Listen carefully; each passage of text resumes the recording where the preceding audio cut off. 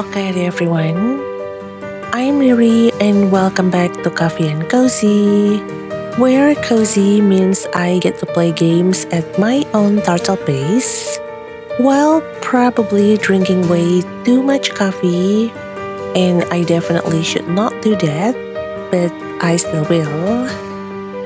Now today's video is going to be extra special, as this is a game that I have been looking forward to for almost 2 years now.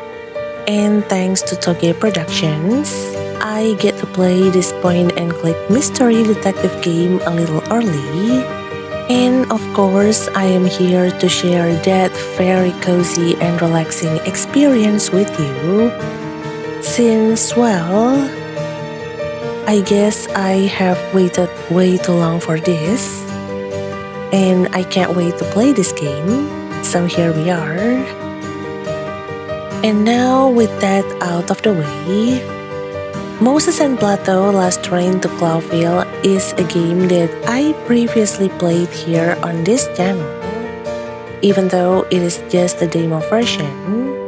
But with the game releasing in just a few days, and of course a huge congratulations to the developer of this game, the Wild Gentleman, for this release, you can be sure that I will be experiencing the full version of Moses and Plato Last Train to Clawville as much as I can, as much as I'm able to. So I do hope that you are ready for this, because I definitely am. I already have my imaginary luggage with me. And of course, most importantly, thank you ever so much to Toge Productions for sponsoring this playthrough. And another huge thank you to Lala from Toge Productions for making this collaboration possible. Now my goal for this channel has always been to bring more cozy and relaxing playthrough like this. And honestly, to cover more games, as I do have a huge backlog I need to work through or play through, forgive the pun. So if you would like to support the channel, feel free to subscribe to this channel, leave a like, and feel free to share this video with anyone who might need this kind of content. I also talk about the games I play or want to play on my X and Facebook. I still want to call X as Twitter. But well, if you do have an account on these two platforms, feel free to follow me there too. I would be really grateful if you do.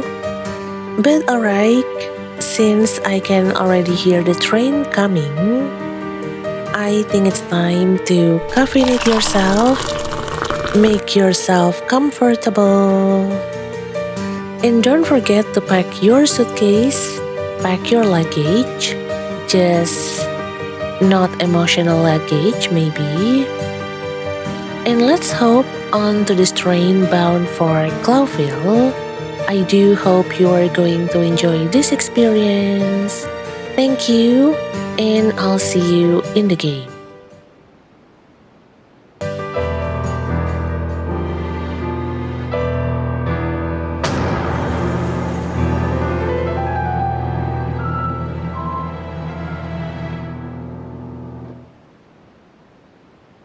Such a terrible headache. What happened? Where am I?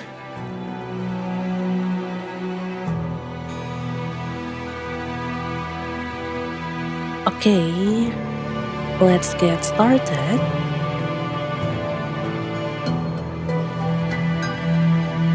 Oh wow, it is so nice to be back here. I miss this soft rhythmic sound of the train. That gentle but soft, like clack, clack, clack. I don't know, I mean in bahasa Indonesia, I would call that as like gejes-gejes. But when I have to translate it into English, I honestly don't know how does it sound in English. I mean, in my ears, it sounded just like that. Kajes, kajes, kajes.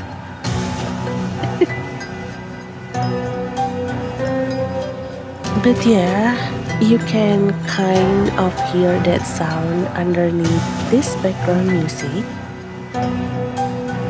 I'm not sure if you are able to hear it, but I really hope you are able to. I find that sound to be quite comforting. I like that. And oh my god, this vintage room too. I definitely miss this too. And yeah, hello Moses. I missed you. And of course, your friend Plato too. Are you okay? The ambassador's room. But why? What am I doing here? Oh yeah. I almost forgot about this part, which is absolutely a lie, by the way. There is no way I would ever forget this. I think this part is permanently stuck in my brain, permanently burned into my memory. But yeah, this is the ambassador's room.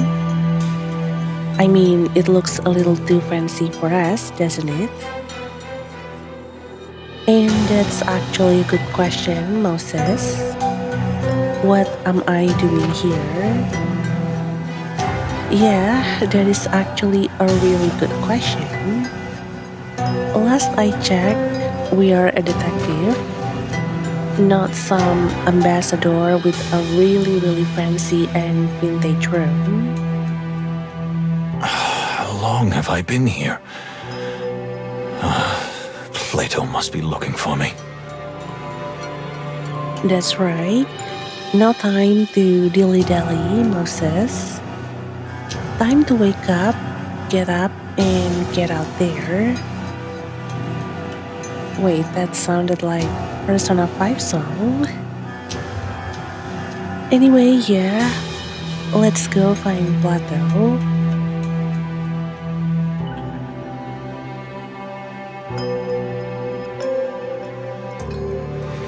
And here we go.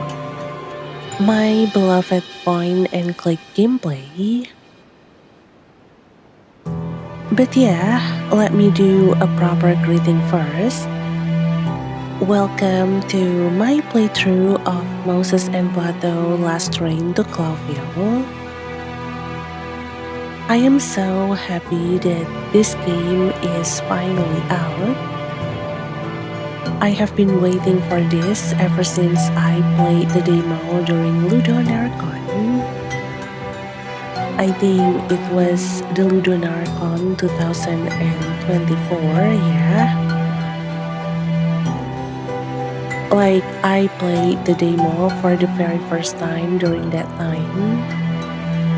And during that time, I have already fallen in love with the game. I have been waiting for this game to be released. And now that it is finally here, well, I'm more than happy to jump into this game, to jump into, well, this train. Wait, don't take that literally, okay? I just realized that actually sounds strange. But anyway, thank you so much again to Toge Productions for collaborating with me on this. Thank you so much for working with me again on this one. And honestly, I'm so ready to pack my bags and ride this train again. Like, you know that gif of a penguin? I think it was quite popular. Like you have this one little penguin walking through the crowds with a suitcase and a fancy hat, actually. I love that gift. And well, if you know that gift and you can picture that in your mind right now, or maybe you don't know that gift, so you can go Google it and maybe take a look at that gift. Well, that is actually me. That is literally me right now, walking so readily to jump into this train, to jump into this experience again.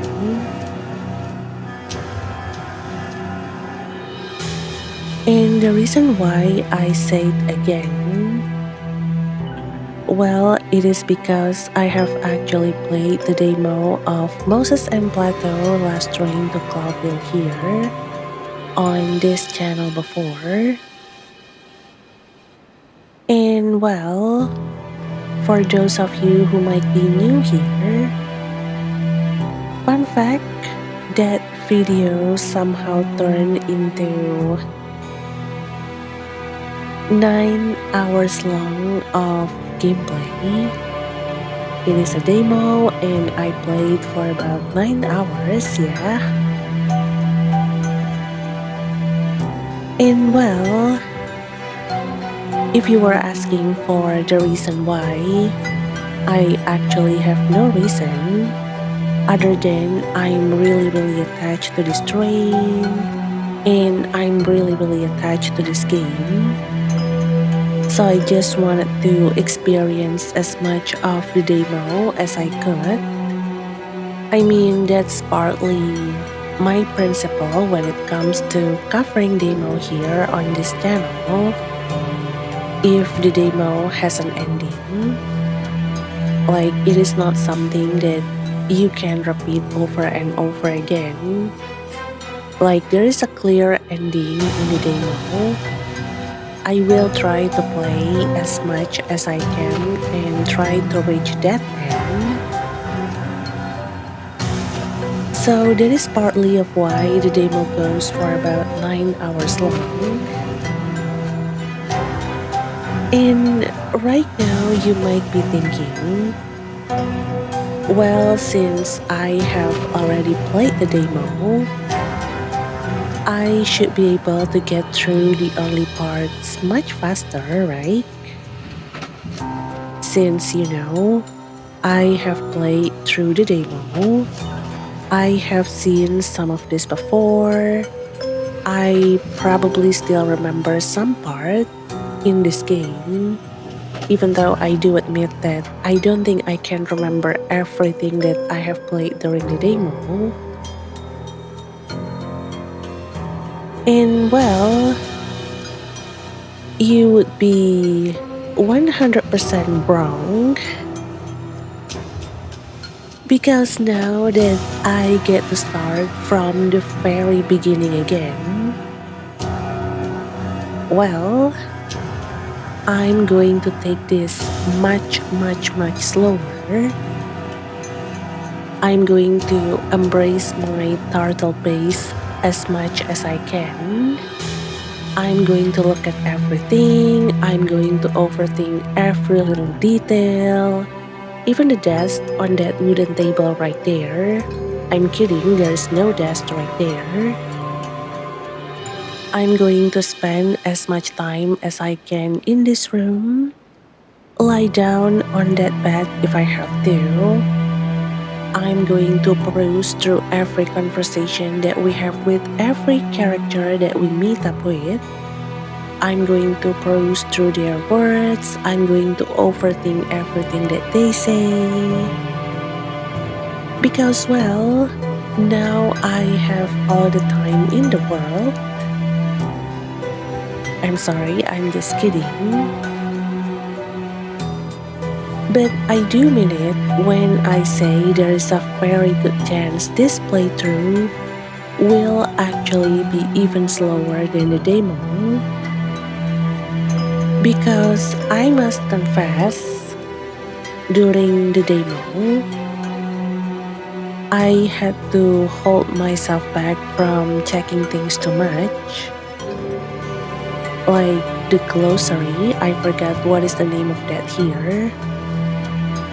And the details, reading all the text, thinking about what every character say properly. Like, yes, I go up to them, I talk to them, but I did not really think too much about it, and I feel bad. So now that the game is finally here, I'm here, you are here, and we are ready. Well, I think you can put two and two together of how this playthrough is going to be. Consider yourself warned. Also, I'm not sure if you can hear it in my voice, but I have been a bit sick these past few days. I had a fever, runny nose, sore throat, well, all in one package of a nasty flu, and I guess the headache too. Remembering Moses actually reminded me of that. And I actually almost lost my voice like 2 days ago. I can't actually speak, like my voice won't come out properly. So if I sound a little different, you know that's why I'm still recovering right now. I have even got a glass of warm water here next to me while I'm playing. And I really hope that this is not going to affect your viewing experience. I want you to be comfortable while watching this video. And of course, I too will be playing this in a way that feels comfortable for me. So yeah, I'm using a controller right now. I'm not sure if this is actually ideal, but we will see how it goes. Or maybe I should use keyboard and mouse instead. Wait, let's see.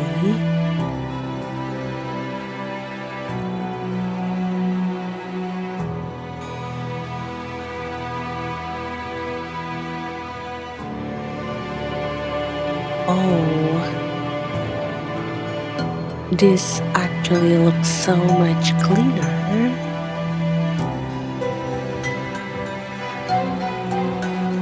You know what?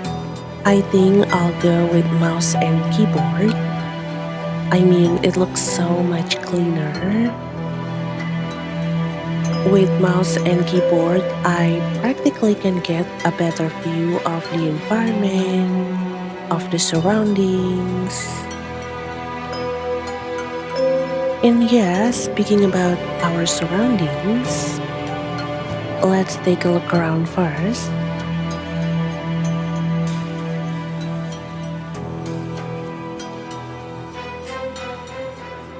Let's see.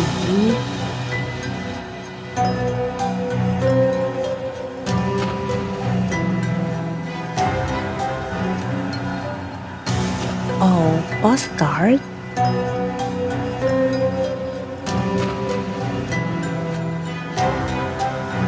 Stolonia, the realm of eternal winter. It may always be cold here, but the welcome is warm. That's a nice sentence. And now let's continue taking a look around.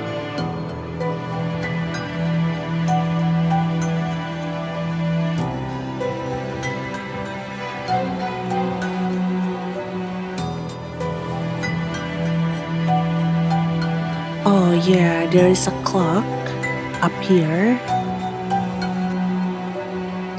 with a number 1 on it. I'm not sure what that means. And there is this brain icon too. Oh yeah, I think this is the one that leads to...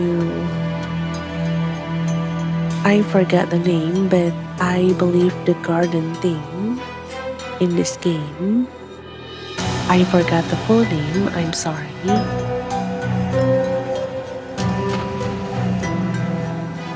And there is a magnifier too, here on the top left corner of the screen.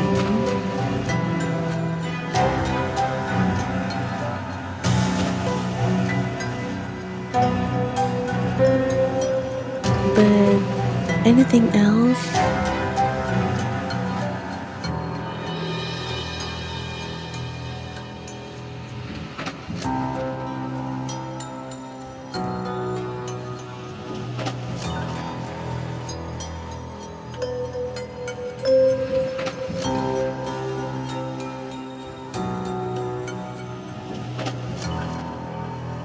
No.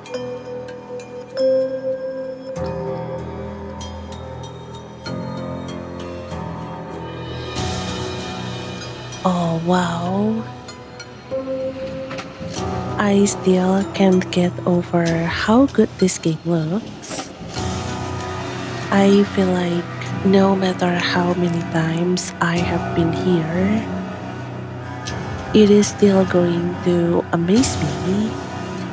It is going to leave me speechless for a little bit, and it definitely makes me want to stay in this room longer. Actually, no, scratch that. And I'm going to tell you why in a minute, in a moment. But maybe let's do one more quick look around. I'm just going to go through all of the things that we have on this side of the room. Really, really quickly, I promise. Let's see. We got the bed here, the teapot, the vintage lamp,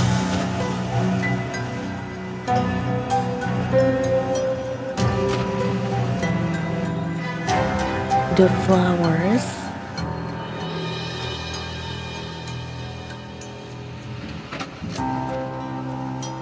the luggage.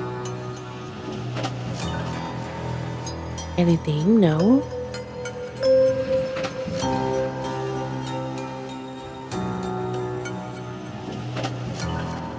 Well, okay then. I guess it is time to say hello to the other side of the room. To this part that is behind us. And well, one that I can't exactly say I missed. Here we go.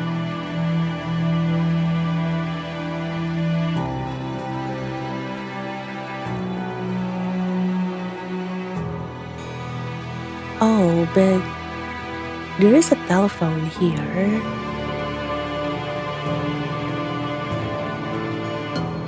I can't interact with this though.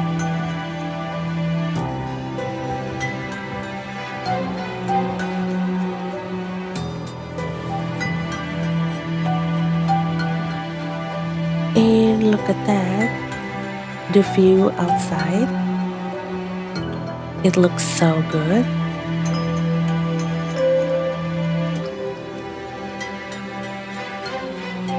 And there you go. Hello, sir. Honestly, I can't say that I missed this. And well, whatever you are thinking right now, yeah, it is exactly that. So wait a moment. Please rest a little bit longer, sir. I'm going to look around for something else that we can click on.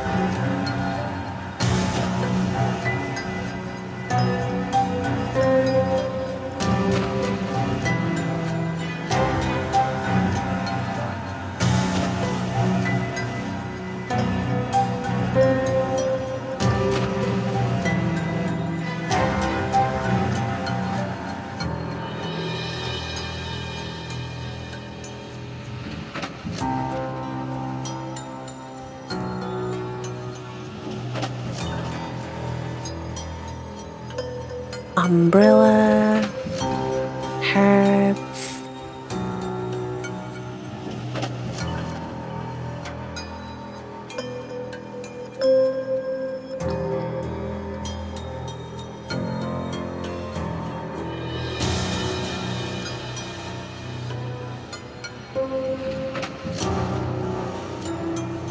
Let's see.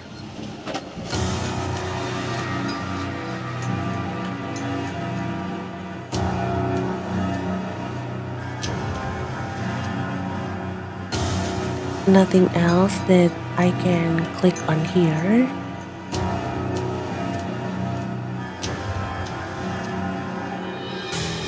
I mean, except the bed, of course.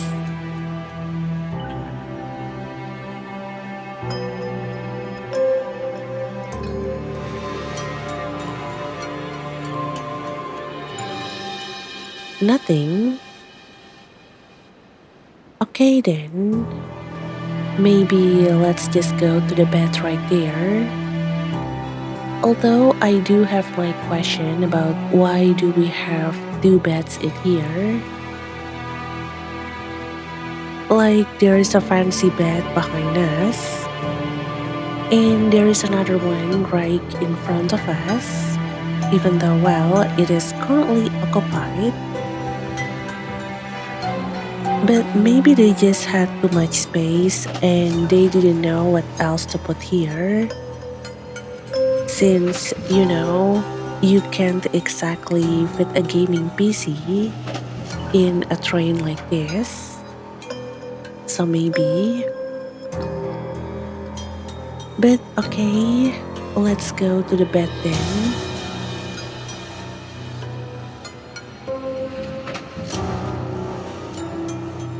Here you go.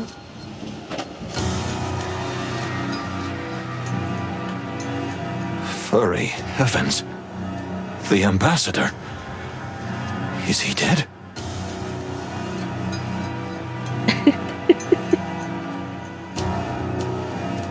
I'm sorry. I didn't mean to laugh, but for heavens, that was funny. I love that. But yeah, good question. Is he dead? And what might this be? Is this a gun? A gun? Then maybe we should probably check for any gunshot wounds. Hey, what's going on in there? Who's in there? Oh, that's Plato. I think he's one of my favorite characters in this game. I really like the way he talks, the way he roasts other people, and you will see later. But Plato, are you there?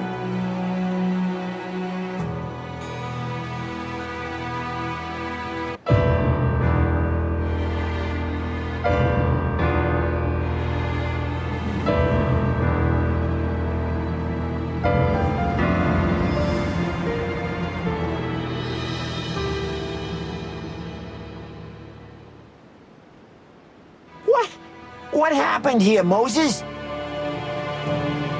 Oh, look at them. I missed you guys. Especially this character. this goose, duck, or whatever he is. Hello? I remember his name, Hong Hong.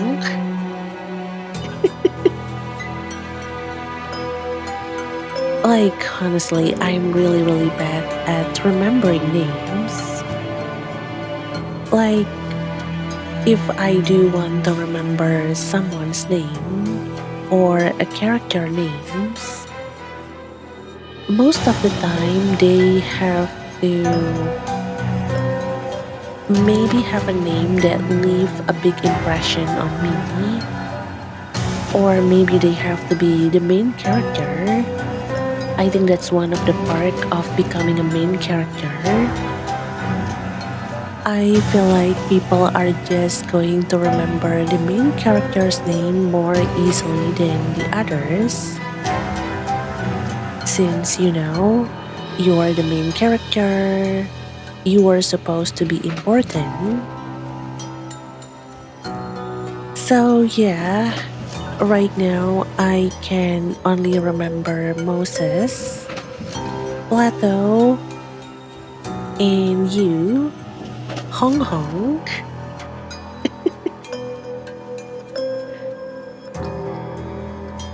Which I actually don't remember if it is actually his real name or it is because Plato keeps calling him that. I don't remember actually.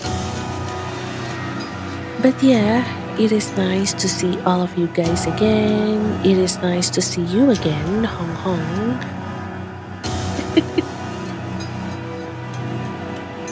But yeah, back to the conversation.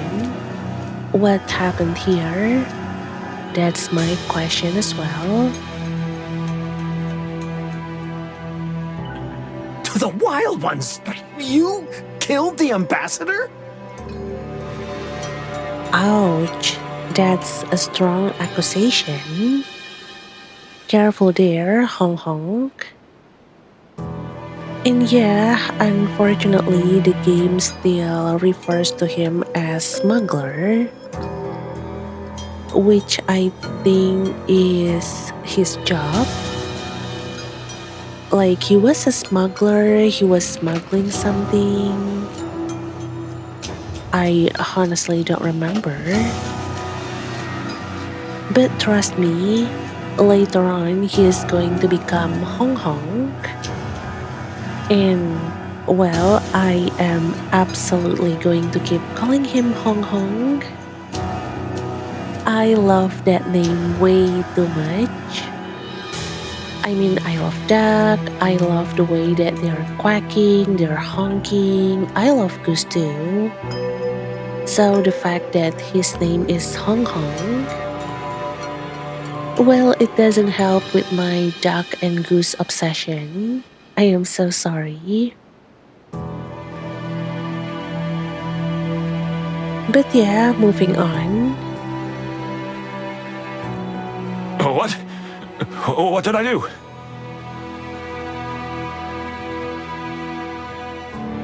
Oh, poor Moses. He looks confused. And I would too if I were in his position. If I were in his shoes, I would be totally confused. I would be totally bewildered of the situation that I found myself in. And in a way, well, I guess we are in a room with a corpse, since unfortunately that gentleman right there, he is dead. I'm just going to say it straight out. So yeah, we were in a room with a corpse, which is not exactly an ideal situation that you would want yourself to be in. And at the same time, I remember the first time I saw this in a demo. I remember the first time I turned around and I saw the body lying there. I get so shocked. I get so speechless. It is one of the reasons why I remember this part in the game so much. Like, I know the moment that I start the game that, well, here we go again. I'm going to be in this situation again. So I guess I'm a little bit more prepared now. But still, it is not a good feeling to be in a room with, well, a dead body. Not to mention that this is one of those Detective Conan situations. I forgot the official name for this kind of case. I think it should be lock room murder. No, wait.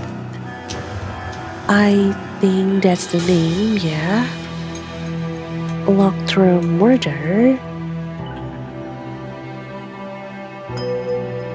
But yeah, I am so sorry this happened to you, Moses.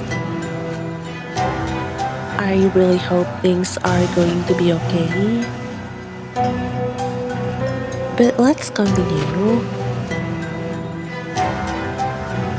Hey, calm down. Moses got here first, didn't he? That doesn't mean he killed the ambassador, am I right?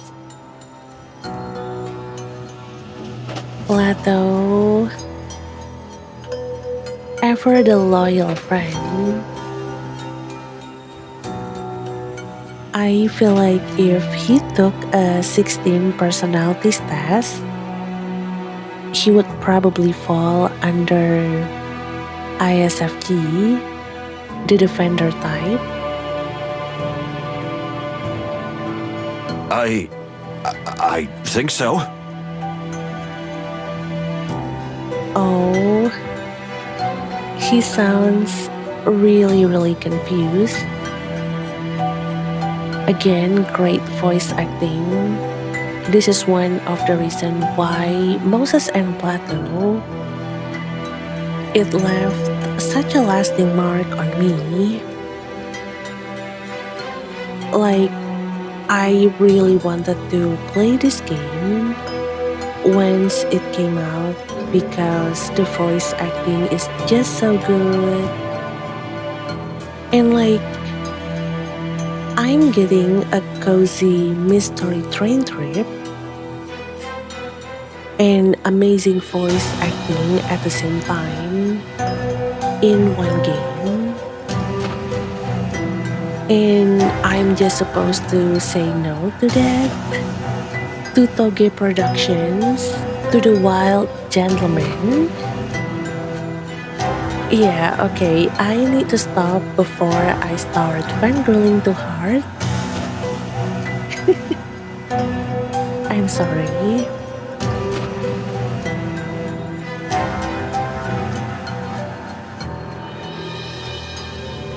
Do you think or do you know? The poor bastard's lying dead. You're standing in front of him, and that gun may not even be cold. I can still smell the cordite.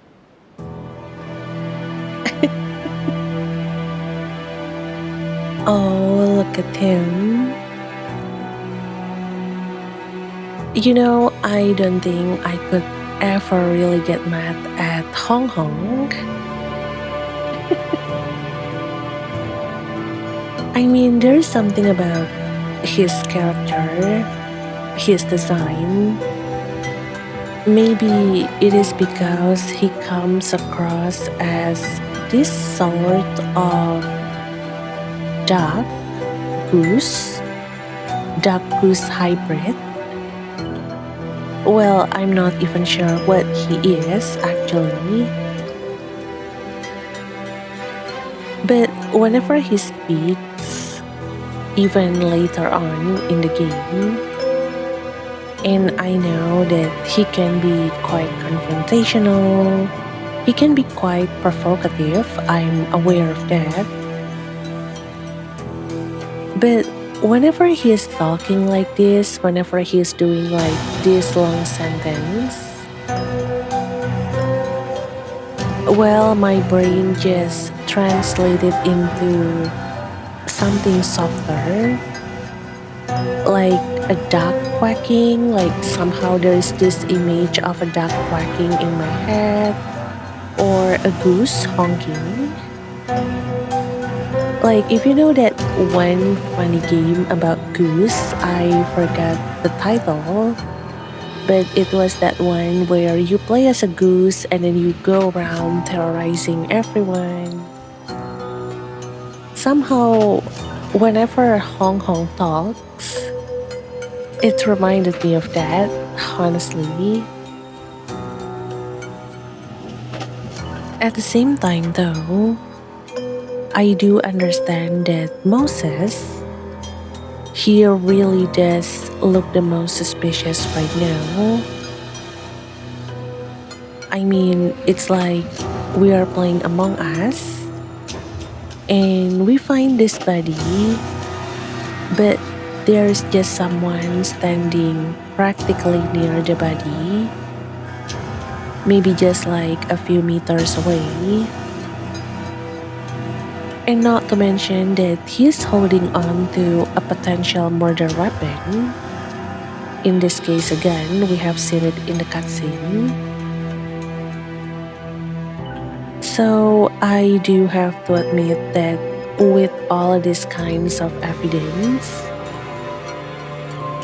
that person, in this case Moses, well, he is going to immediately become suspect number one. A lot of people are going to be suspicious of him, are going to be questioning whether or not he is the culprit.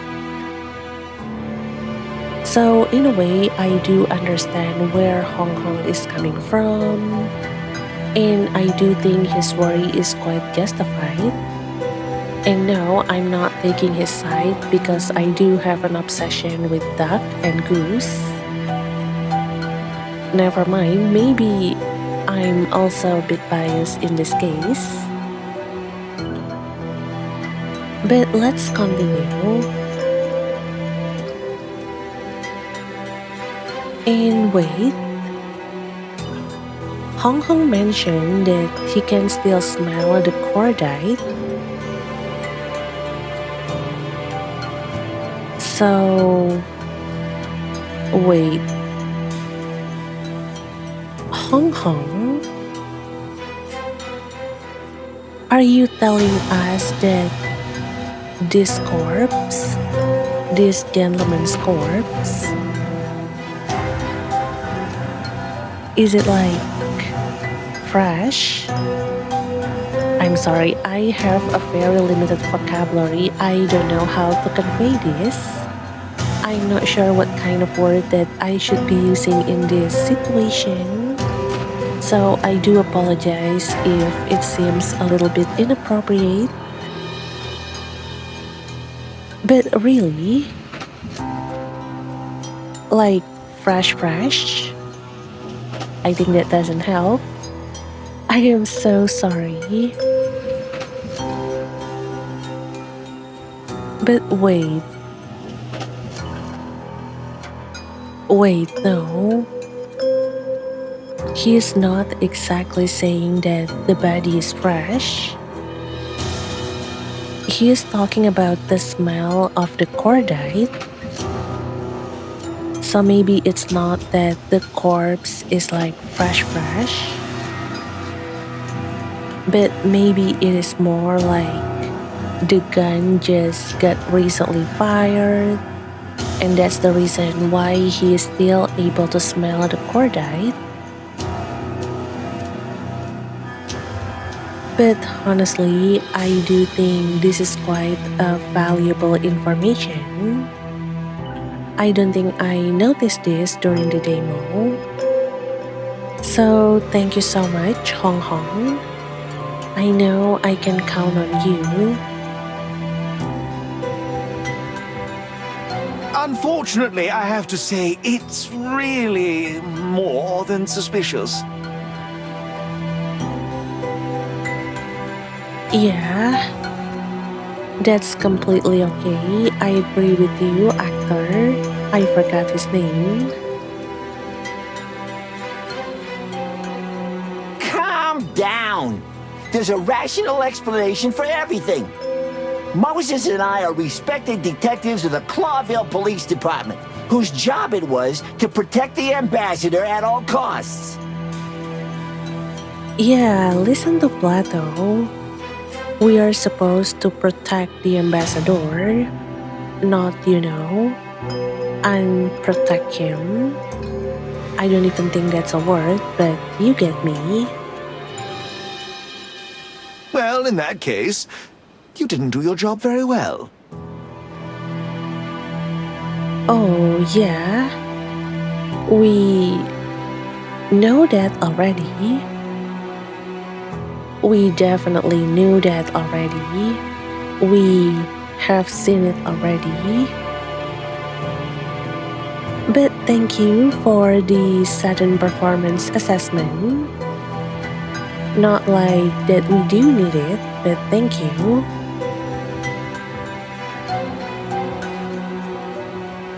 Fiery heavens! It's all over. Peace is over. Oh, hello. Wait, I forgot her name. Who are you again, miss? I'm sorry. Is it funny? Funny? Funny? Yeah, I'm pretty sure it's funny. But then again, I might be wrong, so maybe let's just wait until she introduces herself properly. But take a deep breath, miss. Calm down. There will be war.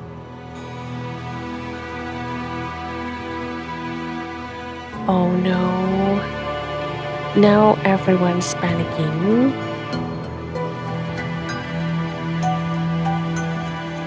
And the reason why they are panicking right now, well, it is because this whole debacle, this whole incident, this whole going on a trip, on a train, well, it is actually connected to a political situation. And I think that is something we will get into later. But not just yet. Maybe let's wait for a moment.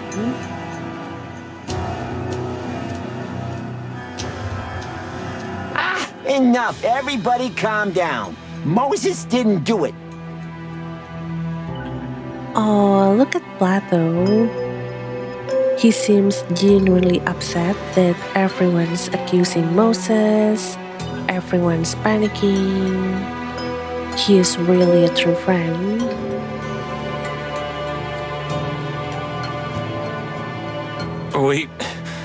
We can't say that.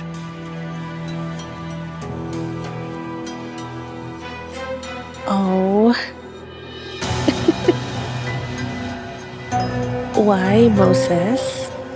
Do elaborate because, right now you get your partner slash best friend in the world defending you. And here you are refuting him.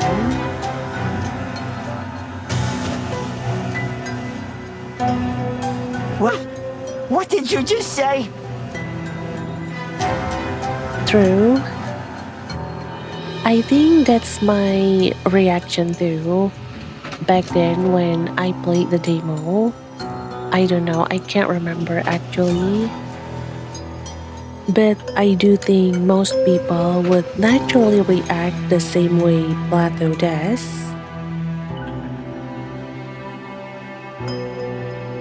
I don't remember the events of the last hour or so. I was standing over the body. I don't think I could ever do such a thing, and I abhor firearms, but still, we can't rule out the possibility that it was me. Listen to him. I really like Moses' personality.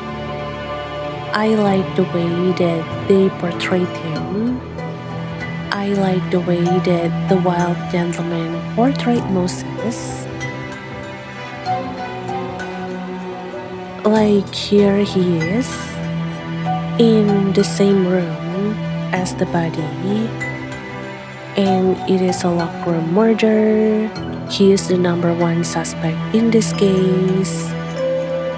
But he doesn't immediately try to deny it or anything. He is not trying to use his status as a detective to defend himself. He does not immediately say things like, "I'm the bodyguard. My job wouldn't allow me to do something like this." Like, he doesn't say something like that or maybe anything along those lines. Instead, he stays like really neutral, really logical. He even admits that he can't remember what happened earlier. He doesn't have his memory about what happened before he suddenly came to in this room and found the body, and everyone found him and the body. So he himself admits that in a way it is fair to say there is still a possibility it could have been him. And I don't know, but hearing him saying all of these things and admitting that he can't remember anything, that there is a possibility that it is him, like he might be the culprit. Well, I don't know, but I do think that we need more people in this world with maybe a bit of Moses' personality. Well, maybe not personality, but maybe more to like moral value, moral. But yeah, you are amazing, Moses. We need more people like you. Is everybody gone mad around here?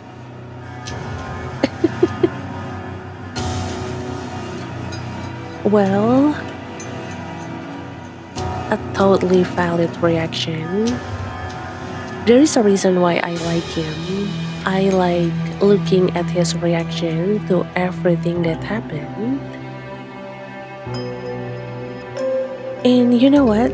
Excuse me, let me take a screenshot of this.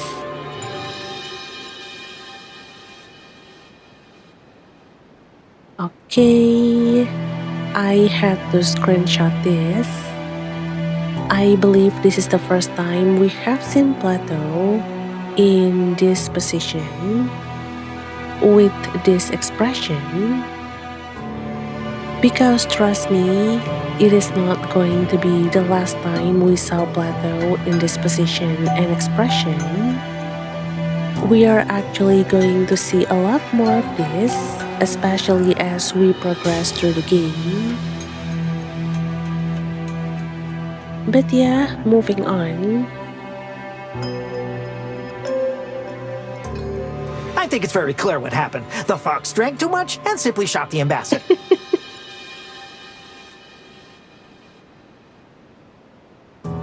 Well, good deduction, Hong Hong. A drunk mistake, I see. You know, it is actually a valid possibility in my opinion. Again, not because I'm biased, but I do see where he comes from, and I do think it is pretty logical for that to happen. Thank you for the theory, Hong Hong. We will keep this in mind.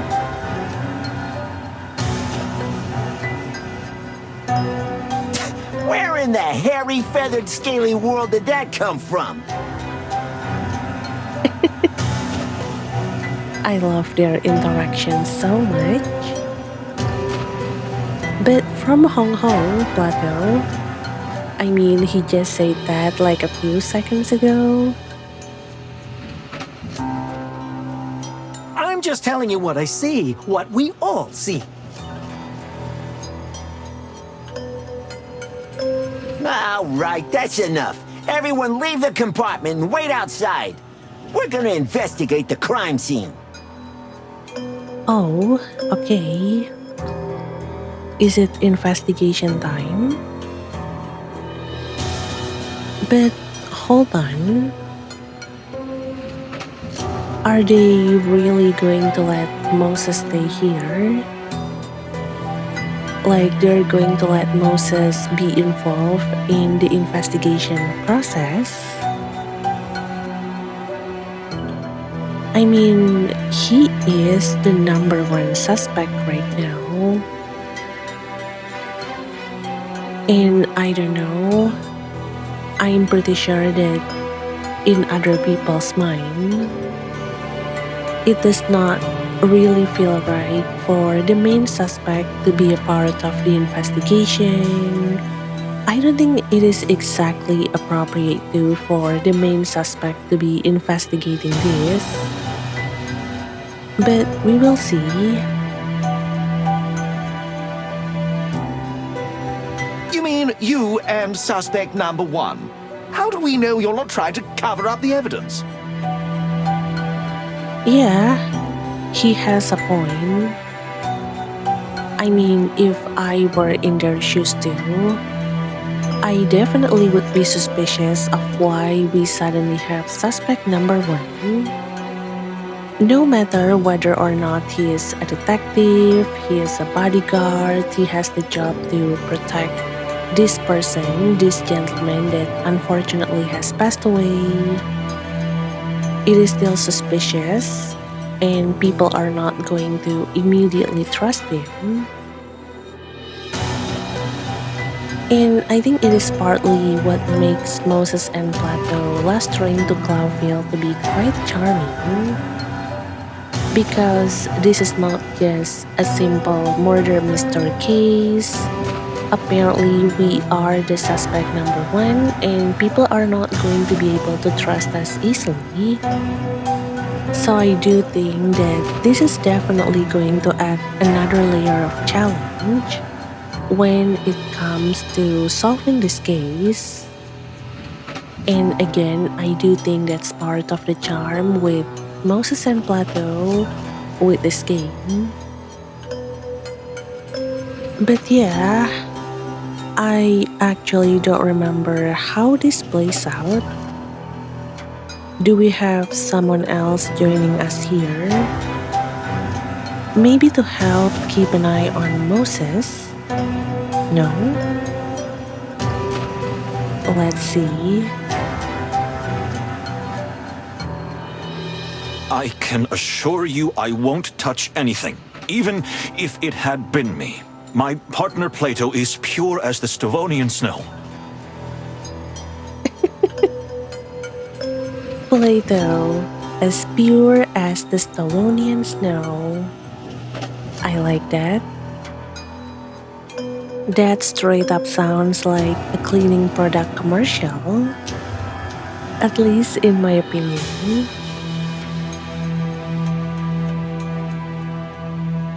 Honk! Anyone can say that. Empty words. I love Hong Hong. He's so good at escalating situation like this. I'm amazed actually. Then it's your word against ours for now, honk honk. A hardened multiple convicted felon against 2 high-ranking Clawville police officers. What do you think of those odds? Oof. Okay, everyone. Let's all just calm down for a second. I don't think we should be bringing status or social standing into this right now. But my take here is that despite we have all seen how protective Plato can be when it comes to his friend, to his partner, I believe he will do the right thing if Moses does end up being responsible. But of course, it is not easy to convince others that it is going to be like that. So, let's see what is going to happen. What? But this is police brutality!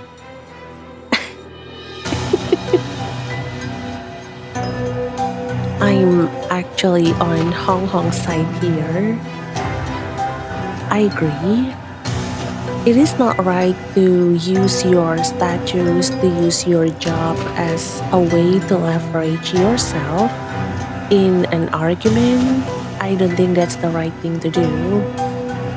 Like, you can't just pull a social status or your job into any kind of argument that you have with other people, especially in this case when we already have someone unfortunately has their life being taken.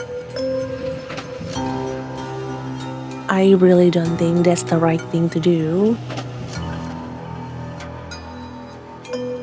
No, it's an abuse of common sense, honk honk.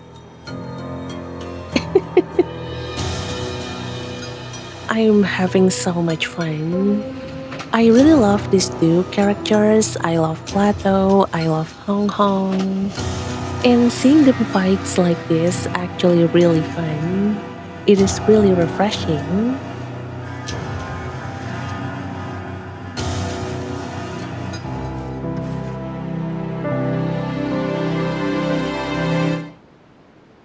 If I may, ladies and gentlemen, as a representative of the Clawville Express, I have to say, right now, we know only that we don't know anything.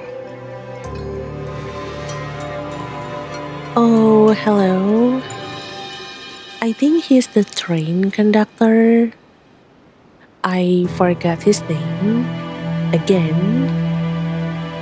But hello, thank you so much for stepping in. And thank you too for diffusing the situation. But wait. That line though, right now we know only that we don't know anything. Wait. That sounds familiar. I think...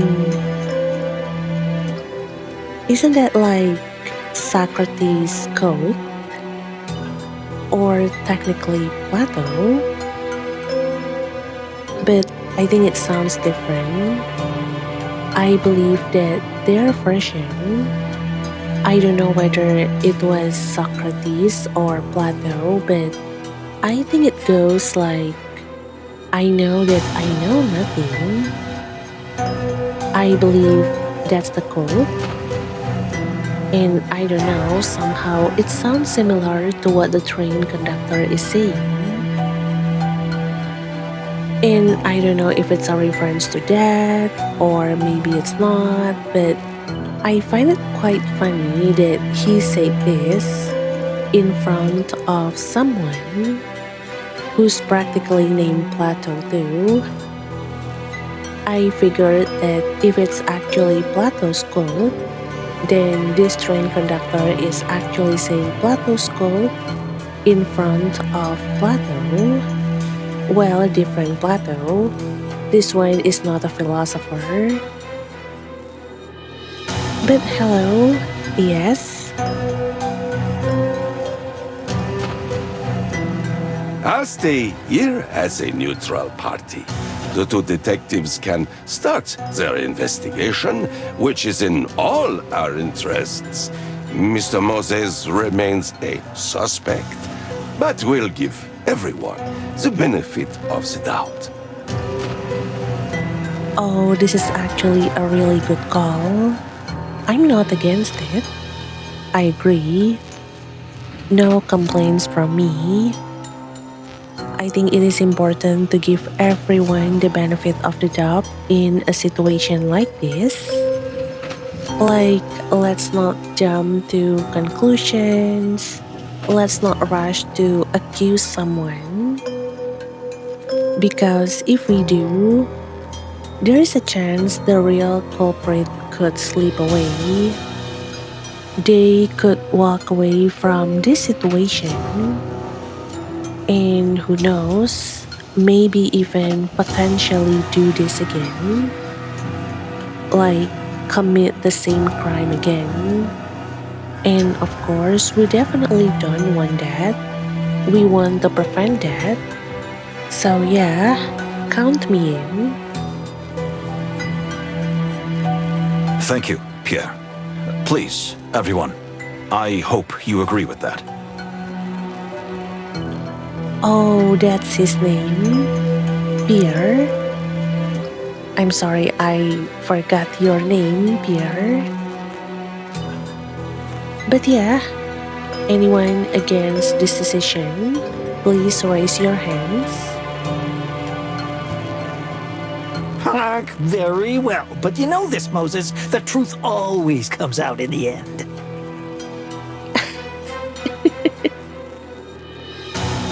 Hong Hong? Are you trying to be Detective Conan? Shinjitsu wa itsumo no hitotsu. Yeah, no. This is the flute talking, okay? I don't know why I have suddenly unlocked my full whip, my full nerd mode today. But we're just going to roll with it. Hopefully, this is not too annoying to you. But hold on. Hong Hong? Your bow tie? Oh my god, that looks way too similar to Conan's voice changer. Just a different color. Are you actually Detective Hong Hong? Okay, no, I'm sorry. Let's move on. Let's be serious. There is literally a dead body here. Yes, it always does.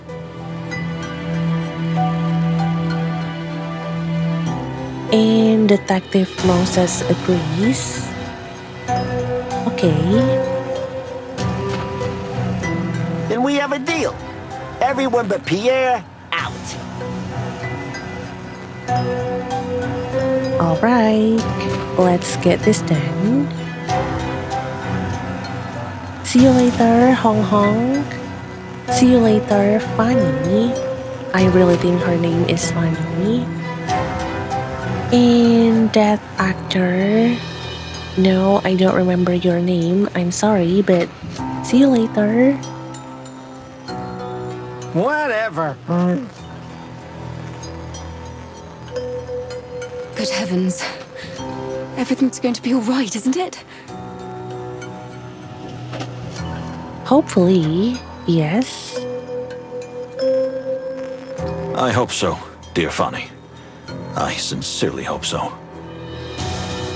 Oh yeah, her name is Fanny. Okay. Well, this journey took a rather dark turn pretty quickly, right? Oh, I'm sorry my scriptwriter's not here. What? Oh my gosh.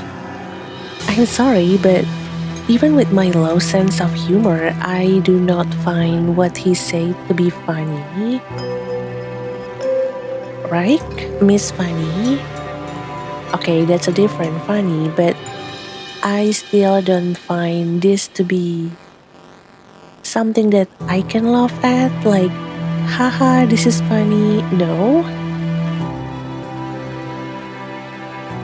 I'm sorry my script writer is not here. Like, what? That's not something that maybe you should have said out loud, actor. But alright, chop chop. Please leave the room so we can start investigating everything in here.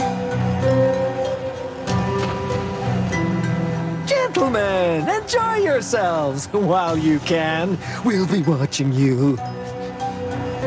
So adorable. See you later, Hong Hong.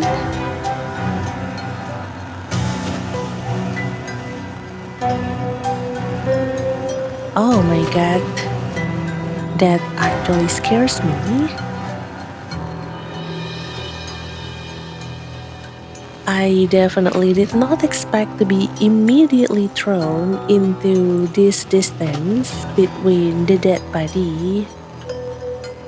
It is quite close. But let's see what we have here.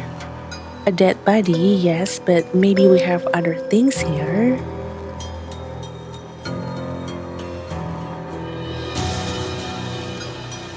No, not you.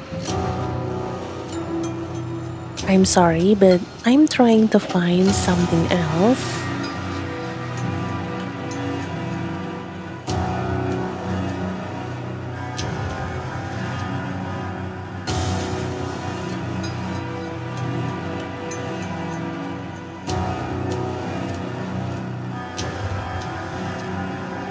Oh, there is a painting. I can take a look at this if I want to. Sure. But anything else?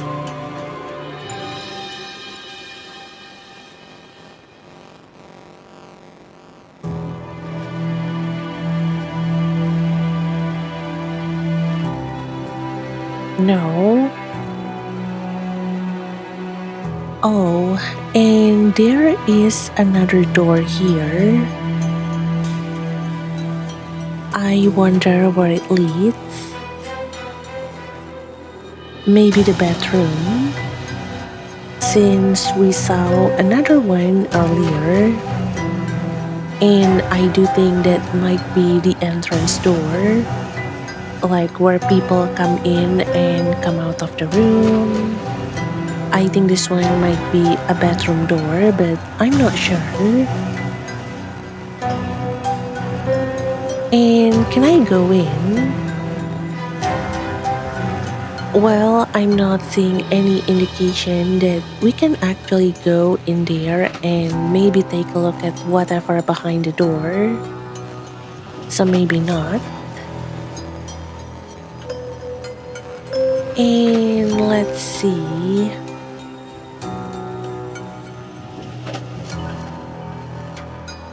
Oh yeah, up here on the top right corner, we can see that there seems to be something new with the brain icon.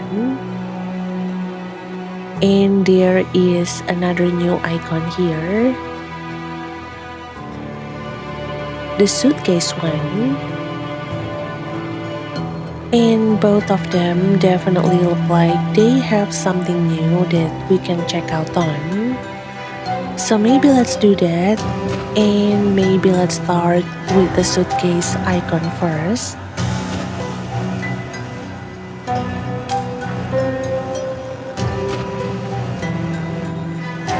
Inventory.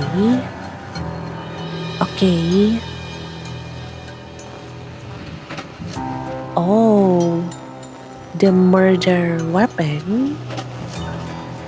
Maybe. Can I click on this? Oh yeah, I can. I think I can choose between equipping this gun or inspecting it. And well, maybe let's take a look at this gun. I don't think equipping this gun in this kind of situation where we are practically the prime suspect, is actually something that I would do. Oh yeah, here, inspect.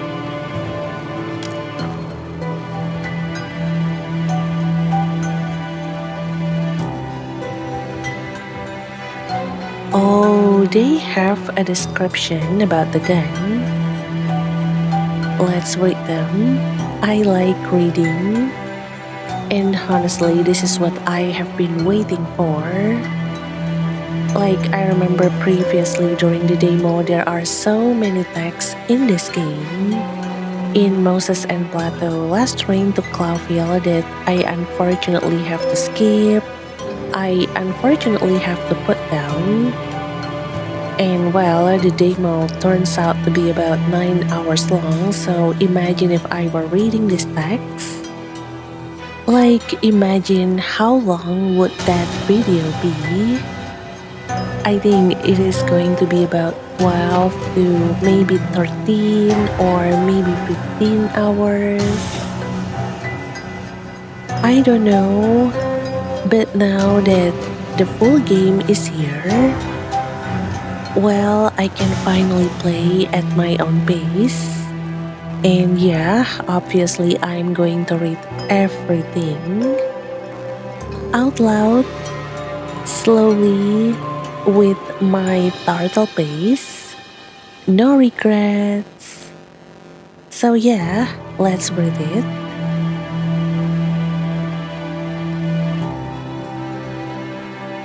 Here we go. It is a pretty standard looking pistol. Although I have a personal loathing of firearms, so it doesn't say much to me. Maybe Plato knows more about it. After all, he served in the war. Okay, so we have learned two things from inspecting this gun, this pistol. We have learned that Moses seems to have a strong dislike for firearms, though we don't know why yet, and I do hope that maybe eventually we will figure out why. We will learn the reason about why he seems to really dislike firearms. In Plato, it is mentioned right here that he has a background in military, he served in the war, and I think both of those details could be important moving forward. Although, is that really all that we can get from this gun? I mean, maybe my memory is wrong, but I have a feeling that we should be able to inspect the pistol further. Maybe like rotate it or something, no? Oh yeah, I can, wait. Let's point the muzzle way.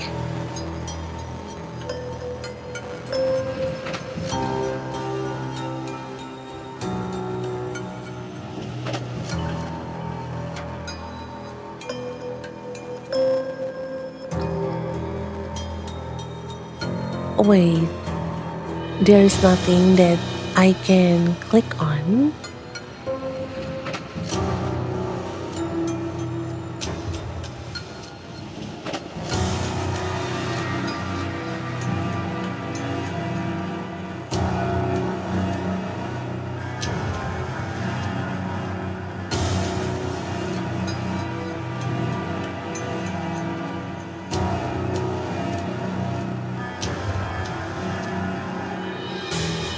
No.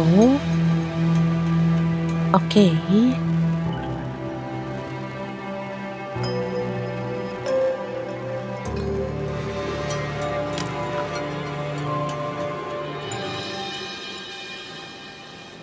But wait, really though? Let me take a look at that again.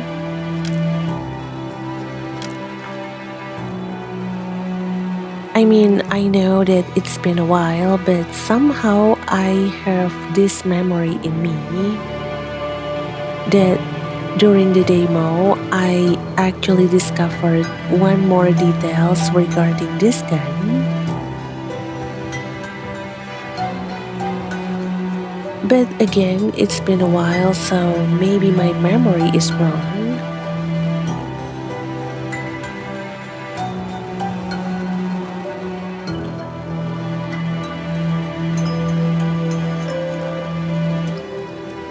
Or maybe I do have to maybe wait for a certain point in the game before maybe I can somehow get another description, another detail added to this gun.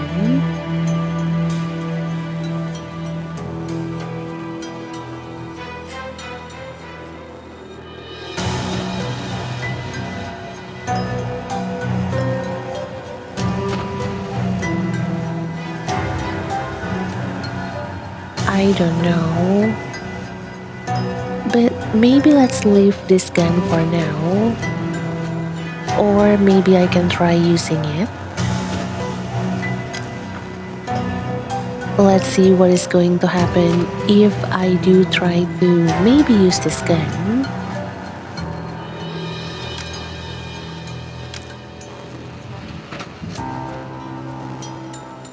Oh, wait. I can do that. I'm not going to shoot the body, right?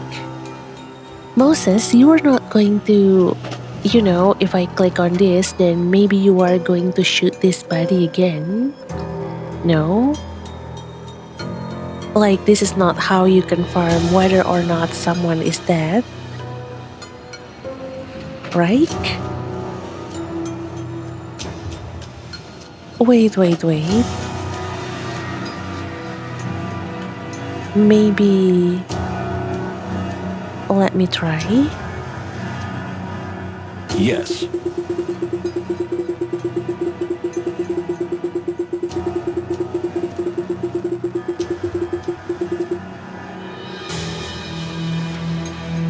Okay.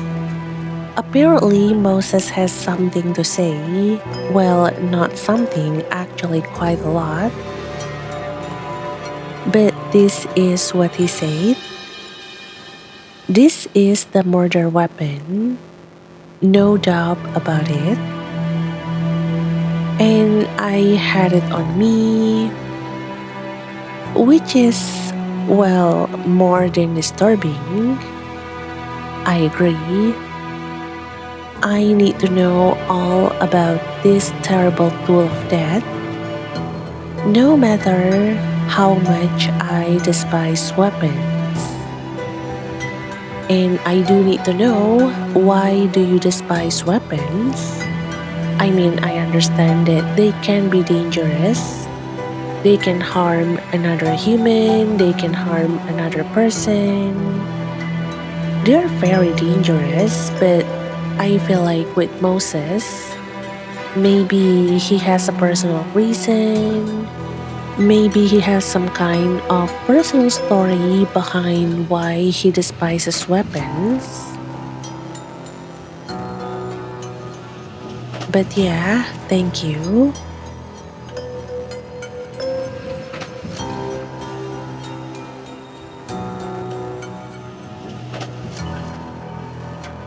And speaking about gun,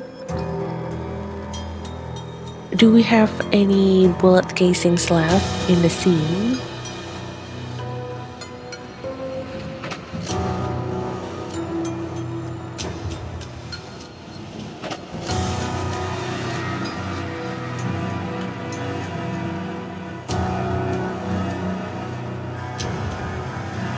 Honestly, I'm not seeing any.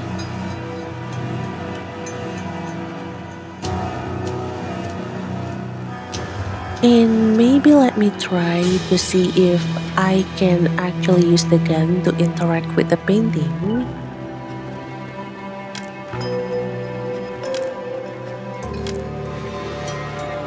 Yeah, like this. I don't know what you're implying. Oh, I get scolded. I don't know what you are implying. Is that what you said? Wait, try again. For the wild ones.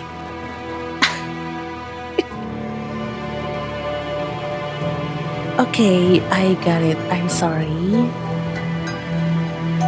Wait, can I use the gun to maybe shoot this door open? No? Okay. And how do I cancel? Like that, okay. Right click. Got you. And I think that's everything.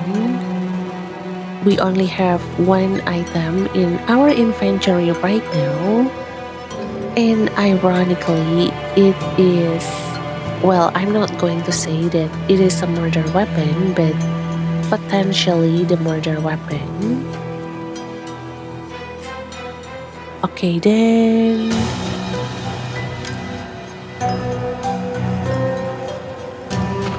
And let's go maybe check out this brain icon. I'm pretty sure this is going to take us into a glossary-like feature.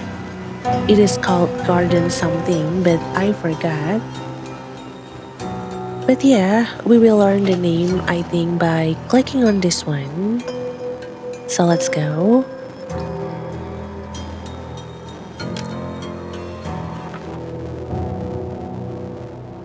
There we go.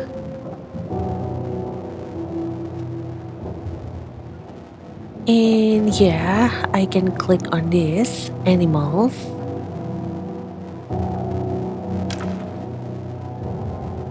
Here you go. And yeah, basically for this animals section, we get this list of all the characters we have encountered so far, along with a little bit of their profiles, like their full name, and I believe that this is like the animal that they are based on, along with their scientific name. Like for Plato, we get to know that his full name is Plato Manuel Palladius, and I am so sorry if I mispronounce his name. And he is a palace cat, and this is his scientific name, I believe, Autocolobus manual. Again, I am so sorry if I mispronounce the name.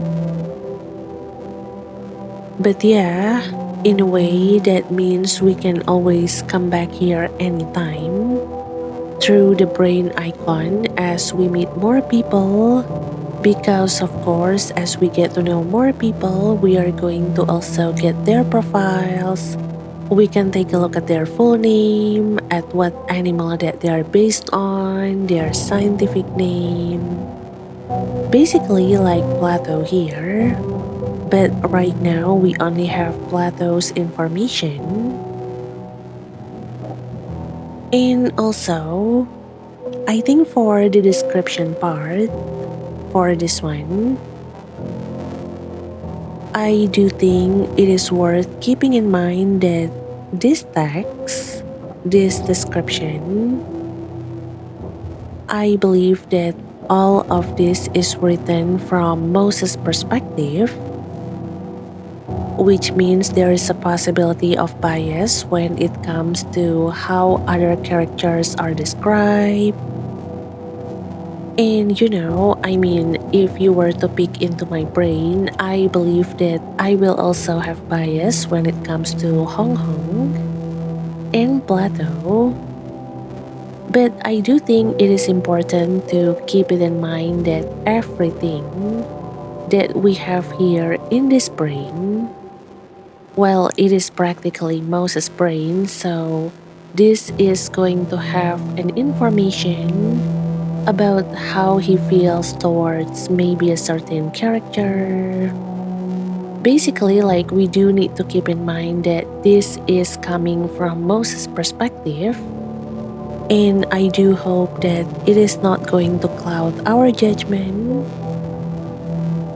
But yeah, for now, let's just read about Plato's information, or maybe to be more precise, how Moses feels toward Plato. Here, Plato Manuel Palladius, Palscat, Autocolobus Manual. Oh yeah, I have read them already. My loyal companion and friend, Plato. He served in military intelligence for years, but was demobilized and ended up as a detective with the Clawville Police Department. I praise my good fortune, for without him I would not be where I am today, although I would hesitate to admit that to him. Oh, I feel you, Moses. It can be really hard sometimes to show your affection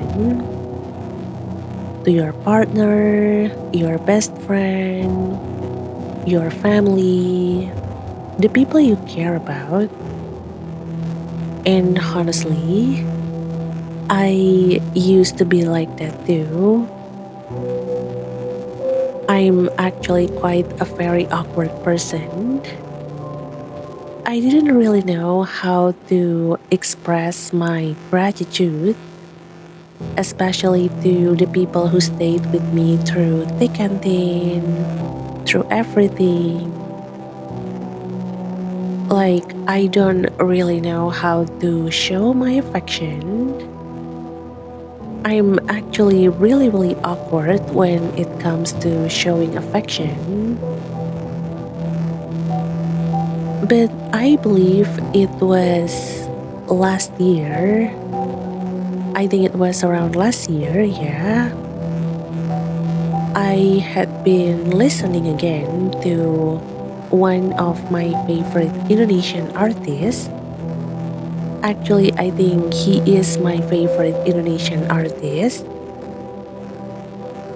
And this person, Tulus, that's his name. I'm a huge fan of his. I really, really like his song. I think his lyrics are really, really powerful. And he has this song called Satu Kali, which I think if you translate it to English, I believe it should be like one time. Like once, one time. I'm really bad at translating things. And the song basically talks about how you only live once. Like, you are only going to be a kid once. You are only going to be a teenager once. You are only young once, and you will only grow old once too. Like, you only have one time to really experience different periods in your life. And somehow, listening to that last year, because I have actually listened to that like the year before and the year before. Like, the song had been around for quite a while actually, and I have been listening to them over and over again. But I don't know, maybe during that one time, during last year, suddenly it is like hitting me all at once. Like, I suddenly realized that I only have this one lifetime to tell the people I care about how much they mean to me, to show to the people I care about how much they mean to me, how precious they are to me. So, ever since then, I have been trying to be more open, I guess, with my affection and more honest with my gratitude too. I have been trying to spend more time with them to be able to really cherish this moment, this lifetime that I had with them. And maybe that's why you notice too that the number of videos that I uploaded in the channel has gone down actually. Or maybe it's not because I don't really have that much of like videos uploaded for a week as well. But I do feel that I have been trying to spend more time with them and less about like grinding for games, grinding for videos. But I don't know. I don't know if you guys noticed the difference actually, and I am so sorry that suddenly get really deep. But I just want you to know that if you are feeling like me too before, like you don't know how to convey your affection, you don't know how to show your affection, I do think that realizing you only have one lifetime, you only have this lifetime as a way to tell them about how precious they are to you, I think it is going to be able to push you through that awkwardness, through that feeling of wanting to say something but you don't know how to do it, or wanting to do something but you don't know how to. I think it is going to give you the push that you need. And you know what? Maybe you should check out Toulouse too. His songs are amazing, okay? I really, really like his song. I like his voice, I like his song, but more importantly, I love how the lyrics are really, really powerful. Even if I'm so sorry, but they are in Bahasa Indonesia. But I don't know, maybe you can find the English translation somewhere. I'm not sure actually, I haven't checked. But maybe go check out Tulus. He's my favorite Indonesian artist. I love almost all his songs. But yeah, I'm sorry.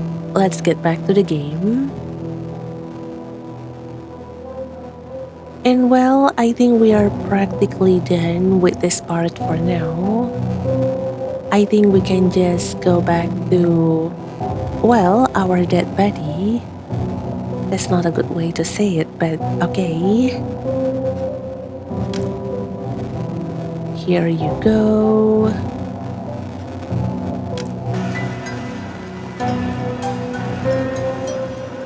And voila, I'm back.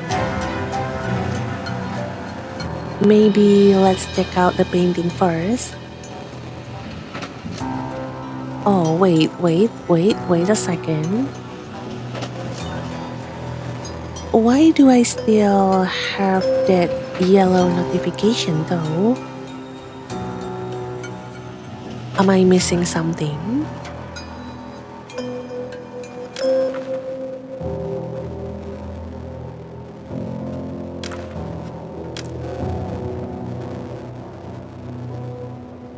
No.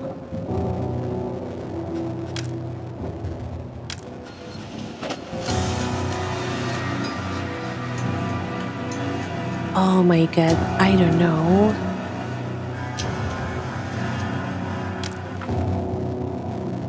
It is still there, but I feel like I have clicked on everything.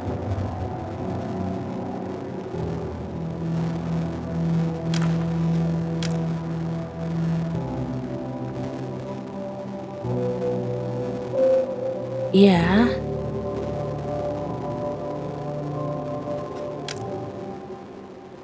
mean, you guys can hear it too.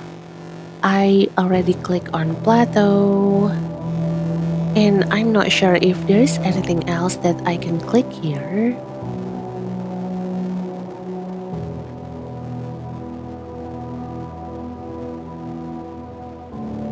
But maybe it's okay.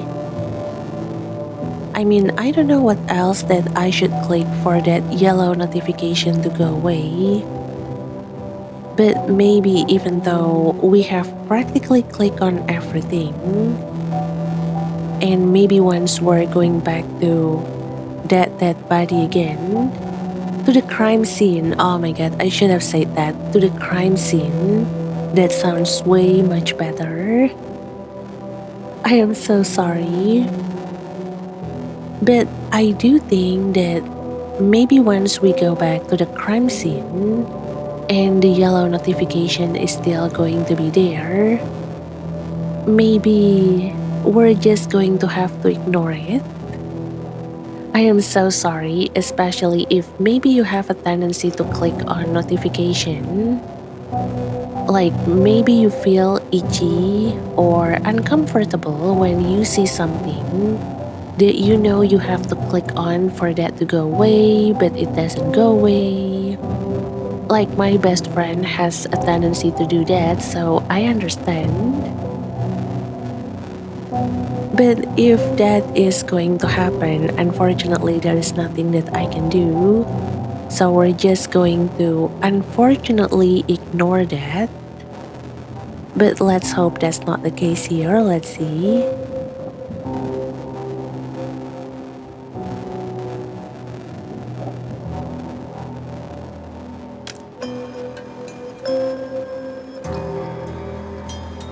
Oh yeah, it is still here. Okay. I guess we're just going to leave it at that for now. I'm sorry. And right now, maybe let's take a look at the painting.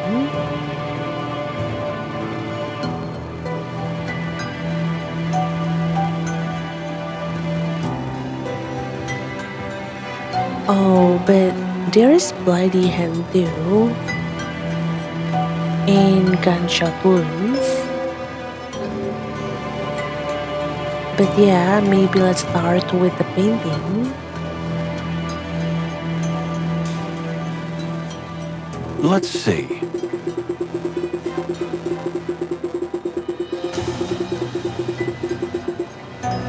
Okay.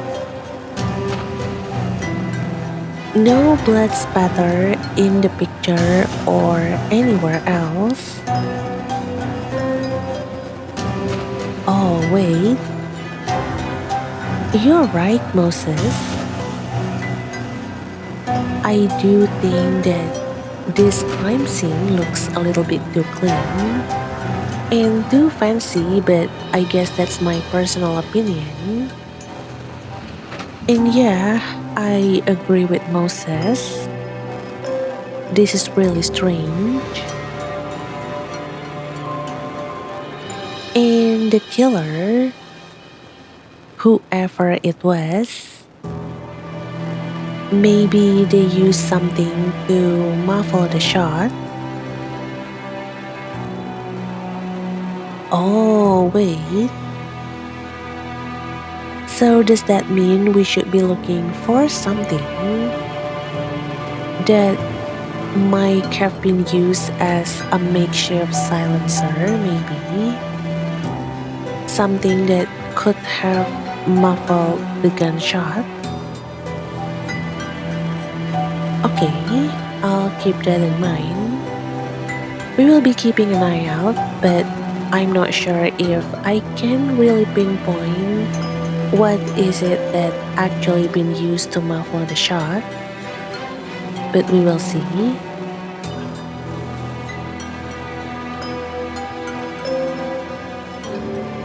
And maybe let's take a look at the dead body.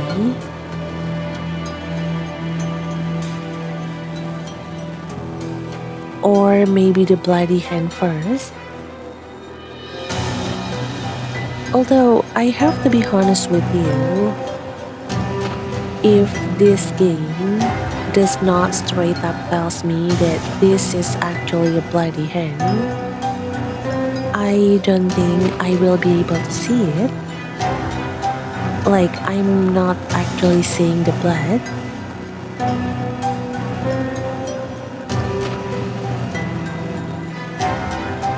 I mean, I do know that in the cutscene we saw that his hand has blood on it. But right now, looking at this, well, I'm not really seeing the blood though. But okay. Well, well.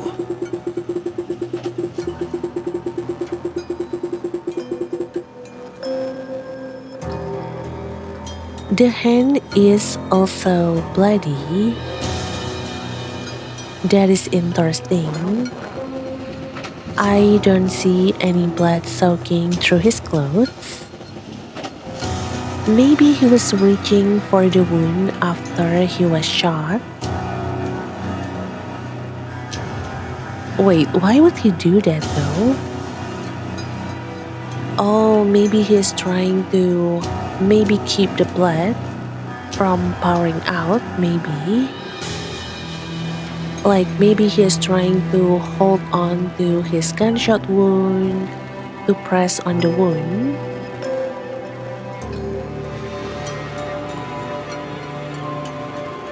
Honestly, I'm not sure.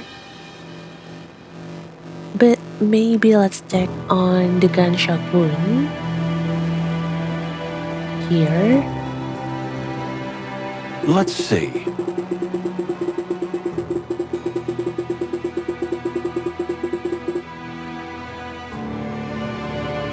Tiny gunshot wound, little blood, no spatter, small caliber, smell of gunpowder and blood is still lingering in the air.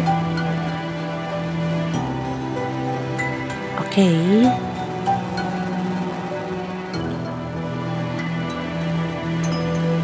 Although, honestly, I have zero knowledge when it comes to gun, unfortunately. Like, I'm not sure why there is no blood spatter here. And I don't really have enough knowledge about what small caliber implies either. So I think I will leave this part to someone more knowledgeable to explain this to us. So if you are watching this video and you might know something and you are willing to explain this to us, feel free to do that in the comment section down below. And as usual, make sure to use words that are respectful, mindful. Please don't fight in the comment section. Not that you have ever to, actually. I'm really thankful that you guys are very well behaved. Good job. But yeah, I think all that is left is to just check on the body. Here, dead body. Well, well.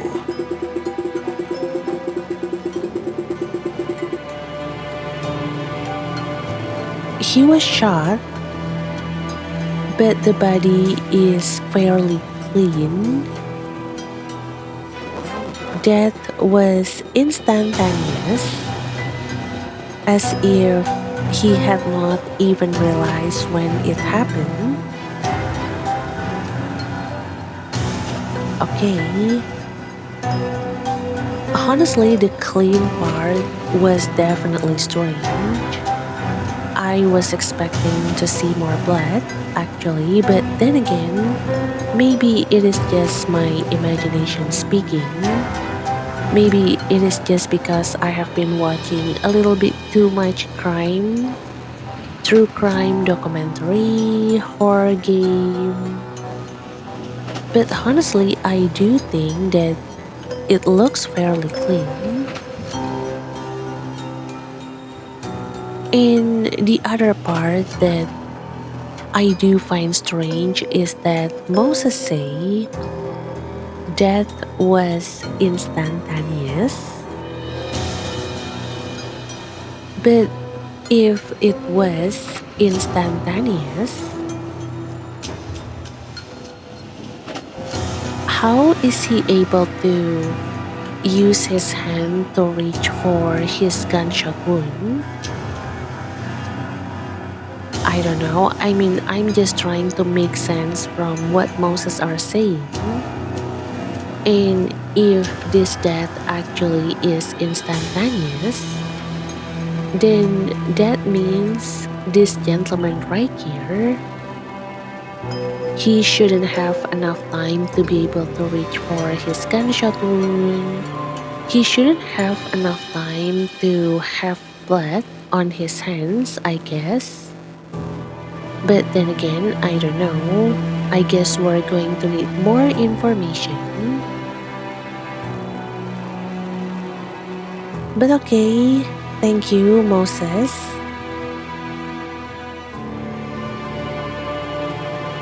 And anything else?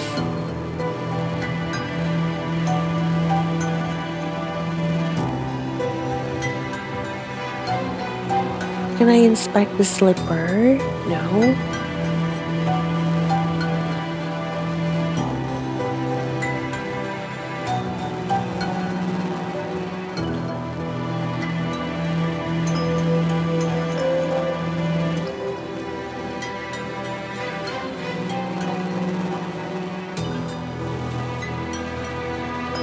Yeah, I think that might have been everything.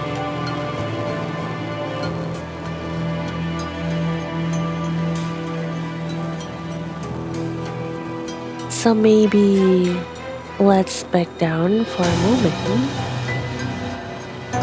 Let's see if maybe I can try to inspect the rest of the room again. Maybe we will find something new.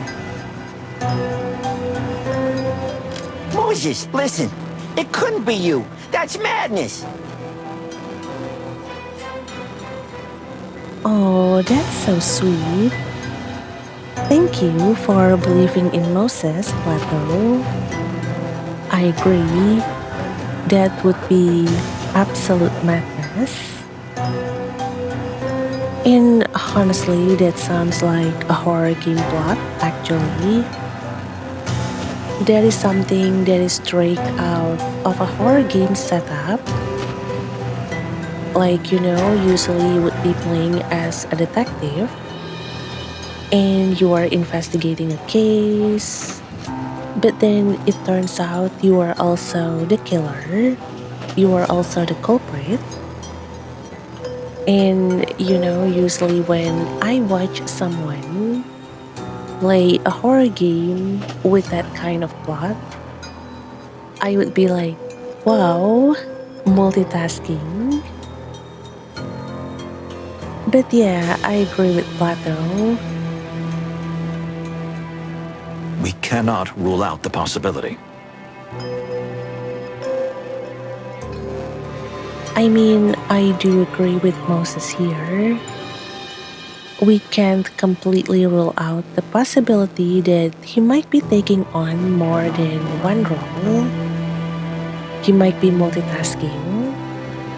Maybe the role as a detective is not enough for him. Maybe he wants to take on the role of a murderer. So maybe right now he is trying to juggle between being a detective and being a murderer. Okay, I'm sorry. Blame it on the flu. And maybe pray so that I can get better soon. And hopefully I will not be spouting nonsense like I'm doing in this video. But I think at the end of the day, when it comes to believing Moses, I guess I can say that I trust him. Like, I really, really believe in him. I really trust that he is not the culprit here. And I really hope that is not actually the case. Like, yes, right now we are the prime suspect. We are suspect number one. But I really don't think that it's him. I do hope that it is not him. But yeah, we will see. Let's continue. What? You suspect yourself?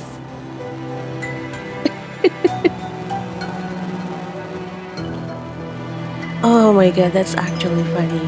Let me screenshot that, actually.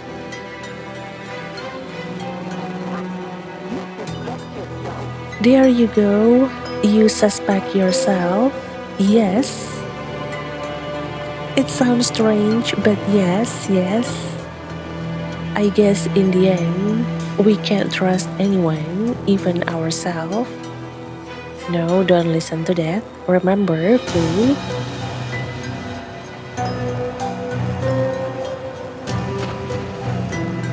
Not a bit, my dear friend, but until I can prove otherwise, I can't rule out the possibility. See?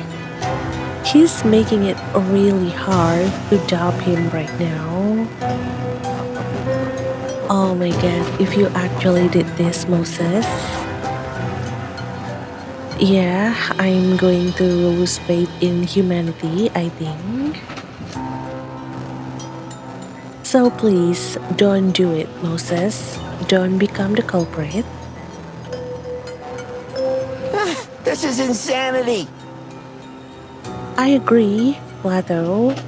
And oh my gosh, I really like his line. Let me take another screenshot.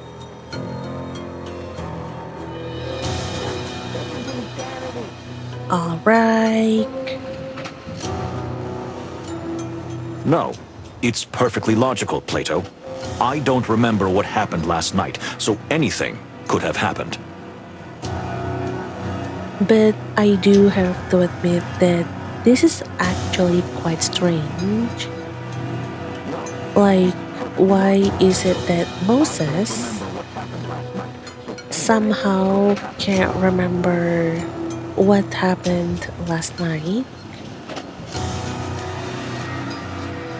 Like, usually memory gaps like this, when people forget about things that they were doing previously, things that happened to them before they woke up.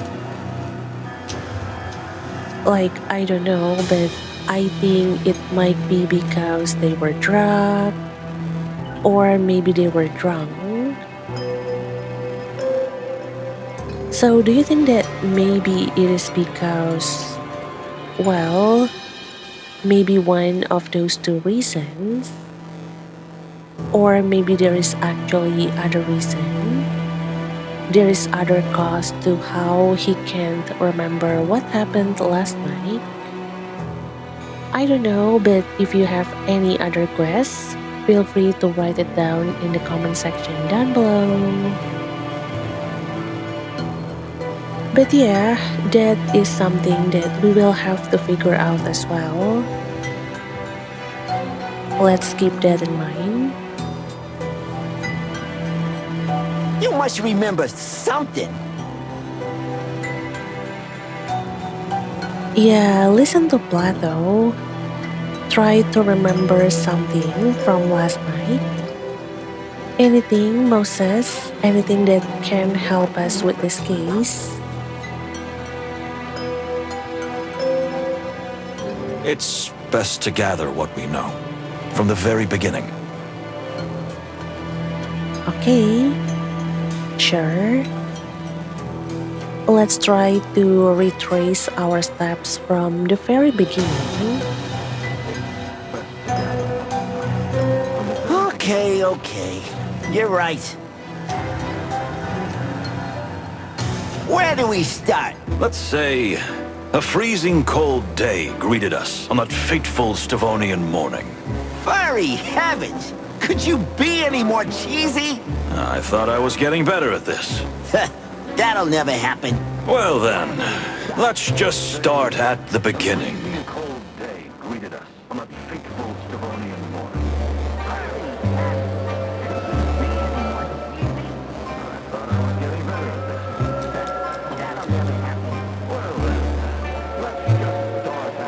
Look at this. We are back at this train station. Right before departure, I believe. And what is this? Key event reach. Okay. Oh, and listen to that. You can hear the sound of the train more clearly here. But okay. Well, here we are. Yes, here we are in the train station that I have been so familiar with.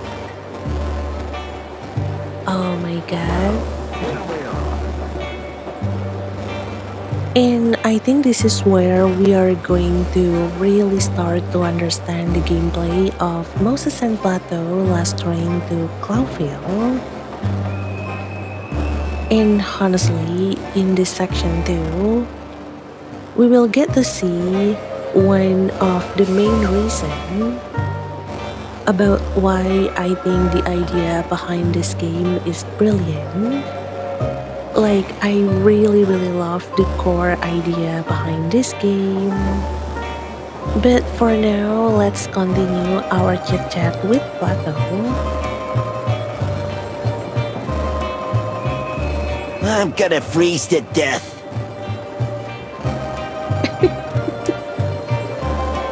Oh my god. Plato would literally be me if I ever went to another country and during that time they have the winter season going on. I mean, I'm from Southeast Asia. We don't do cold like that here. And Indonesia only has 2 seasons, dry and rainy. That's it. So I have never experienced this kind of extreme cold. Like snow, no. I mean, honestly, I don't even need winter. Like, if I'm in a room with an AC, with an air conditioning, and someone comes and they set the AC to maybe a number below 20 degrees Celsius. We are doing Celsius here. We are normal, thank you. But yeah, let's say that the AC drops below 20 degrees Celsius. Like, don't even go to maybe 17, maybe like 19. I probably will start shivering, like I'm already suffering. I will be encrouched in my blanket. I will be shivering. And I think if I spend too much time in that room, I will probably get sick. So yeah, I'm pretty sure if I ever experience actual winter, and I do hope I will, even though I know that I probably will act like Plato, but I do hope I will be able to experience them maybe at least once in my life. Well, I have a feeling that I'll be saying the exact same thing as him. I'm going to freeze to death, but you know, at least I experience winter. Although I do feel bad for him. So, Plato, do you have maybe anything warmer that you can wear? I mean, the suit is nice and all, and I see that he has got layers on his clothes. But maybe, I don't know, maybe a proper winter coat? I think that would help. Do you have any? No? Now that you mention it, my dear friend, we're a little early, so you'll have plenty of time to do that. No. Wait, what? Plenty of time to do what? To freeze to death? Plenty of time to freeze to death? That's what you say to your partner, to your best friend in the whole world, Moses? What? Wait, let's continue. No matter. I can already taste the champagne and olives on my tongue.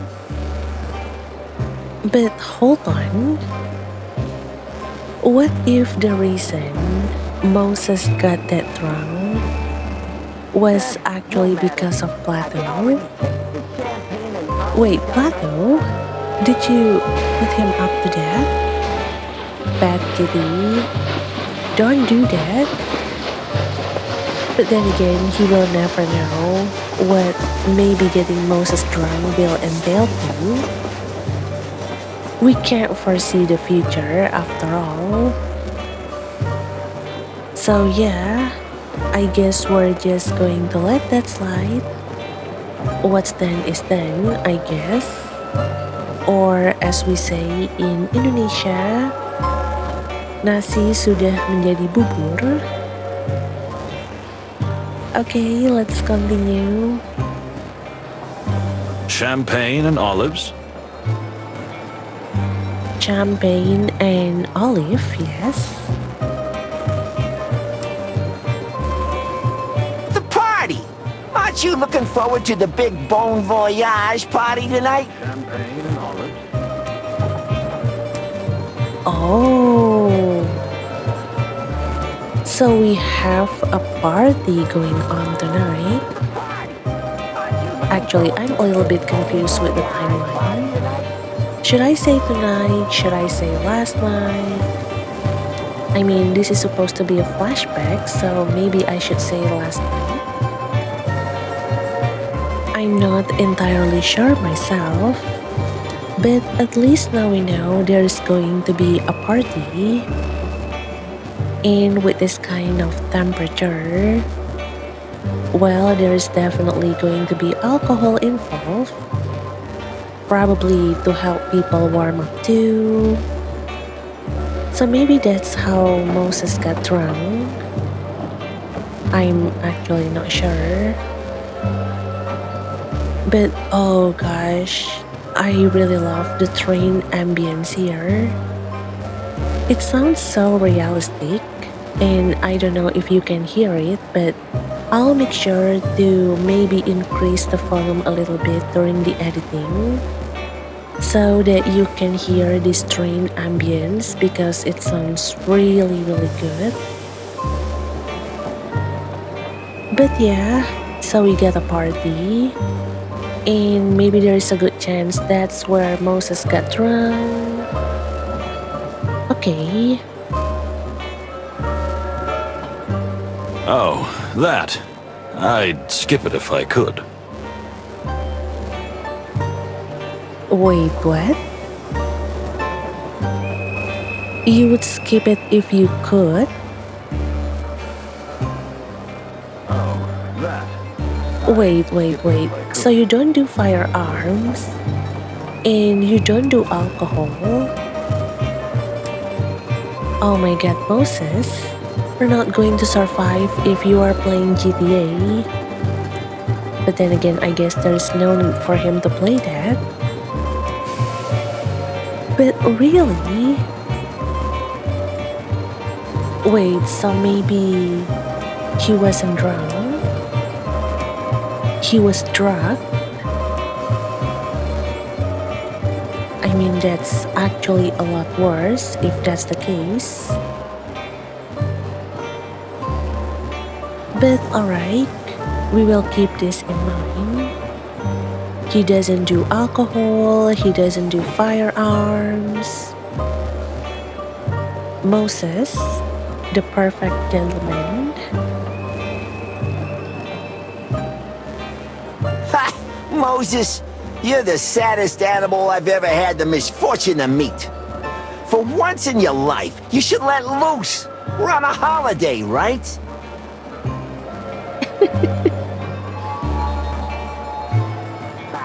Oh my god, Plato. The saddest animal.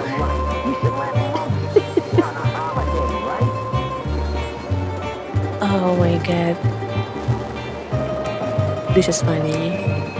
I really like his line. I don't know how many times I have already said this, but I really, really love his line. I really love his personality. I love their chemistry as well, actually. But wait, on holiday? I thought you guys were supposed to be protecting the ambassador? Let me remind you that no, we are not on holiday. This is work. Okay, so we are actually working, but Plato would like to think that this is holiday. But unfortunately, Plato has a partner with what I believe is a workaholic tendency. I mean, I'm kind of a workaholic myself, so I feel like I have this radar for spotting fellow workaholics, even if they're just characters in game. Like, did you see that line from Moses? He said, "We are not on holiday, this is work." And honestly, as a fellow workaholic, I feel like there is a hidden continuation there. I feel like there is a hidden second half to this that says, this is work and this is where I belong. I thrive in this, in work. I love it. I don't want to stop working. Like, I know that's what he wants to say. Workaholic to workaholic, trust me.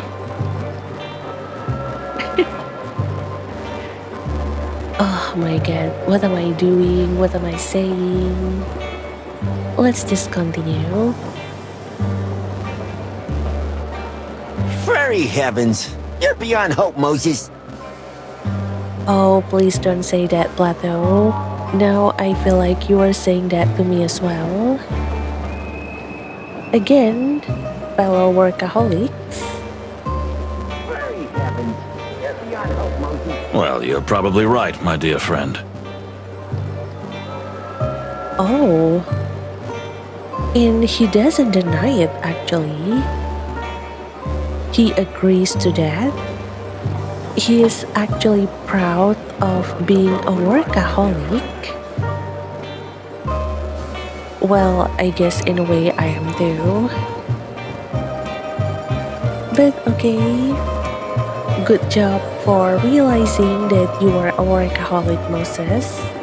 I believe that's the first step to bettering ourselves. A little bit self-aware about what's going on with ourselves, what is wrong with ourselves. That's a good first step. So we freeze to death. But, I see other passengers are starting to arrive. Oh yeah? I believe I saw the ambassador. And he's still healthy. He's still okay. The other passengers are starting to arrive. So maybe we should go talk to him. Although I'm not really sure how I feel about talking to someone. I might never talk to again. I'm trying to soften the whole thing. Please appreciate it. But yeah, maybe we can go up to him and strike up some conversation with him. I feel like that's the least we can do to honor him. To spend some time talking with him and getting to know him as much as we can. So yeah, that's a good idea, Plato. We can have a little sniff around before we leave the station, literally and figuratively. A little sniff around. I'm sorry, I feel like there are a lot of puns that the wild gentleman put into this game.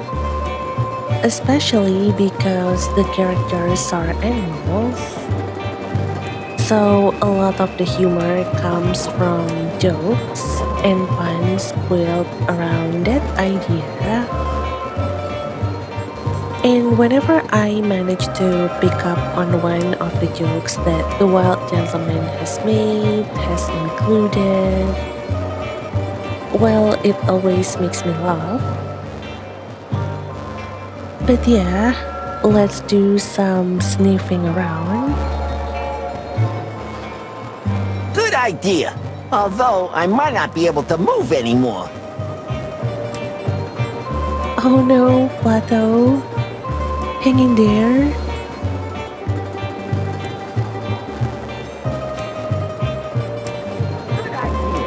Oh, wait. I think we just got a new item.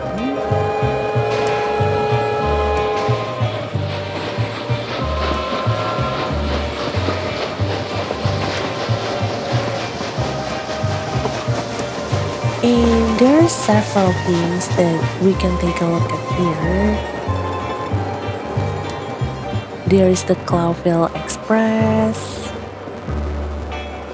the luggage, and honestly, that's a lot of luggage.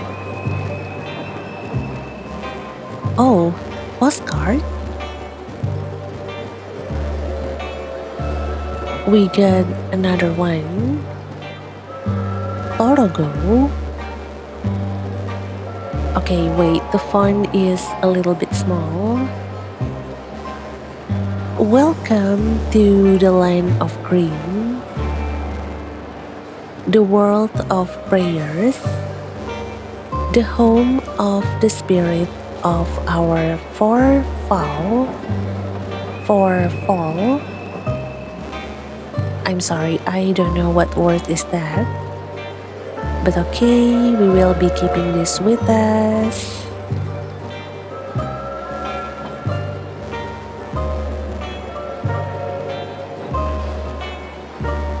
And we do get the ambassador right here. Alive and healthy. I'm sorry, I can't help myself to say that. And the dame.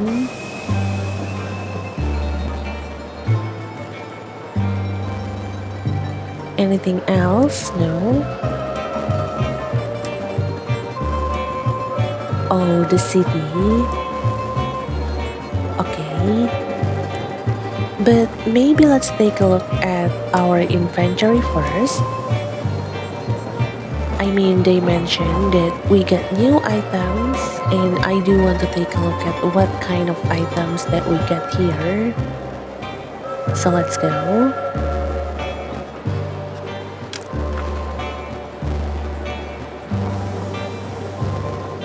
Okay, first of all, we got pocket watch,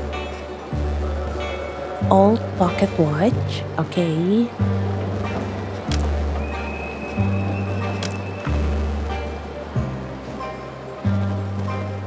And wait a second. Oh, I think I was mistaken earlier. It is not the gun that has multiple descriptions.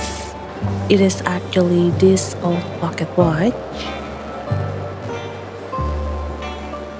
And from what I understand, there are items in this game that can have more than one description, like two, like this one here, or maybe even more than two actually, because as you can see right here, there is a lot of empty space below them.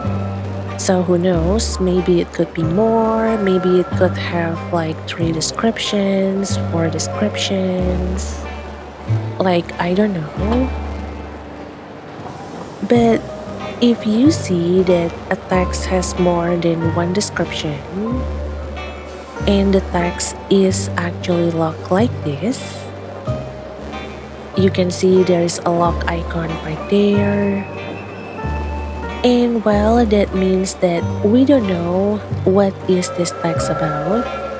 We can't read the text because there is no text. Well, we can unlock this by interacting with the item, like rotating it or maybe looking at it from different angles. And I think I have shown you guys that we can actually do that previously with the gun. So let me just try doing the same thing to this old pocket watch.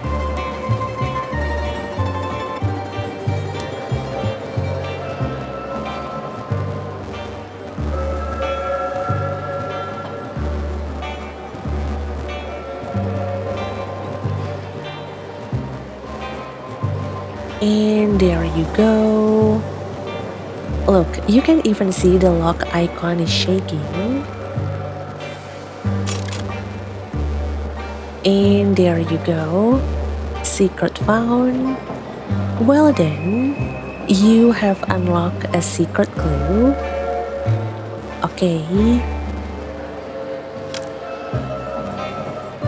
And as you can see, now the text is unlocked.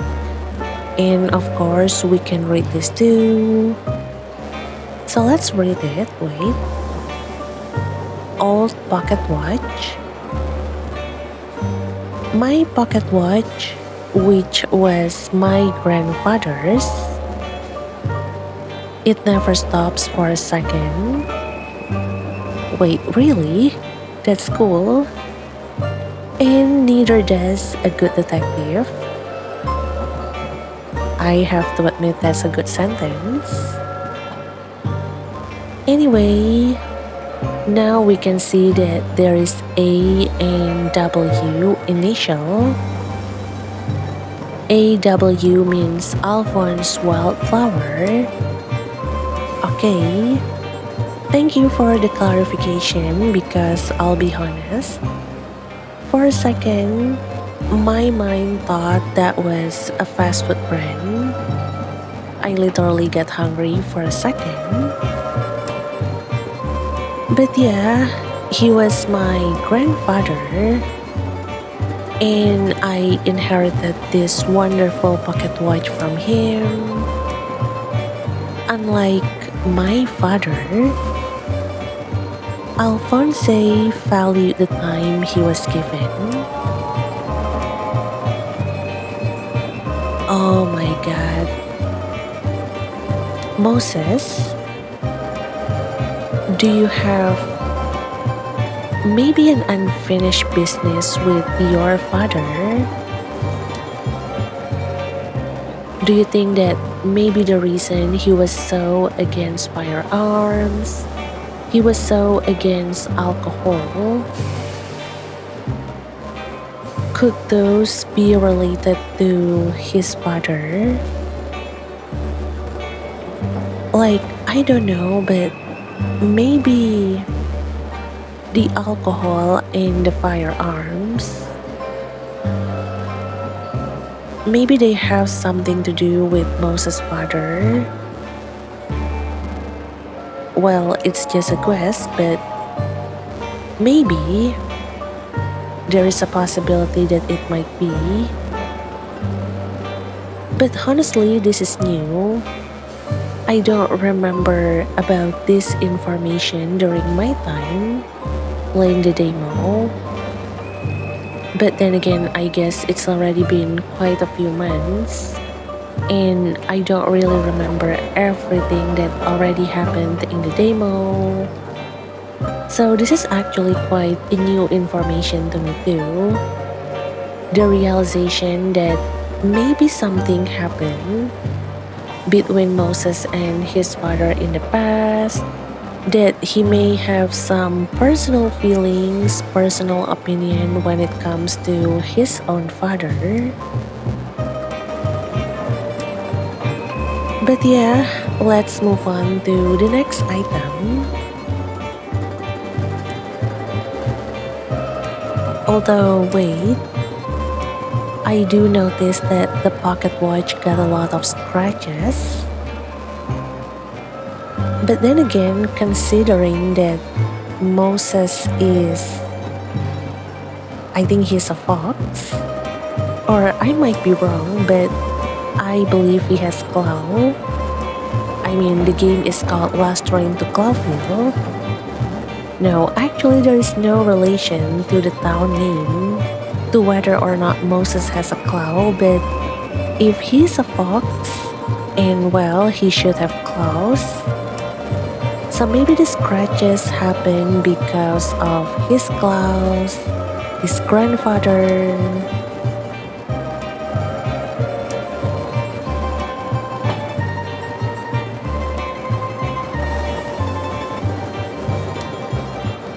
And actually, I do wonder if maybe there are more things in this old pocket watch.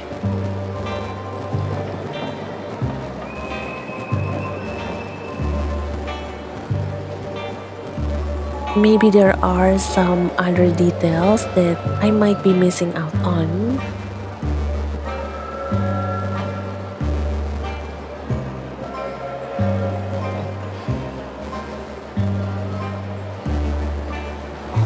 No? Okay then.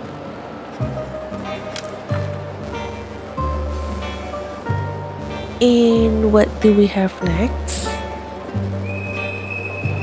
Clawville Express ticket. Okay.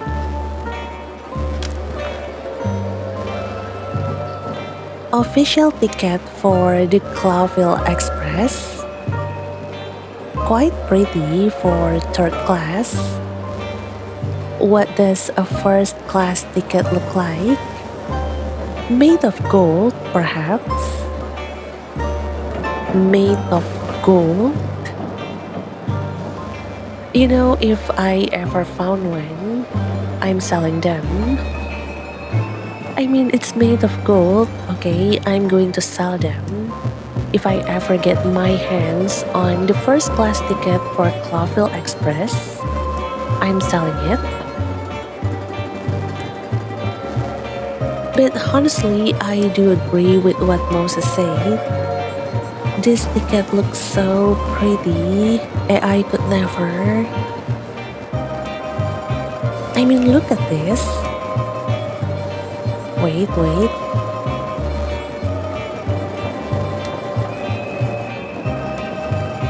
Let me try to read them. Although it is a little bit hard to see, so I'm sure if you are watching this from phone, I do think that you might have to zoom in. But honestly, zoom in, it looks so good. Again, I could never. But let's see what we have here. Clawville Express. Luxury journey through the wilderness. And this is Moses' full name, Moses Wildflower. Well, his grandfather is called Wildflower, so of course he will have the same name. And One West. Station of departure, Forza Grand Station, Stolonia. 947, 1120. Station of arrival, Clawville Central Station, 947 1127. Wait, actually, what does this number means? I actually have never thought about it. Is it like a date, maybe? Like we start on 20, maybe like day 20, and we are going to arrive in Clawville in day 27. So it is like 7 days on the Clawville Express, 1 week.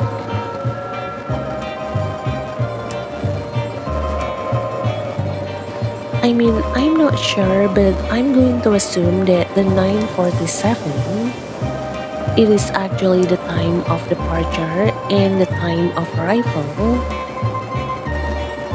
And if that is the case, then we have about 1 week to spend in the train. Maybe. But moving on, accommodation, third class wagon. Have a relaxing journey. Don't worry, we will. This is a cozy and relaxing long play after all. Trust me. And wait, director? Rene van der Ven? Okay, I don't know who's that, but I'm thinking maybe that is someone that we will know if maybe we played other games in the World of Wilderness series, in this universe called World of Wilderness, and we will talk more about that later. But okay, do we have anything on the back?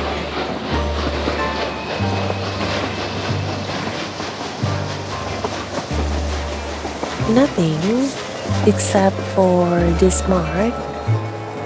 Oh my god, that looks so good. And wait. Oh my god, it's hard to read, but Stowonia, Clawville.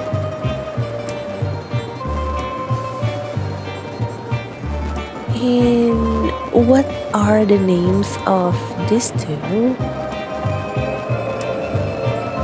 Noif, Novel, Afiria. Oh my god, it's a little hard to read. But I think these are the 4 countries. I believe it is country that the Clawville Express travels to. Like, I think this train probably runs across all 4 of them. But unfortunately, I can't really read the 2 of those countries. It is a little bit hard to read. But you know what? Maybe we will have more chances to learn about what are the names of these 2 countries. So let me put the ticket away. There you go. And now let's get back to the station. The Porsa station, yes. Anyway, let's take a look around first before we go have a nice and hopefully warm chat with our 2 guests. Let's see. The city. Speaking of which, you're a Manu, right? A palace's cat? Shouldn't you be perfectly fine in the cold? Oh, really? Oh my god, I think that just exposed me. I mean, I definitely did not take the science major back in high school. I am terrible at biology, physics, chemistry. So, yeah, I think by now you can definitely say that I absolutely suck at biology. I didn't know that as a palace cat, he should be perfectly fine in the cold. But well, I guess now we know. Or maybe just I know.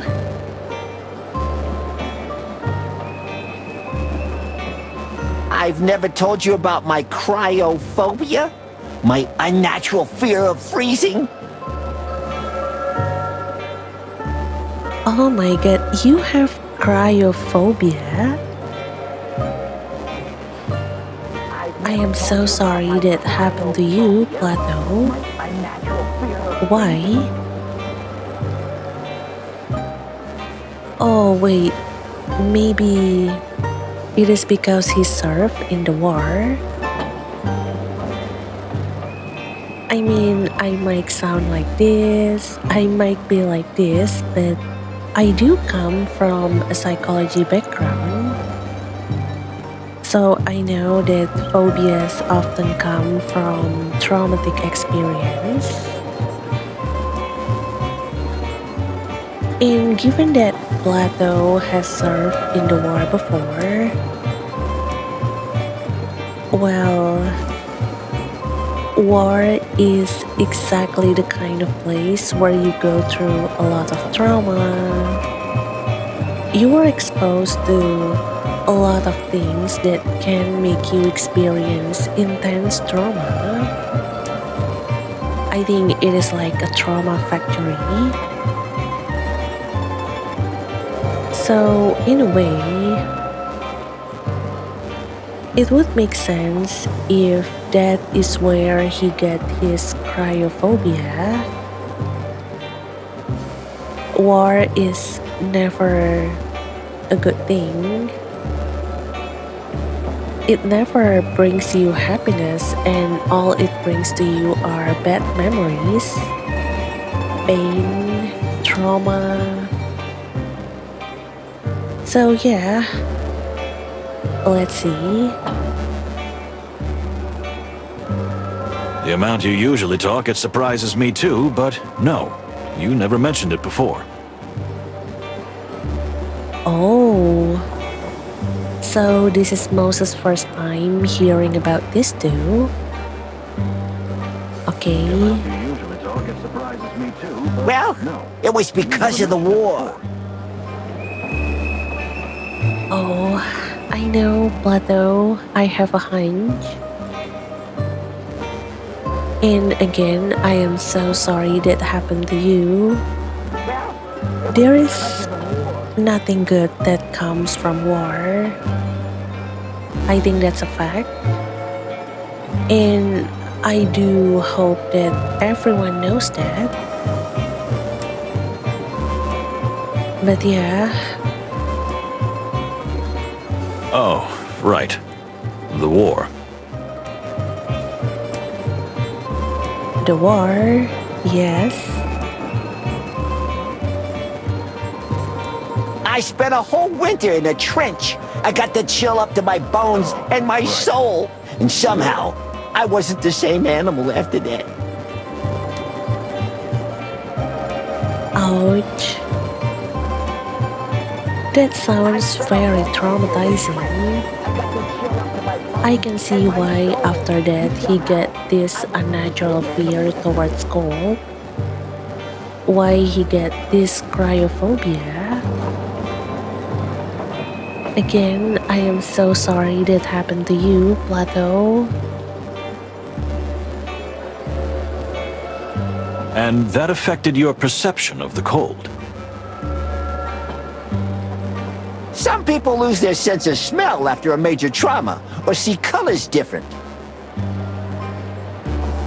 That's true, actually. That's interesting. Please tell me more about it. Some people lose their sense of smell after a major trauma. Oh, wait. We are going to talk about that now. Right here, right now. That's interesting. Please tell me more about it. I'd rather not. You overanalyze everything and everybody. It can be really unpleasant. Ouch. You know, I will be very frank with you. You overanalyze everything. Sometimes I feel like Really unpleasant. I'm like that too. Like I'm overanalyzing everything. But I think in my case, it is mostly because of the games I'm playing. Like when I'm playing games, I have a tendency to overanalyze everything. And when I'm doing a commentary like this, and then I notice something,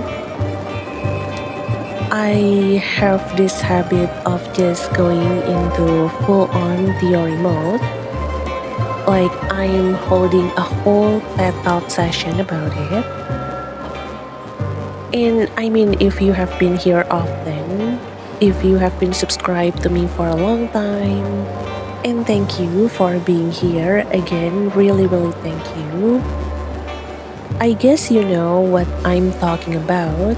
You are already familiar with the way that I play my game, with the way that I'm doing this commentary. But actually, when I'm doing that, there is actually a little anxiety. Like there is this nervousness, there is this anxiety in me that goes like, wait, is this actually what the developer intended? Or am I just overanalyzing things? I mean, even earlier, with the whole Socrates and Plato thing, I was actually worried inside, like deep inside me, that maybe I was just reading too much into it, and that the wild gentleman, the developer, did not actually mean to connect it like that. Like there is no meaning behind having a sentence that sounded a lot like Socrates quotes or Plato quotes, to the fact that we got a character named Plato in here. So I do feel a little bad sometimes. Actually, it is not a little, but maybe moderate. Like I would feel nervous, I would feel anxious. Like I'm not trying to put words into the developer's mouth in some kind of way. I'm just saying my theory, my thought, my opinion. So whenever I feel like that, I try to push that feeling down. Like I would talk to myself, I would be saying things inwardly that I already promised, that when I'm rebranding this channel, because this channel actually has a different name before, and when I'm doing the rebranding, I made a promise that for this kind of video, for the commentary that I'm making, for the gameplay video that I'm making, I'm going to do this my way. I'm going to do this in a way that I want to, I'm comfortable to, because I believe that if I'm comfortable with the way that I play my game, with the way I'm making this video, then you as the one who watches this video, I do hope that you can feel that you can feel the same comfort that I'm feeling right now while playing this game. And that actually helps. That actually pushed me through to say what I'm thinking, to say my opinion, to say my hunch, to say my theory. But of course, at the same time, I always try to remind you again and again that it is just my theory. It is just a game theory. Now you know that I watches that channel. But yeah, that's a little bit about me, about the anxiety that I'm having sometime as well, even when I'm doing this kind of commentary. So of course, if you are new here and you feel like you want to watch a commentary, a gameplay of someone who, well, obviously overanalyze a lot of things in game, don't forget to subscribe to this channel. And I am so sorry for the self-promo that totally comes out of nowhere. But yeah, back to the conversation. Well, I'm sorry. Oh, don't worry, Moses. I'm like that too. Don't worry, I'm used to it. Well, I'm sorry. Oh, that's cute. Don't worry, I'm used to it. Was this your reaction too when I shared that little bit about myself just now? Don't worry, I'm used Are you guys used to it? I hope you guys are. I really hope you guys do.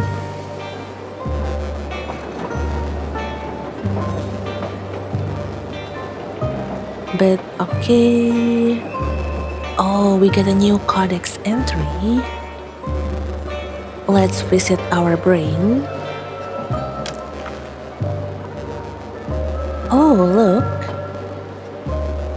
We get a new section. Codex. What is this? Forza. Okay. Forza is the capital of the Republic of Slavonia, which was already a very important and significant city in Tsar's times. I don't know how to read that. It is also known as the city of Frozen Fangs, as it is the coldest provincial capital in the country. I see. And look at this. We actually get a picture of this town, of this city of Forza. And wait. If this is a republic, because it is mentioned right here, Republic of Slavonia, does that mean that this country is being led by a president? I'm actually not sure, but okay. Do we have anything new? No? Okay.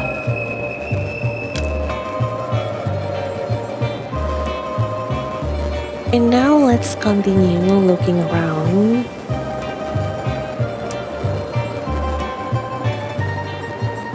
We have taken a look at the city.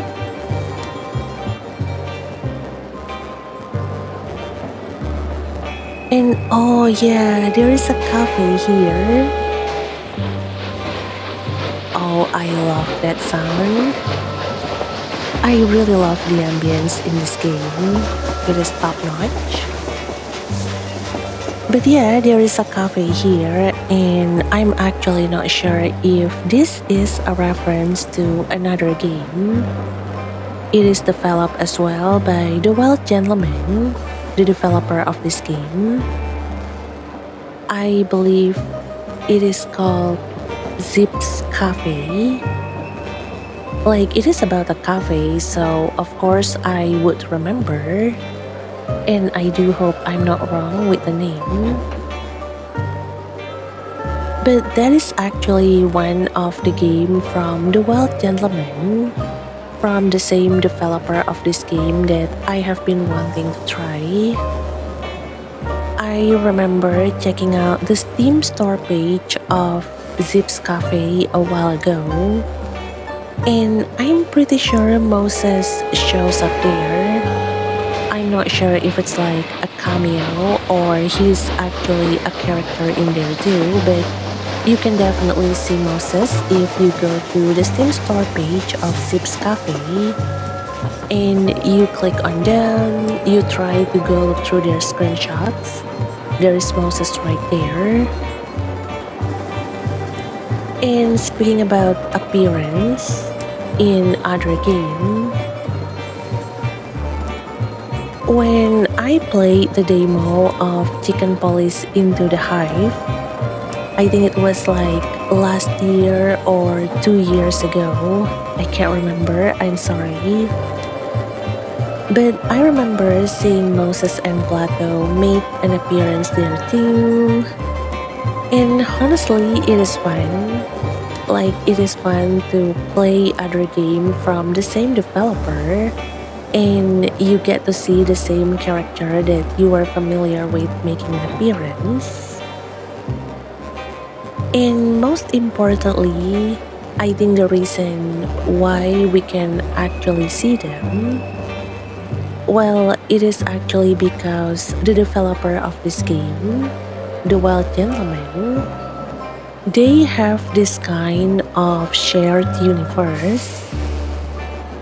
I'm not sure what they officially calls it, but I believe it should be called World of Wilderness, I think.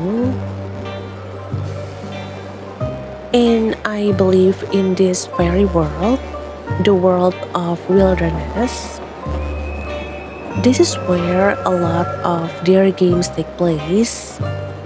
I actually haven't really had the chance to fully play their other games yet, so this is actually going to be my first full experience with one of their titles. But from what I have seen when I played the Chicken Police Into the Hive demo, I can definitely say I really like the way the Wild Gentleman writes their game. Like the dialogue, the delivery, and of course the additional voice acting too.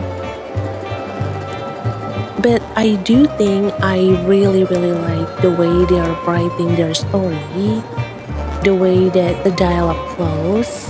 It is really good in my opinion.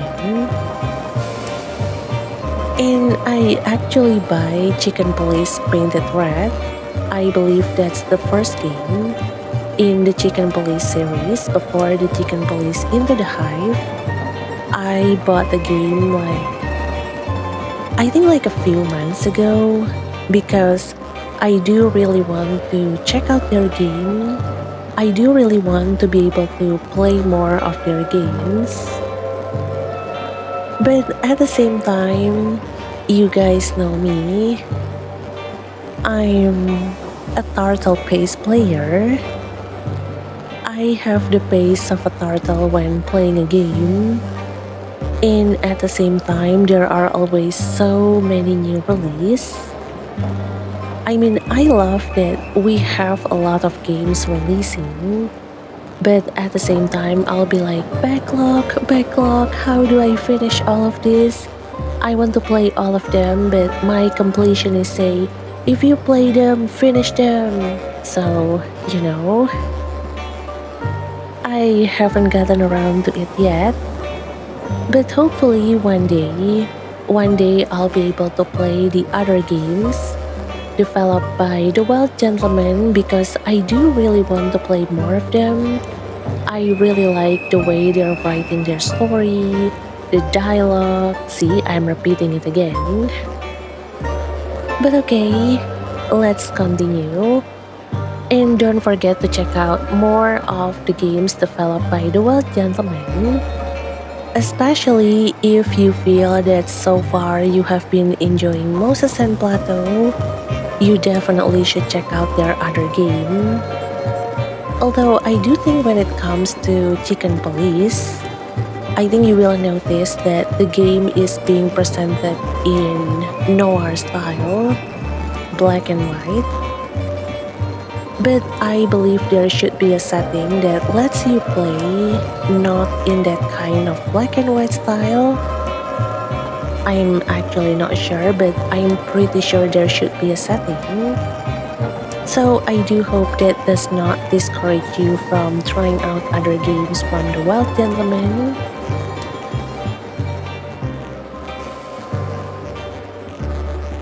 But yeah, let's go back to sightseeing. We have taken a look at the city.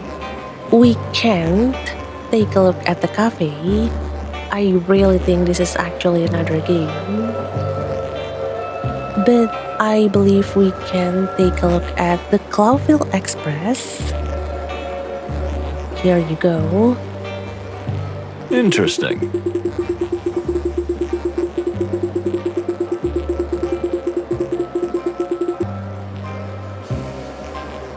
The Clawville Express is said to be the most amazing machine ever built by an animal. Honestly, I agree, looking at the train itself. At least that's what they say. I wonder how it can live up to such big words. Well, I guess we do have to write it and find out. Don't worry, we will in a moment.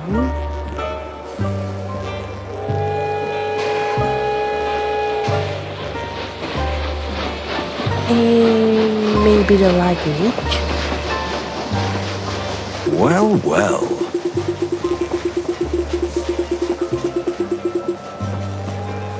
Oh, this is a suspiciously large package for 2 people.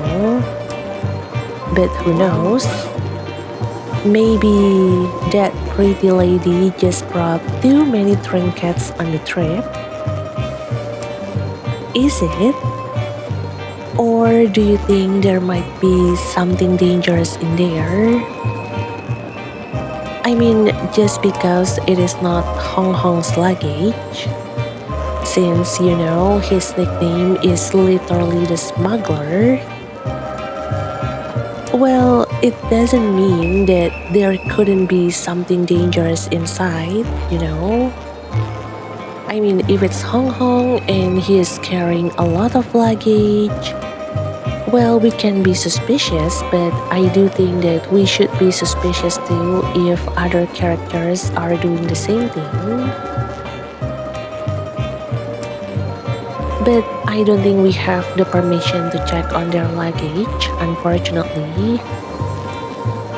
But we will keep this in mind. There are a lot of large package for 2 people. Okay.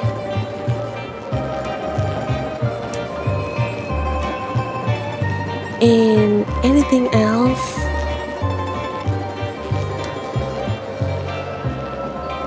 No. Oh wait, there's a yellow notification on the brain. Do we have something new there?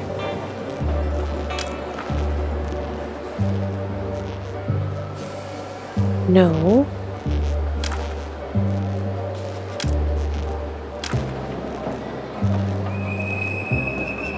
Yeah. Nothing's new here too. Okay.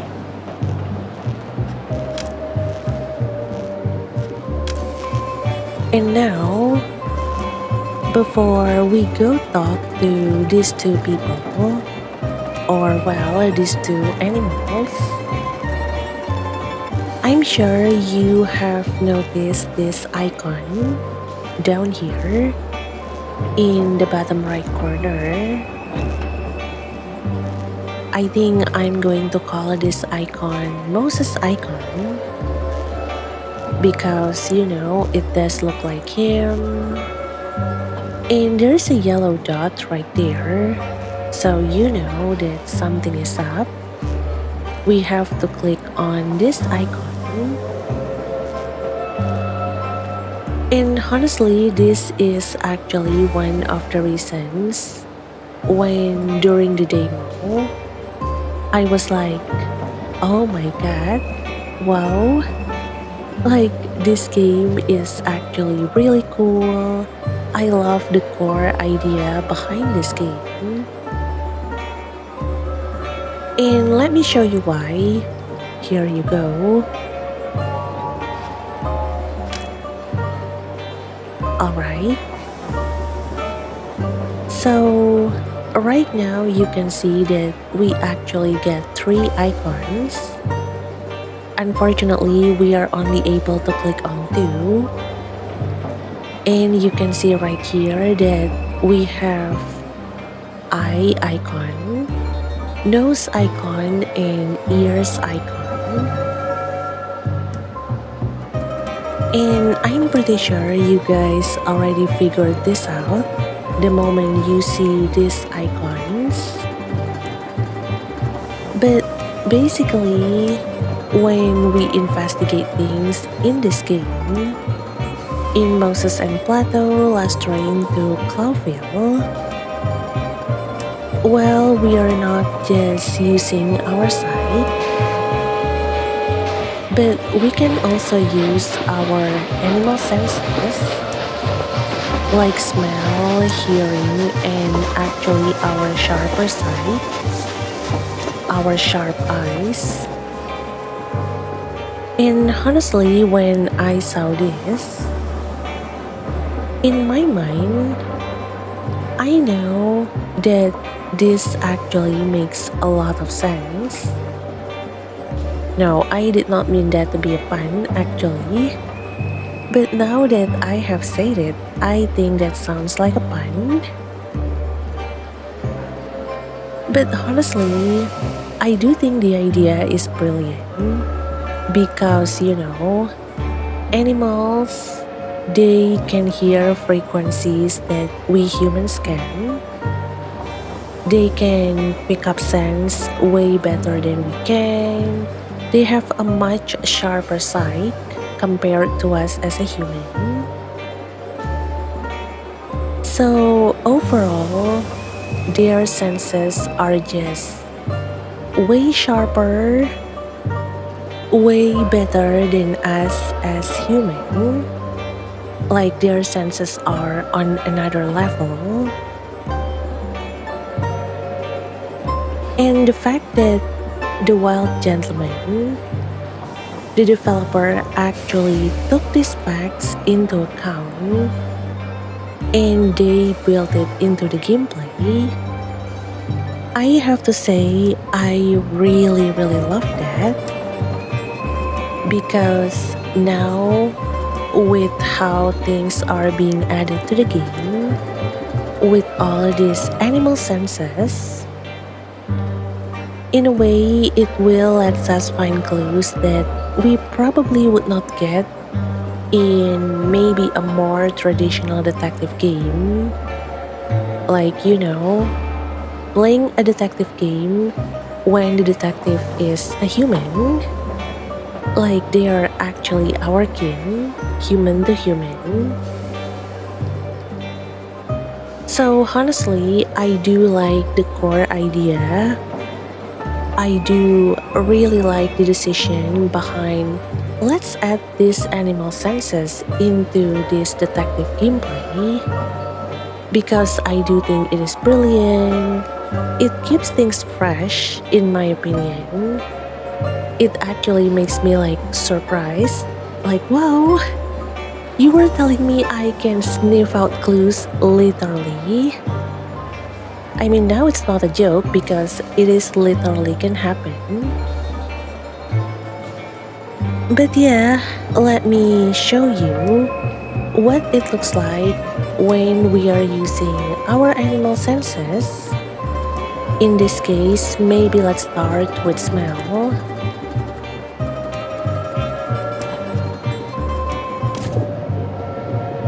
There you go. Look at that. This is the reason why I fall in love with Moses and Plato, last train to Clawville. Because I can sniff out clues. And you can see like this kind of thing. I'm not sure what to call this. Aura? Heat? I don't know. But the fact that you have this kind of mode, you have this kind of different clues, I just love it. It is like I already love the gameplay, I already love the writing, the dialogue, and then they have this kind of innovative idea. So I was like, okay, I'm sold. Put me into this train. Again, blame it on the flu, okay? I don't know what came over me. But yeah, here we go. We get a train smell right here. Let's sniff it. That sounds so wrong. Okay. Let's see.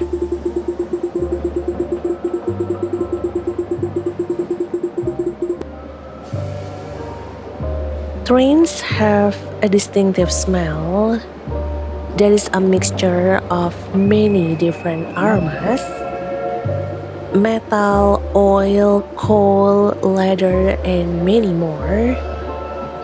But nothing blatant or noteworthy. I see. Thank you for your report, Moses. And honestly, it is probably for the best that he's not smelling a commuter train nowadays. Like, you know, subway. Well, in here we only use train. There's a subway too, but not in all the cities here in Indonesia. But imagine having Moses and he's smelling a commuter train. Like, the smells are going to be way more diverse. And I think significantly more aggressive, more disruptive. Well, it is not always going to be a good smell. But yeah, moving on. Okay, any smell? Any other smell? No. Okay, can I sniff the snow? The smoke? No. Okay.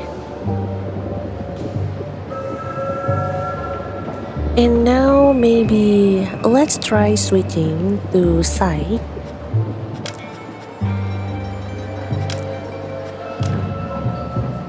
Here. And look at that. New clues. A massive pile. The fluffy, fuzzy. Damn! Oh. What's wrong? Quite a tower, isn't it? Oh. They're talking about the luggage. Okay. Fluffy, fuzzy. Damn! A towering luggage. Honestly, that sounds scary. Quite a tower, isn't it? That could easily accommodate all the members of the country's parliament.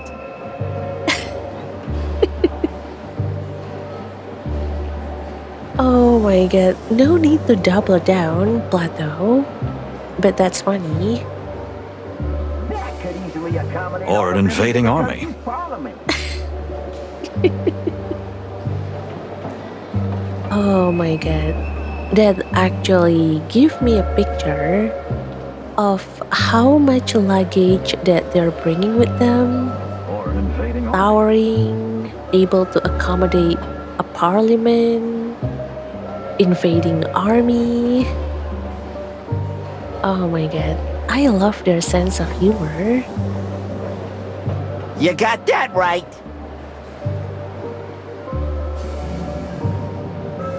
Okay, that's a nice conversation.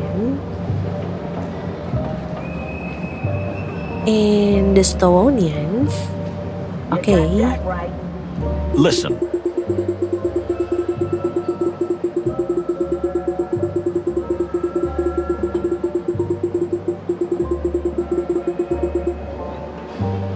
Having to oversee the protection and well-being of the Stonian delegation, it is not just a simple task, but also a kind of trust and power play between the two countries of Clawville and Stonian. Frankly, it is not very uplifting to be caught between two such superpowers. I agree. And yeah, this is actually the setting right now. So, Moses and Plato, they do not come from Stavonia. They actually come from Clawville. But because of the politic, because of the situation between Clawville and Stavonia, and we will learn more about them later actually, because I myself have forgotten about a lot of things in this game. I am so sorry. But basically, the situation between these two countries, previously it is not that good. And right now, they are actually going to come to terms. I think they are going to sign a peace treaty between Clawville and Stavonia. And in order to show their goodwill, the Clawville sent Moses and Plato as like the bodyguards to guard the Stavonian delegation, the ambassador, because he will be the one that will be doing the signing. And I do hope I'm not wrong here because it's really been a while. So imagine the gravity of the situation because now we know that in a few hours, well, the ambassador unfortunately is going to pass away, and the prime suspect is going to be none other the very bodyguard that had been sent by Clawville to keep guard of the Stonian delegation. Like, imagine what this implies and what this is going to lead to. Well, definitely not a good thing. Definitely not a peace treaty in a way. But yeah, I think we are going to learn more about the situation later. So right now, that's all that I can give you because I myself don't really remember the whole situation. But don't worry, we're going to learn about the situation together later. So yeah.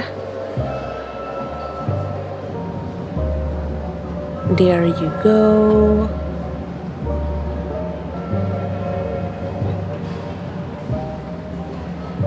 Anything else? No? Okay. Well, I guess that is everything. So maybe right now, let's go and talk to the ambassador. Hello, sir. Looking healthy, I see.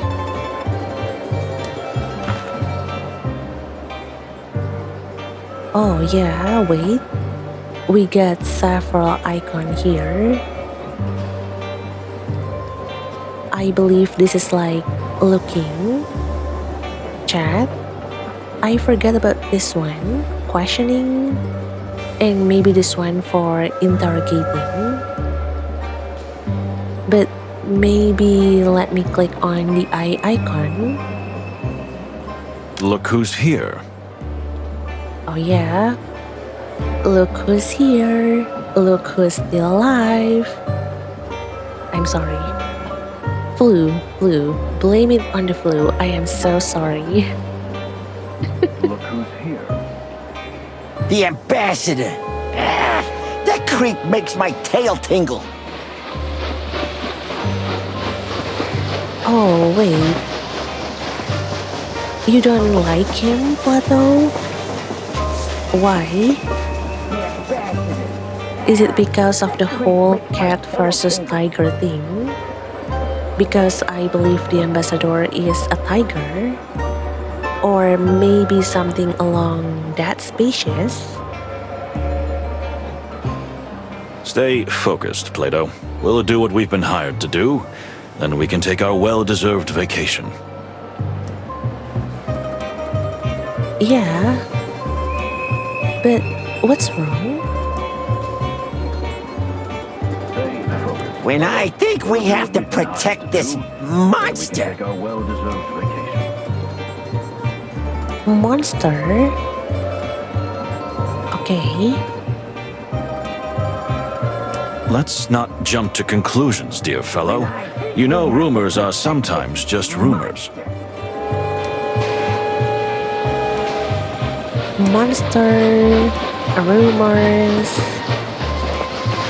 What kind of rumors that can make Plato call the ambassador as a monster?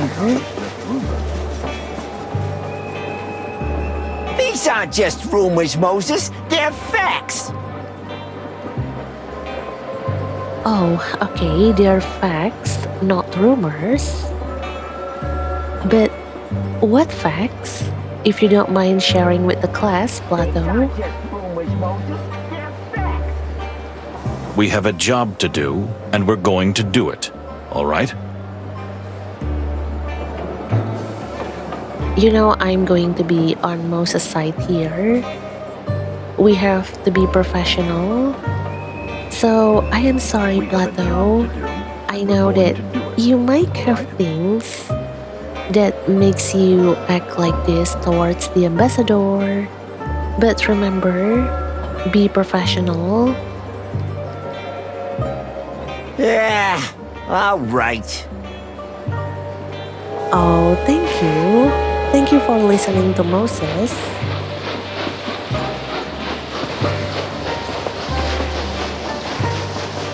Oh, wait. New fact, new clue, and new animal. Okay, wait.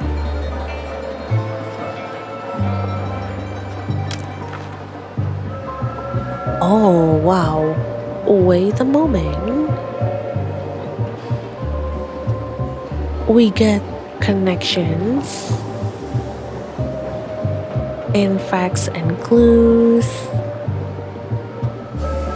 and we get animals. You know what? Let me read the animal section first.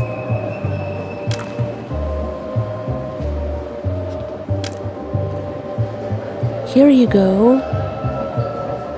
Ignat Alexei Ivarinich. I feel like I messed up his name just now. I'm sorry. And well, he is a snow leopard, Panthera uncia. Okay. And he is an ambassador to Stavonia, pursuing peace negotiations between the colonial empire of Clawville. Wait, if it's colonial, does that mean we are being ruled by the emperor? So we have colonial empire of Clawville and the United Republic of Stavonia.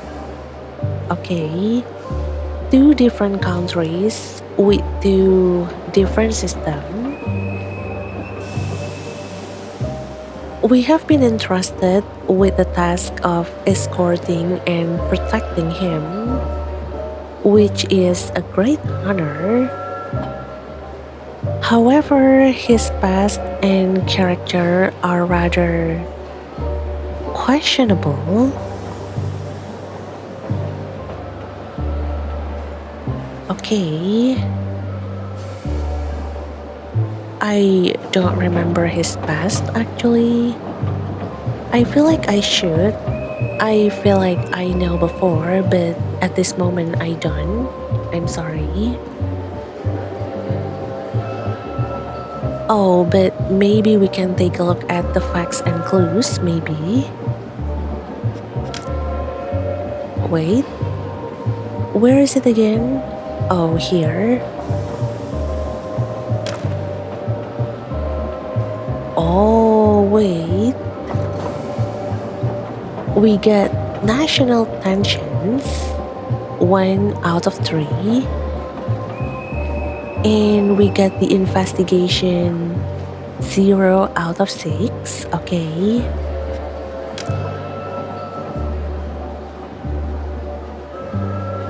Wait. The first step in the investigation revealed that quite a few people would have had both the motive and the opportunity to carry out the act. Unfortunately, no one is more suspicious than the others. Oh, that's a fact. I agree with that one. Like, everyone is suspicious, everyone has a motive. And for this one, we got 6 clues that we need to find. All of them, unfortunately, are still locked. We haven't gotten any of the 6 clues. Alright. And for the national tensions, wait. Ignat's dark past. Ignat's past is rather murky. Having served as a high-ranking officer in the colonial Tsarist forces, including in the Torogo colonies. Oh yeah, wait. We get a postcard about Torogo before. And from what I remember from the demo,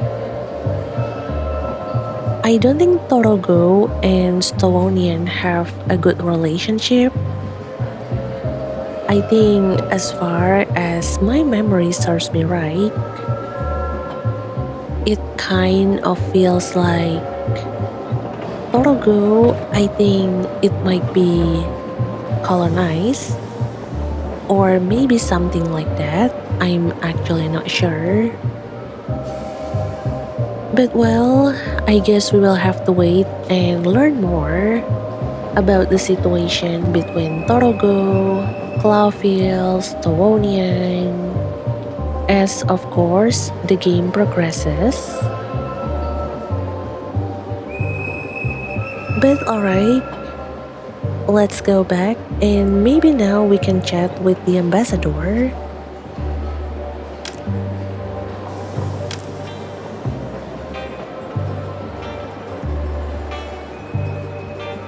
Or wait, maybe let me look at the dame. Well, well. Oh, what is that? Well. She has a rather pleasant appearance. Oh. You know what? I agree. And I also love her voice. You guys have to hear her voice. But maybe not now. Oh yeah, we have to talk to Ignat, I think.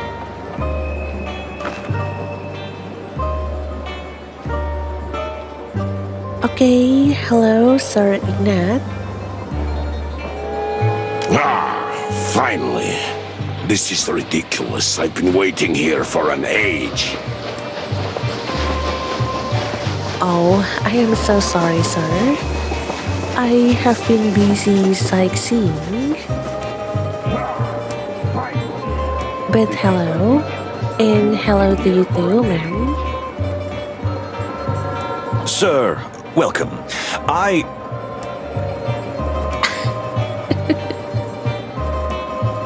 Oh, Moses looks confused. Plato, can you help him? Just grab the bags and pack them quickly. My daughter and I are freezing to death out here. Oh, wait. We are not. I'm sorry, but wrong job. Wrong role. I'm sorry. Sir, I think you misunderstand. Are they paying you to talk or work? I am at my wit's end here. Can you believe it, my dear?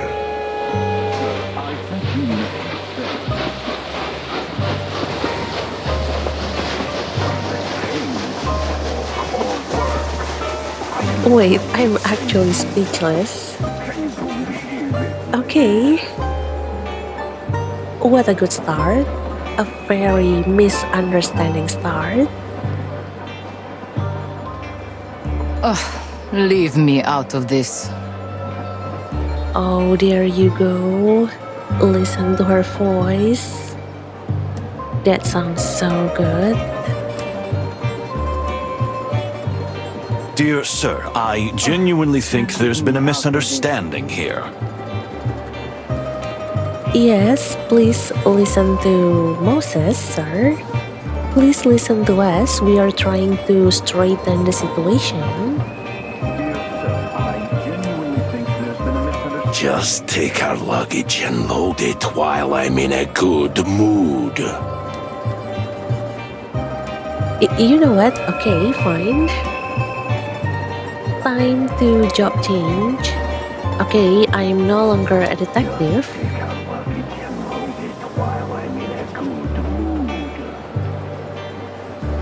Oh, wait, hold on.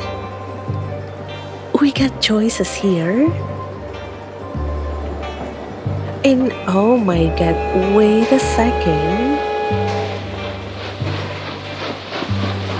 Like, why are none of these options actually like, I don't know, good, peaceful, safe? I mean, I feel like all three of these choices are just going to maybe make him want to eat us. I feel like all of these choices are just going to get us eaten. I mean, a fox and a cat versus a leopard. Like, what are we even supposed to do here? Like, how can we answer him with these choices? Like, that's enough. I think the cold must have frozen your ears. Let me be more clear this time. And the last one. Can you listen to us for a moment and not just hear your own voice? Like, all of these three options are bad, in my opinion. Like, they're all the same. Where's the option where we can just maybe resign as a detective and become a train porter? Like, okay, sir, you want me to pack your luggage? Fine, I'll do it, but I'm not going to guard you now. Like, I'm ready. I will carry the luggage. I don't care.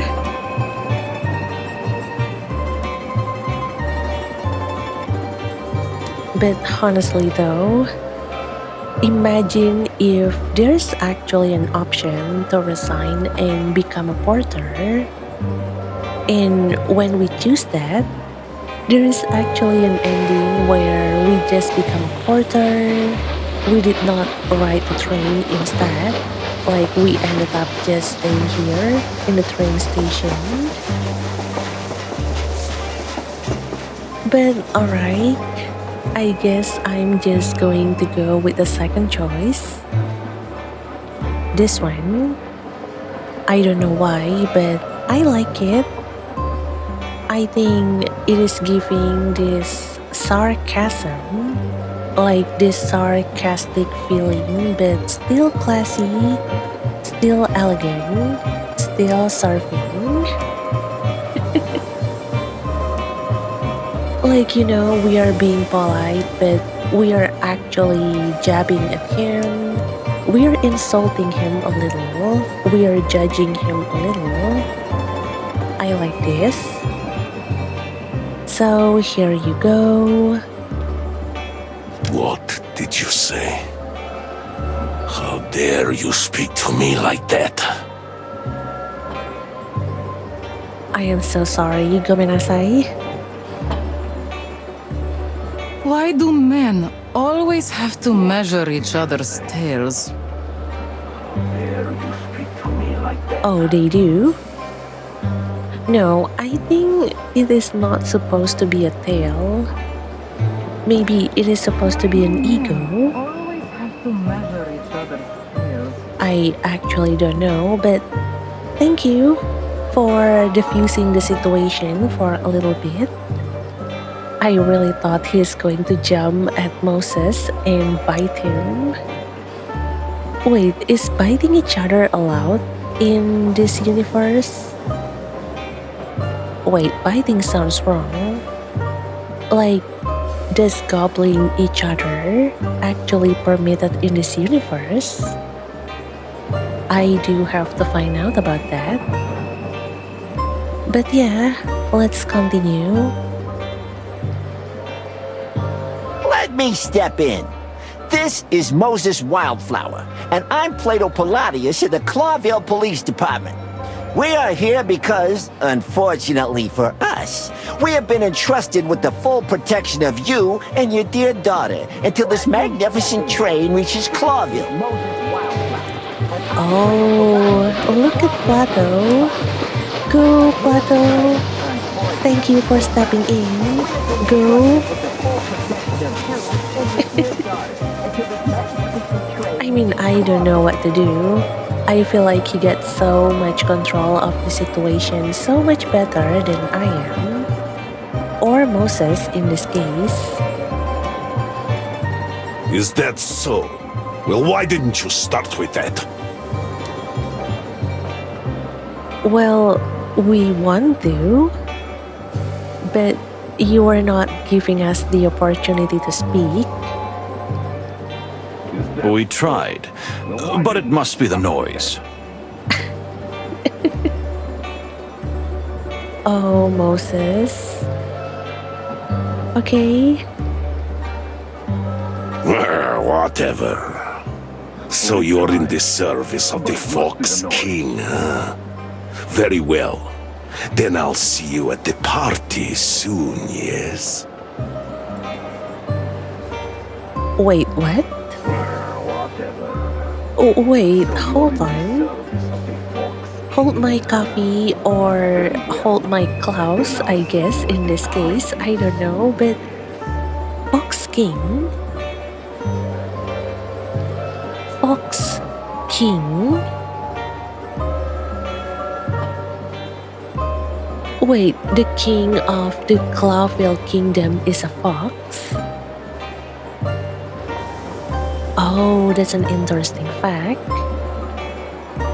I don't remember this one. But now that I have been told, I'm going to remember this. A fox as a king, okay. Which actually makes me curious, who's the president for the Republic of Stolonia? Is it like a leopard too?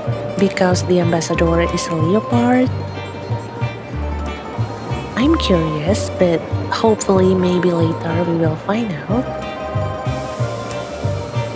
Okay, let's move on. In fact, I think we'd rather...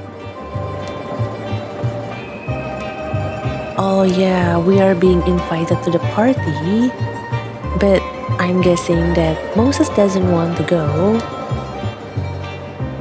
Moses, we'll be there, sir. I'm sorry, Moses, but our partner wants to party. Our beloved partner, our best friend in the whole world, Plato, wants to party, and we are not going to not let him go, right? We are not going to not let him have a good time. We want him to have a good time. So yeah, we will be there. Don't worry. All right then. There you go. Joyful. Until then, gentlemen. Oh, that's actually a very human. Oh wait, no, but they are animal. A very animal interaction? No, maybe the correct word should be peaceful. That's quite a peaceful conversation. That's quite a nice exchange, in my opinion. Porter! Where's the bloody porter?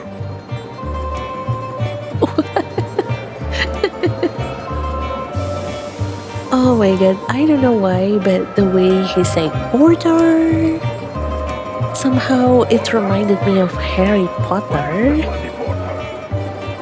That's actually a far cry from Porter to Potter, but somehow it reminded me of Harry Potter. I feel like there's someone that used to call Harry Potter like that. I forgot, is it like Dumbledore or Hagrid? I don't remember, but the way he said Porter, it reminded me so much of someone in those movies that used to scream, shout for Potter in that kind of style as well. But yeah, nice talking with you, sir. And you, beautiful madam. Keep your voice down. My head is splitting. Oh, wow. You know, as an Asian, I have a heart attack. Keep your voice down. Looking, hearing, seeing the way she's treating her father. Like, I don't think I would ever dare say something like this to my parents. And if I did, I would probably feel really guilty. Immediately, I would feel bad right away. But yeah, I actually agree with her. Keep your voice down. We don't want to get everyone's attention on us. Interesting. And what is this? We found out some interesting facts. Oh?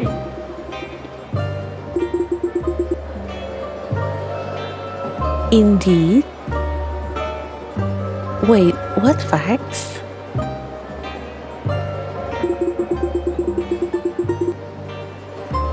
Oh, there you go. I leave you to wander around in your little mind garden. Oh yeah, that's what the brain feature is called. Mind garden, yeah. What?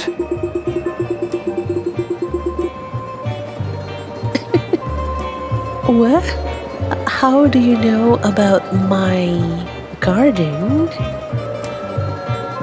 Well, I guess calling your brain a mind garden, I do have to admit, as a whip, I found that to be a little chunibyo. I don't know what is the English word for that, but maybe like a little cringe, a little embarrassing, I guess. I did not find it cringe, but I know that for Moses it can be embarrassing. So yeah, I think this is like a private thing. So how do you know about that, Plato?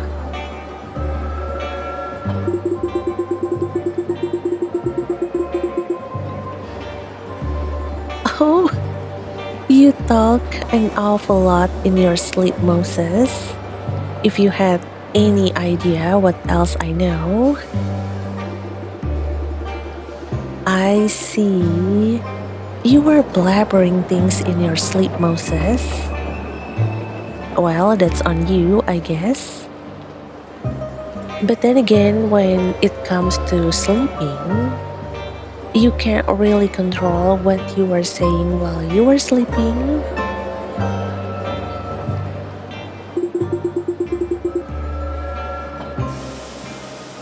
But yeah, this is terribly embarrassing. Yes? Oh, yes it is. But you look like you are having fun, Plato. I know he is actually happy because he managed to make Moses feel embarrassed. Yes?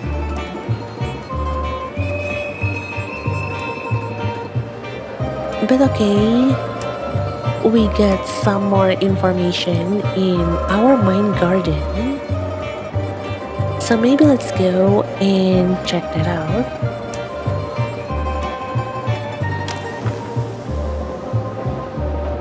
Oh,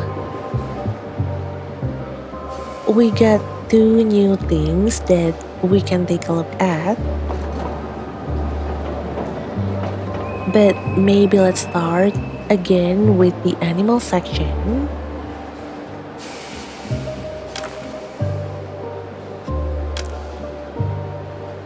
Here. How do I say this? Kania Ivarenic, maybe. And she is a snow leopard, Panthera unsia.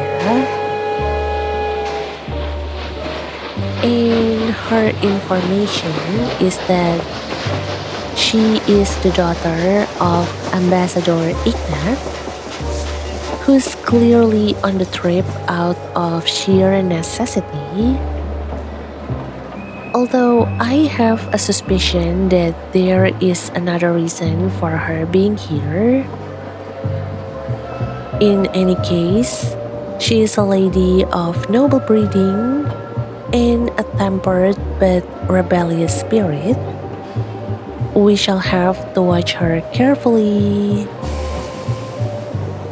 Okay. There is another reason for her being here. And what do you think that reason is? We will find out. We are going to find that out. But okay. Now let's take a look at the codex again. Oh, look at that. We got some entry about the Fox King.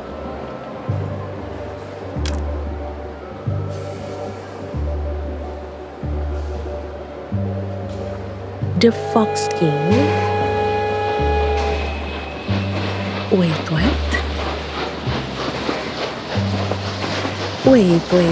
I wasn't informed about this.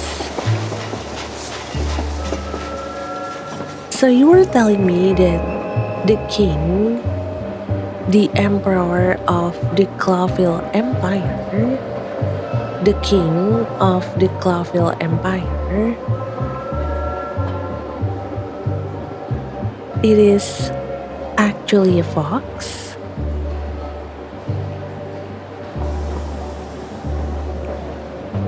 I mean, look at this.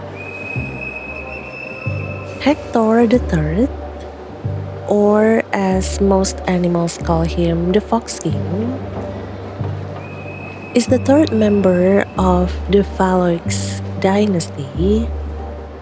I have a feeling I butchered that name. I'm sorry.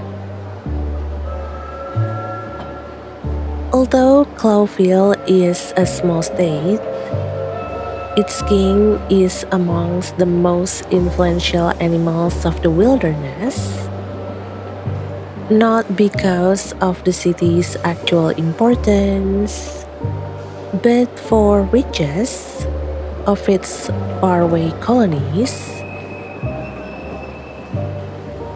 Okay.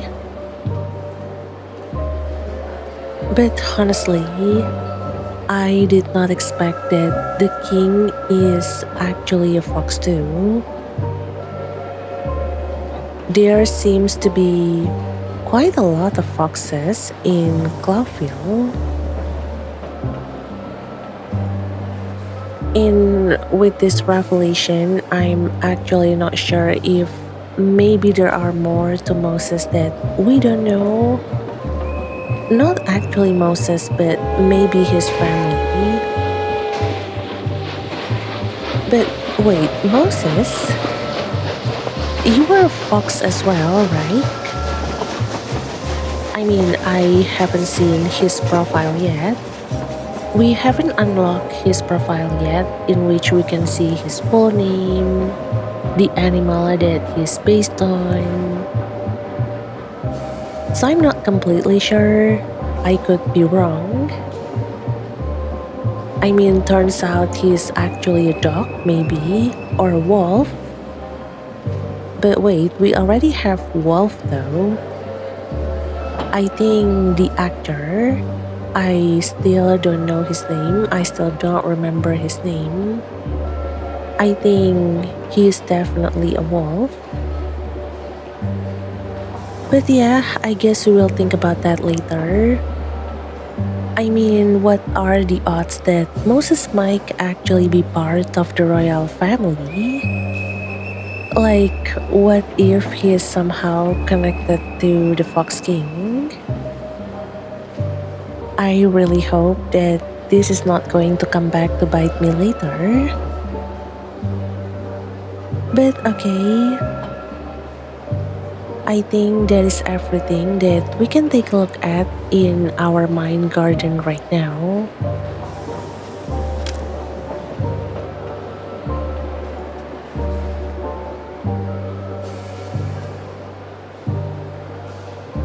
Yeah, I'm not seeing anything else. So maybe let's go back and let's ask some question to Ignat, to Sir Ignat.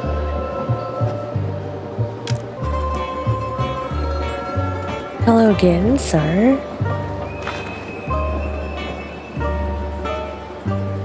Oh, wait. We can talk again with him.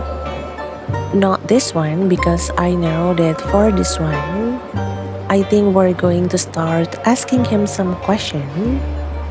Not like interrogating him, but more like questioning. And I don't want to do that right now. I do want to strike up a chat with him, so maybe this one. Do not bother me. Ask my daughter if you want to know something. You people give me migraines. Oh, okay. I am sorry. Oh my god, he has such a heavy presence. I beg your pardon?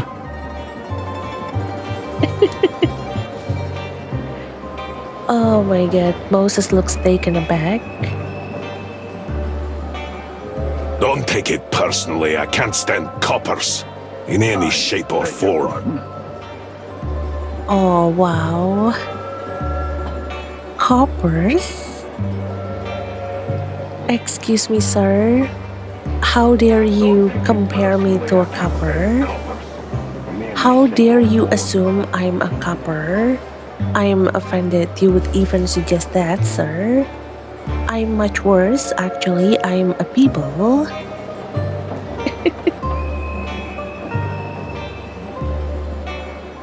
But really though, is this how people, animals, that comes from a higher status, that has a higher status, look down on others, like mock others?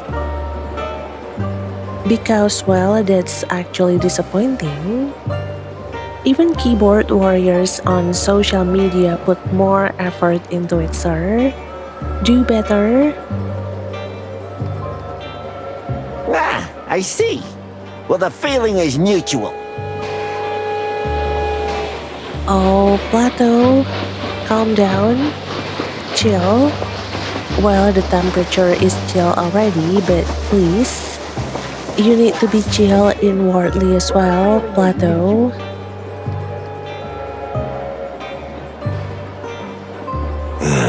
You're just kidding me, yes? Wow. You know, I'm not sure if I have ever said this before. At least I believe not in this video, but I'm not sure if I have commented on this during my previous demo gameplay video. But I have got to give it to Ignat's voice actor. Like, the way he speaks, it really sells this overbearing presence that Ignat has. Like, we know that he is of higher status, we know that he is this important person, he is this ambassador. But the way he speaks, it really adds to the character, to his overbearing presence. Like, when you speak, you can feel that there is this clear haughtiness. I'm using a fancy word, I know, but that's the first word that comes up to my mind when I'm thinking about how to describe Ignat for me. How to describe Ignat, in my opinion. And I think we can all sense the arrogance in his voice too, in his tone, in the way that he's speaking. But at the same time, like, I did not find that to be annoying. I actually find myself getting cold feet. Like, I guess this is the kind of presence that makes people afraid of him. Like, you just know he is not someone you want to mess with. He is someone with this kind of authority and presence that makes people afraid to challenge him. And considering that he is a leopard, well, I think this is very fitting of him. So, good job, Ignat's voice actor. The way that you are voicing him, it really makes me afraid too. It really makes me like, I don't like him, but I don't want to fight him. I don't want to make him angry. Like, he's not the person that I would want to pick a fight with. So again, good job. Amazing, amazing, amazing voice acting. And yes, I'm just kidding, sir. I'm sorry, blame it on the flu. I think I have been making a lot of jokes. And I don't even know if they land actually, but it makes me laugh, so I guess it lands with me. And I do hope that the joke lands with you guys as well. But yeah, it's a joke. It's a joke.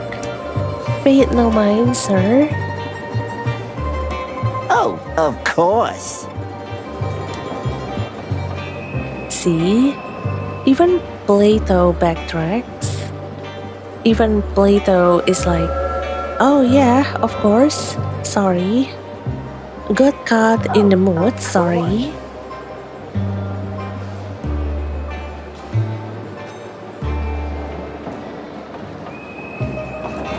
Wait, what? We get a new codex entry? Really? Oh, it is about Stavonia. Here.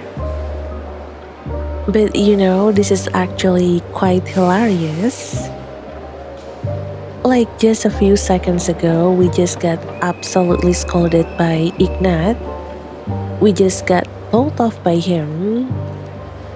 And the game is like, hey, you get a new codex entry, and it is some lore about Stavonia. But okay, let's read them. Stavonia. It is also referred to as the Eastern Empire.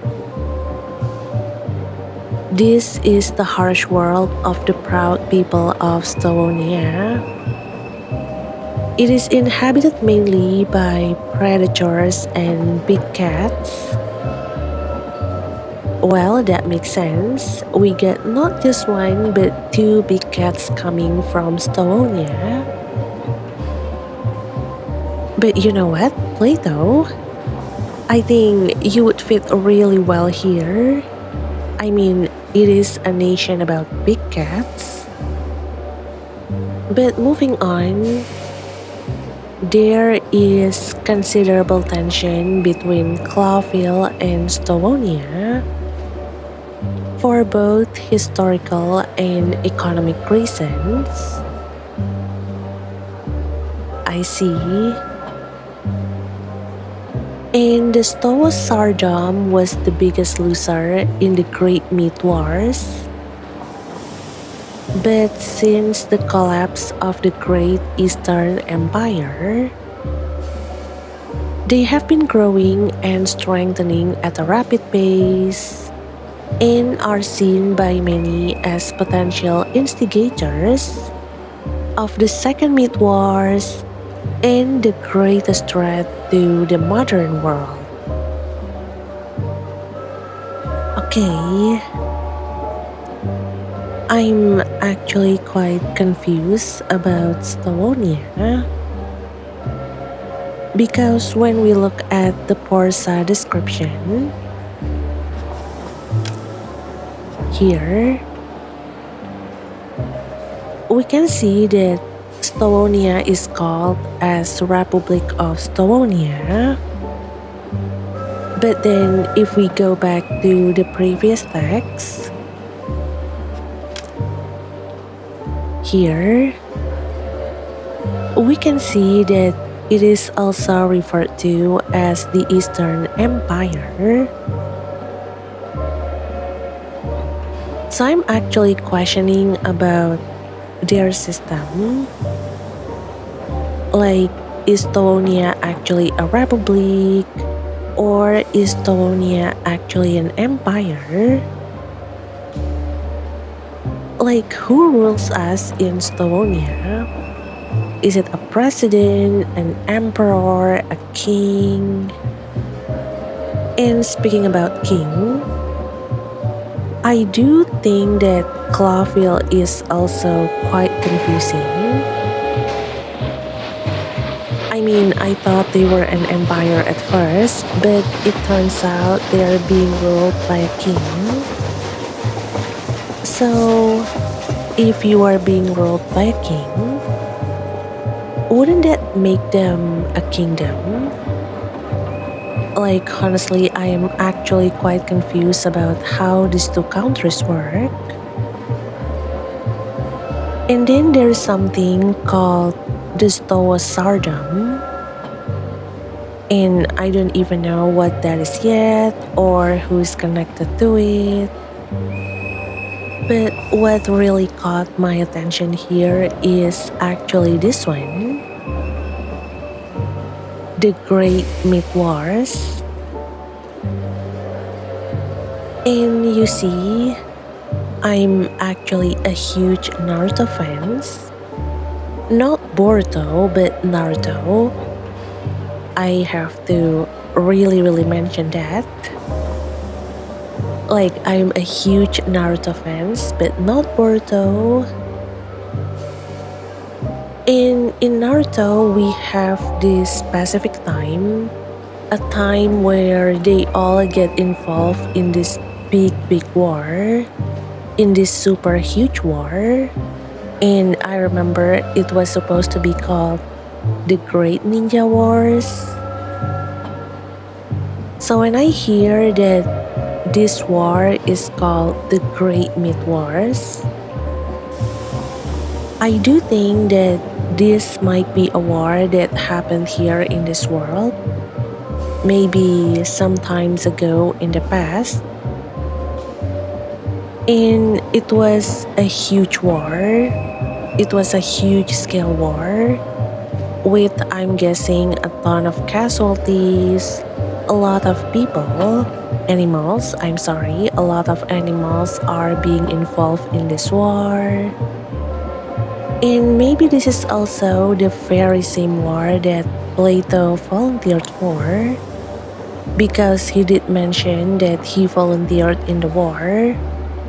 And I think that it might be this war, the Great Myth Wars. But I don't know. I'm not exactly sure.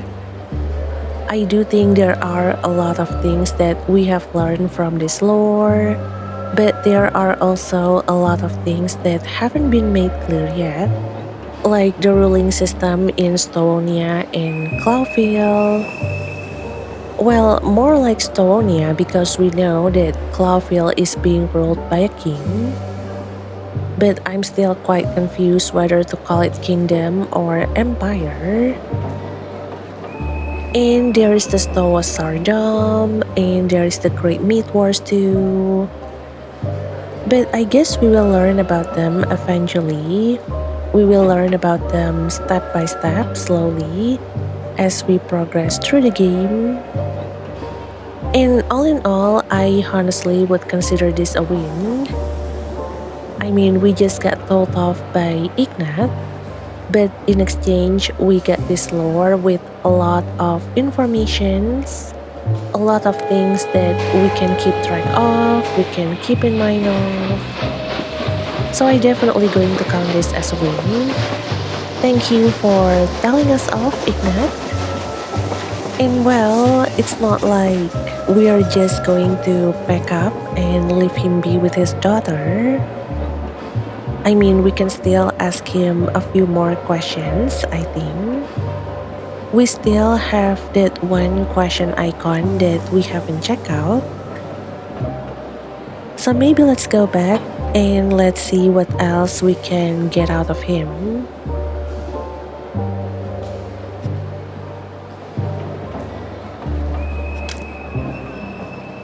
Okay.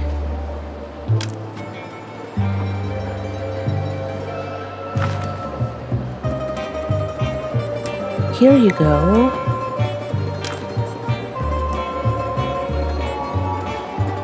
Oh, ask away his daughter.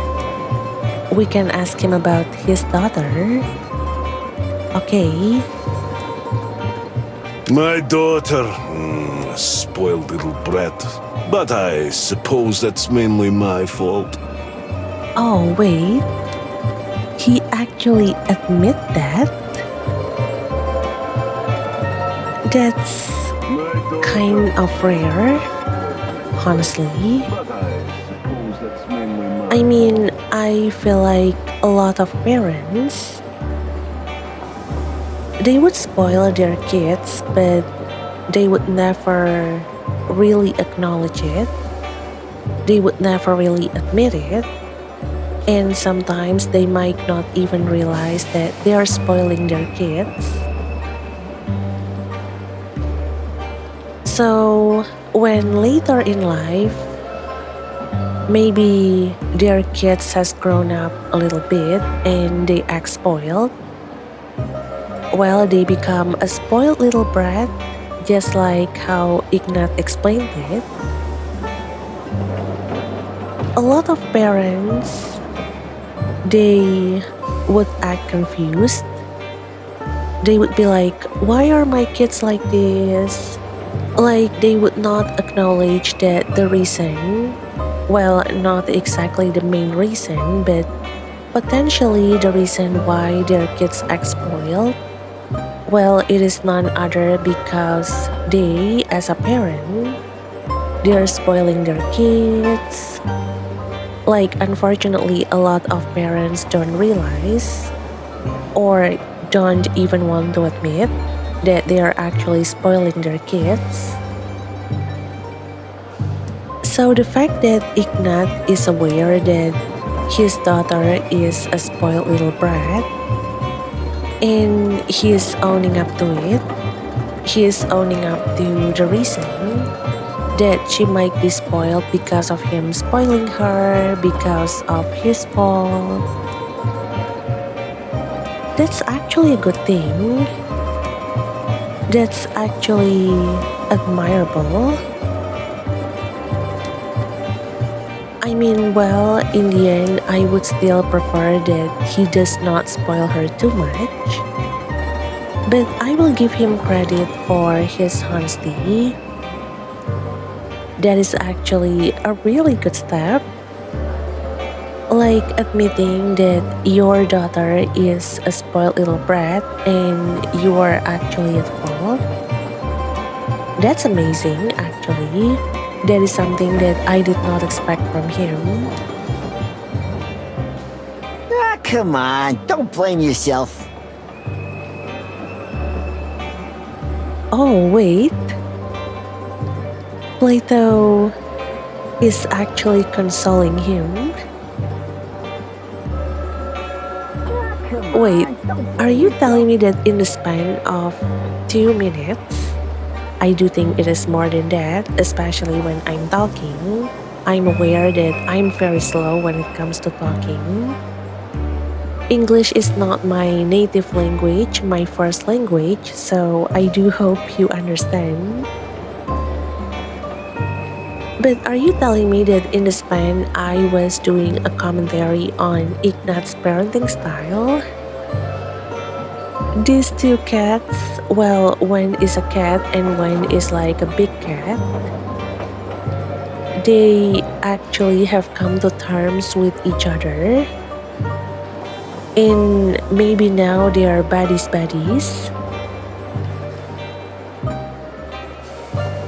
If you want to know more, perhaps you should ask Her Majesty. I don't have time for this. Oh, okay. And wait, Her Majesty? You are calling your daughter as Her Majesty? Oh, wow.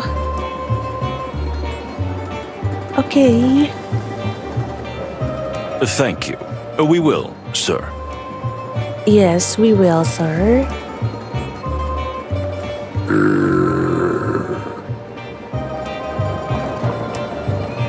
Wait, what's wrong? Thank you. We will. Wait, did you just growl? Are you growling at Moses?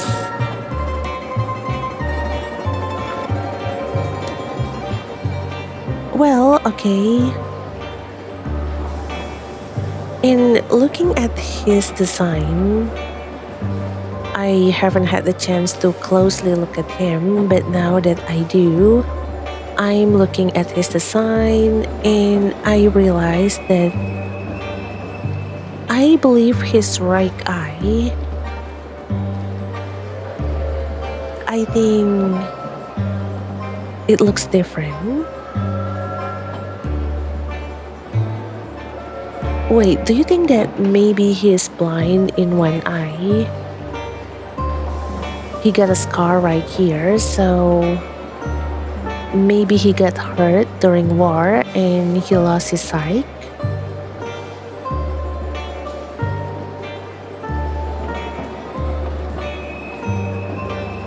Or maybe is it actually this one? I'm honestly not sure, but maybe let's take a closer look at his daughter. I want to take a look at his daughter's eye colors, and then I'll go back to him because I really feel like his right eye, this neon turquoise light blue one. I'm bad at describing color, but I really think that the right one, his right eye, I think it might be blind. Maybe. But yeah, thank you for your time, sir.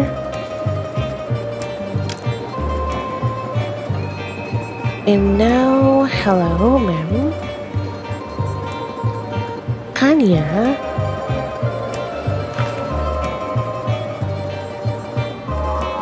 Madam, we are pleased to be of service to you and your good father. Oh, wait. In this position, we can't really see her eyes. Hello, ma'am. Would you mind opening your eyes for just a second? I would like to see them, if that is okay with you. Do I look like I've molted for the first time? No? Oh god, she is as difficult as her father. Like father, like daughter, I guess. What? I beg your pardon?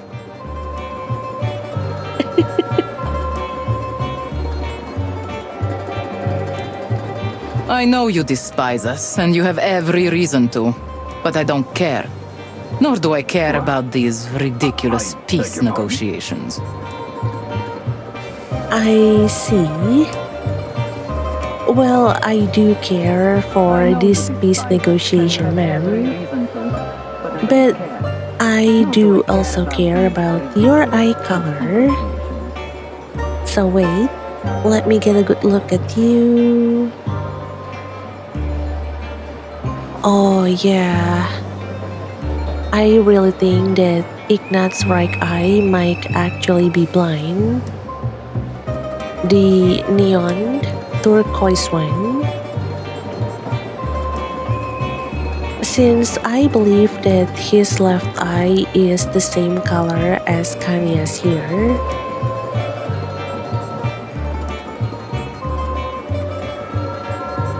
But still, I'm not sure.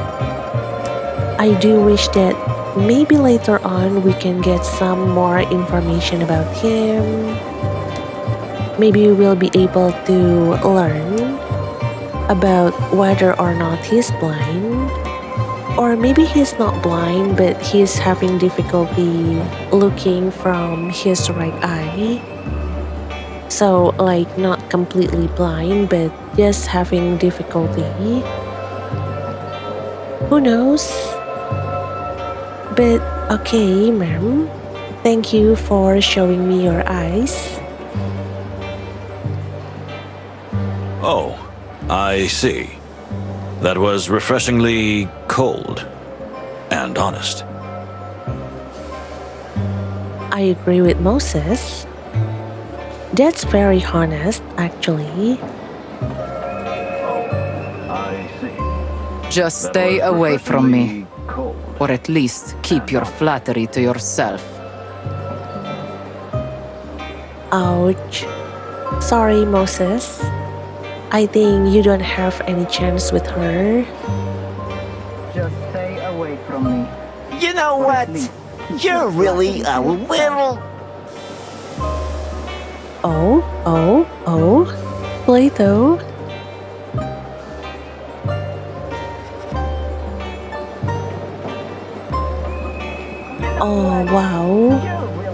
get some choices here now. Oh my god. All of these choices are quite fun. Well, not all of them, because the first one, As You Wish Man,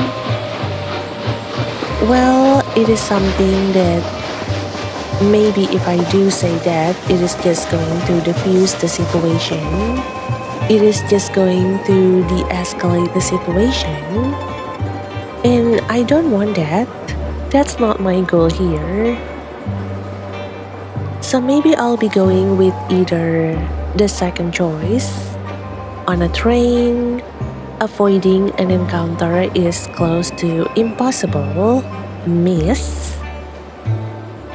I do have to really grind it on the miss, just for her to feel my sarcasm.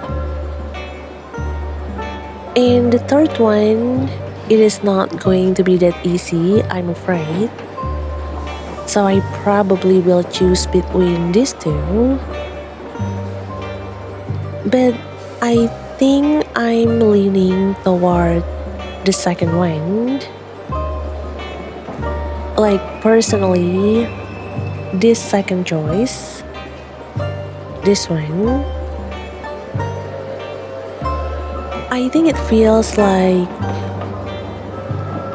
I understand what you want, but I can't just bend to your whims like that. Like, I get what you want, but I can't just do that. It is not that simple. Realistically, it is impossible for me to fulfill your whims. So I think I'm going to go with this one. I really want to see how she reacts to this answer. Here you go. What an arrogant response. I didn't expect anything else from one of you. Good day, gentlemen. Oh, thank you. But wait, am I mistaken? Am I wrong here? But does she look happy with my answer? Ma'am, do you find my answer to be satisfying? Is it up to your standard? Is it up to your expectation? But okay, good day, beautiful lady. Same to you, madam. Oh, look at him. He's getting a headache. Oh, hang in there, Moses. Let me pat his head using this yellow cursor. There. But yeah, thank you for speaking to us, ma'am. I'm not sure if that counts as speaking, as chatting, but well, we did talk. We did exchange a few words. Whew, she's something, ain't she? Just like the weather here. Ice cold and, well, mostly ice cold. Well, I do find the weather here to be pretty, like ice cold and pretty. And I think that's the best way to describe Kanya, at least in my opinion, from my point of view. Indeed. But it's interesting what she said. I mean about the peace negotiations. Wait. Why? Did she say anything strange about the peace negotiations?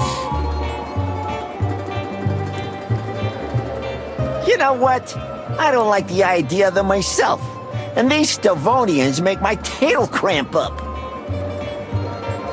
Wait, so Plato is not a fan of this peace negotiation either?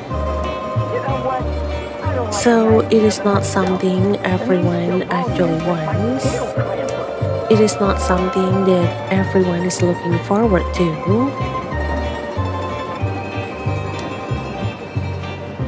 I mean,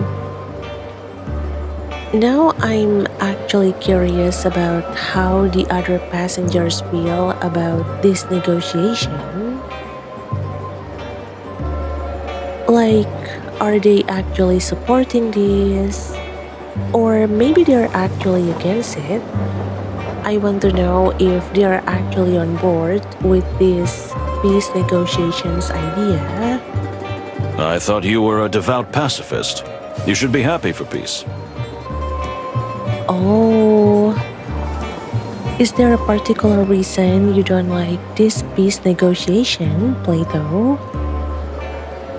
Do you mind sharing with the class? devout pacifist. You should be happy for peace. Well, since I've been through the hell of war myself, I am.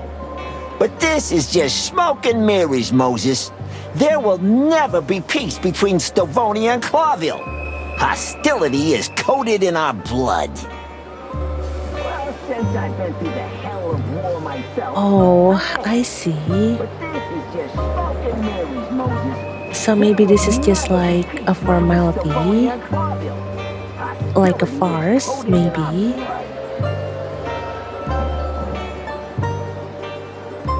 But really though, like, is peace between Clawville and Stavonia is really impossible to happen?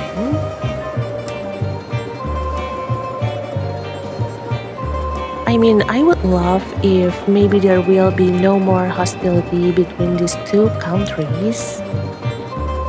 Like again, war never brings anything good with it. And if this hostility is still happening between these two countries, we never know. There might be another war coming. Maybe it is just going to be what the text says before, in that Stavonia lore that we read about how the second Great Myth Wars might happen. And I don't want that, and I'm sure everyone that live in this pretty universe, in this pretty world, they don't want that too. No one wants war, except maybe a few people that benefits from it. Maybe. But let's not get ahead of ourselves. We haven't even started this journey. Oh, that's right. Yeah, you're right. And we might just be in for the adventure of a lifetime, huh? We haven't even started this journey. There you go, folks. This is the very example of a sentence that is definitely going to come back to bite you in the ass. This is definitely that sentence. Like, this is definitely a red flag. Like a big, big, big red flag.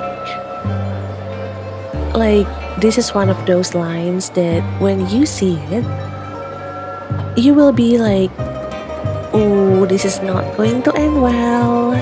Oh, this is going to go very, very wrong.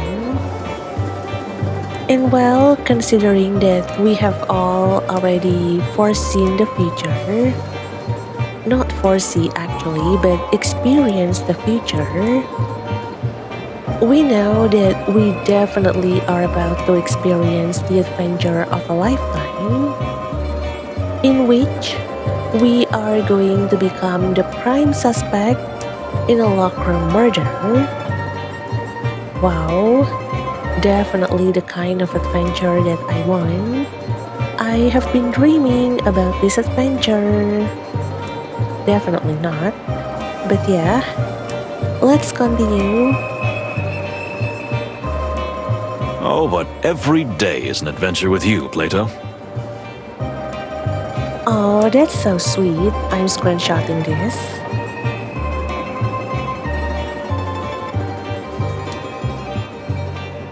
There you go. I really like their chemistry.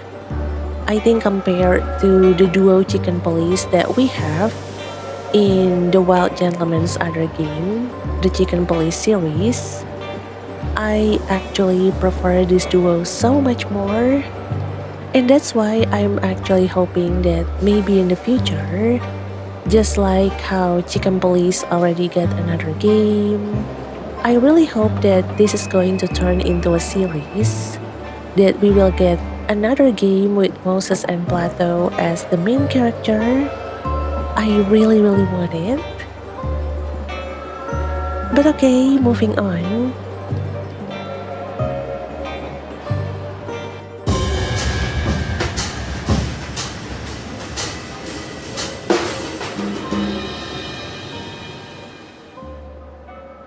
More and more passengers. I agree. We got 2 new passengers. If you want to know more than animals are willing to tell you, use your refined senses, Moses. Remember what you've taught me. Alright. This is where we are actually supposed to learn about our animal senses. But I guess I get a little too excited. And I might have gotten a little ahead of myself and explained the whole system before the game did. But that's okay. We are just going to go through them again. You're in a rather educational mood today, my dear friend. I could almost call it lecturing.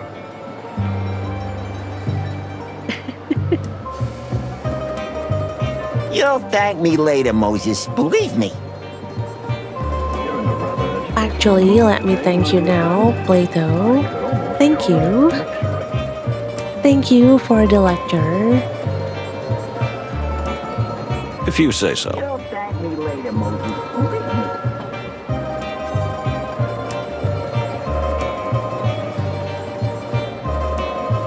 And now, let's see. Oh, look at that. Now we can use our ear to maybe hear something that we normally can. And there seems to be a new smell that we can sniff out, literally. But maybe let's go with the ear first. Here. Oh, what's wrong? Nervous whisper. Stop staring at that woman. Waduh. Loh. What woman? I know. What woman? Stop staring at that woman. Oh my god. I would rate that like 1 out of 10. Worst excuse. Oh my god, that's really bad. What woman? I know what woman. These actors know what woman. And you know what? If there's like a passing end and I ask them, I'm sure that they will answer too. They know what woman that you are staring at, actor. Oh my god, this is funny. Yes, you are. You are looking at that cat. Stop it, it's humiliating. Okay. I guess someone got a crush. Or wait, no, maybe it's not even a crush. Maybe they're actually already in a relationship. Maybe they know each other, and maybe that's the reason why Kanya is here, to be able to meet up with this actor. I don't know. Everything is possible here. But I don't actually understand the context of this. Like, are these two in a relationship? This actress and this actor? And maybe she got jealous of him staring at Kanya. And maybe that's why she's scolding him right now. Or maybe she just thinks that it is not appropriate for him to do that, which I actually agree. I don't know. We will have to learn about it later. We will have to dig about this later. It's not a cat, it's a panther. Whoa. Oh my god, he sounds like he's... Oh my god, what is the word for this? Like he's charmed? Smitten? Yearning maybe? Or down bad? I don't know, but the way that he's speaking about it though, like honestly, he's the one talking, but I'm the one getting embarrassed listening to him. Listening to the way he said like, it's not a cat, it is a panther. Somehow I get embarrassed. But okay, tone it down, please. I'm actually starting to get flustered as well. I really think that he's in love. I don't know if it's like smitten, yearning.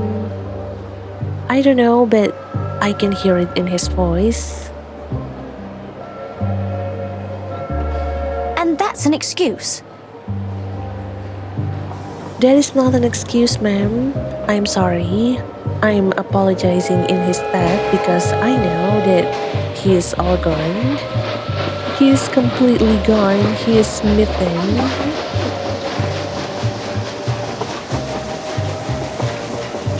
I swear, I wasn't staring, sweetie. Wait. He said sweetie. I mean sweetie. Okay, maybe I'm just old school. Maybe I'm just old-fashioned, but calling someone sweetie usually means you are together, right? Like, if you call someone sweetie, I believe that implies that they are in a romantic relationship. They are together. Or is that different now? I mean, I believe it is supposed to be like that. And if they are together, if they are a couple, and he is out here openly staring at another woman right in front of his partner, his lover, right in front of this actress. Oh, that's not a great look. That's rude, actually.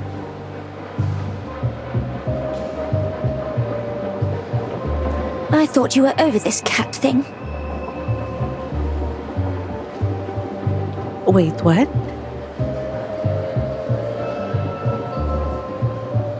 Were they ex before? Maybe they were in a relationship before this actor got together with this actress. Oh my god, there is so much to investigate. I know there is tea here. I need the tea, and I'm going to find it. I mean, this channel may be called Coffee and Cozy, but not today. Today we're brewing tea, we are switching to tea. Today we are playing as a detective and we are going to find the tea. We have to. I need this tea. But okay, moving on.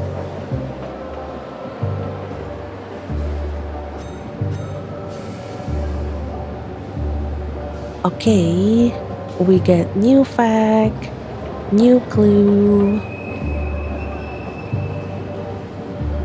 Anything else that I can listen to?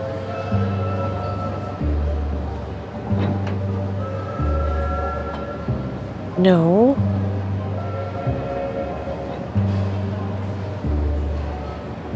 All right. And now maybe let's switch to smell.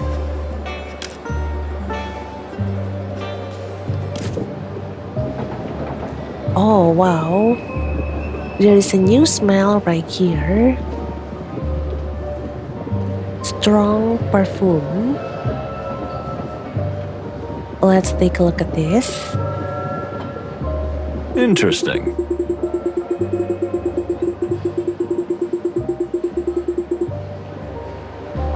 They have an extremely strong and intoxicating perfume around them.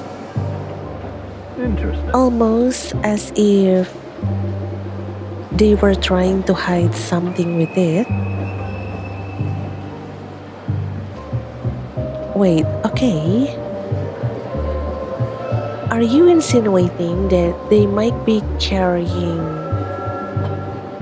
I don't know, something with a strong odor? And that's why they're wearing a perfume to hide it? Or maybe, well, this is just a guess, but maybe they were smoking something before. Something that is supposed to be illegal. And now they're trying to cover the smell by wearing a perfume. I'm not sure, but again, we will keep this in mind. Thank you, Moses.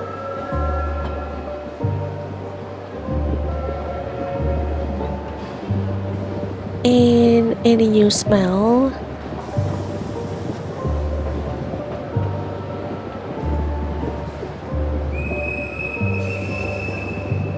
No? Okay.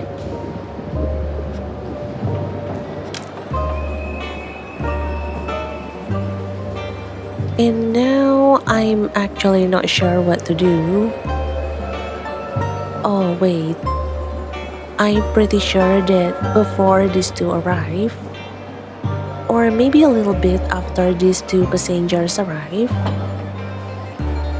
I believe I saw that we can actually ask Kanya about something else. I'm not sure, but I feel like that we are not done with her. So maybe let's go to her.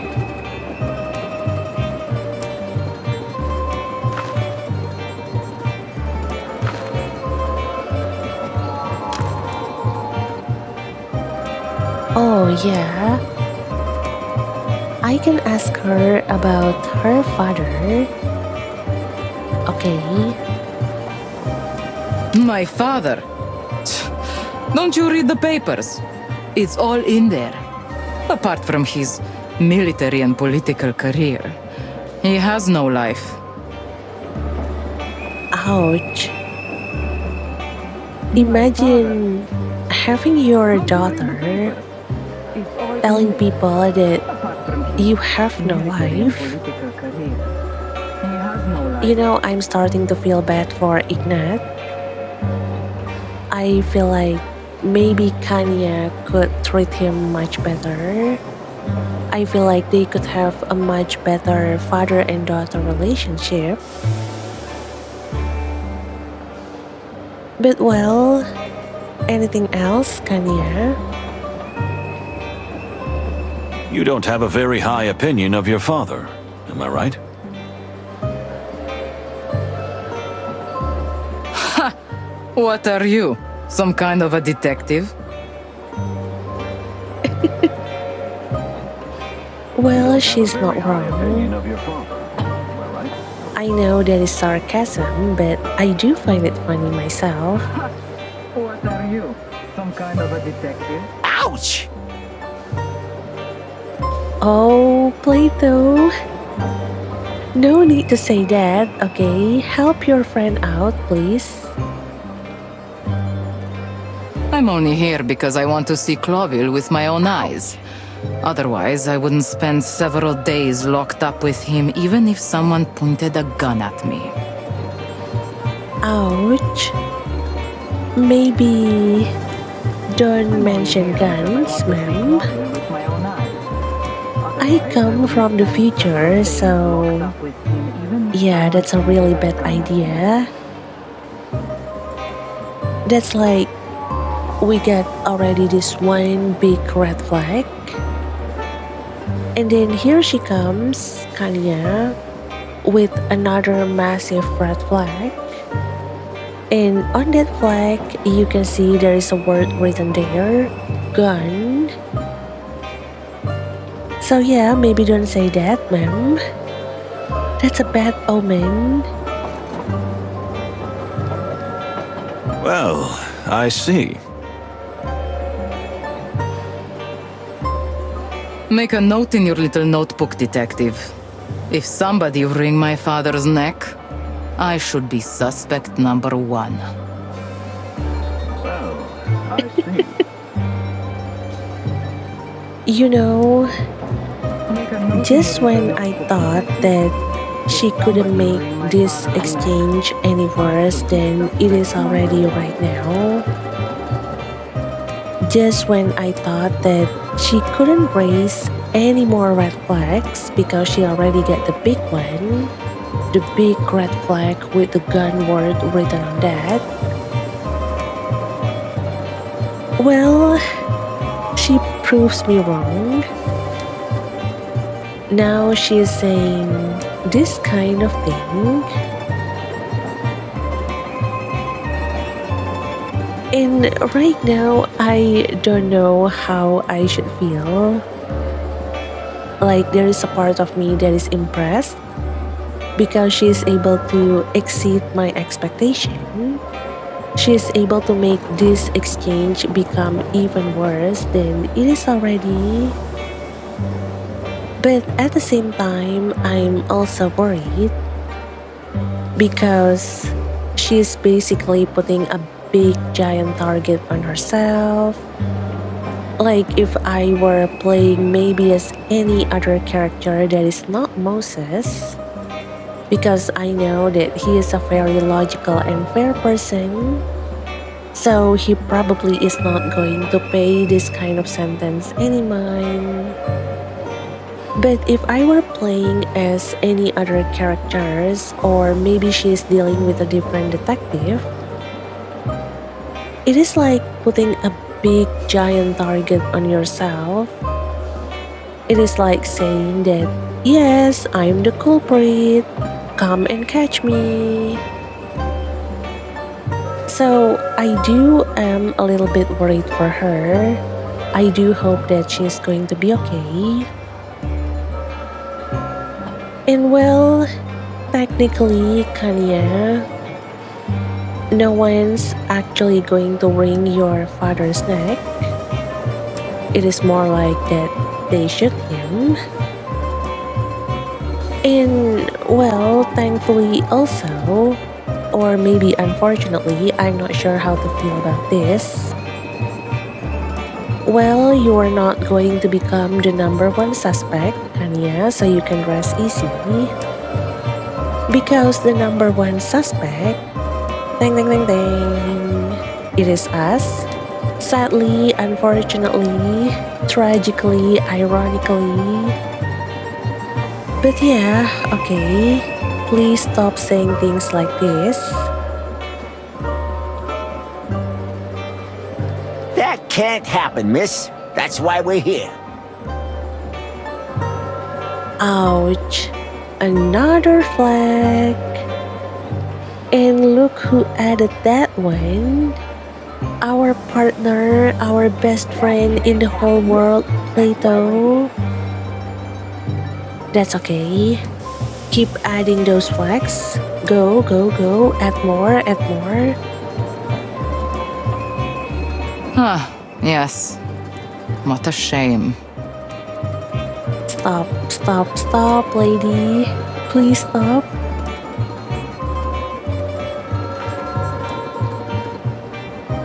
Okay. Wow. Well, what a flagful exchange. I'm not even sure if that's actually a real word, but okay.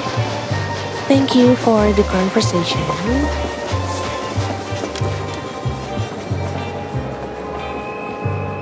Oh, we get new fact, new clue. We will take a look at that soon. But anything else with these two?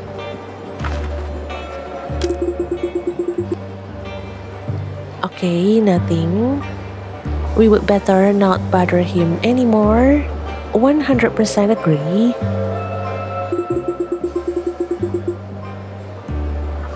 I agree with each and every piece of hair on my back.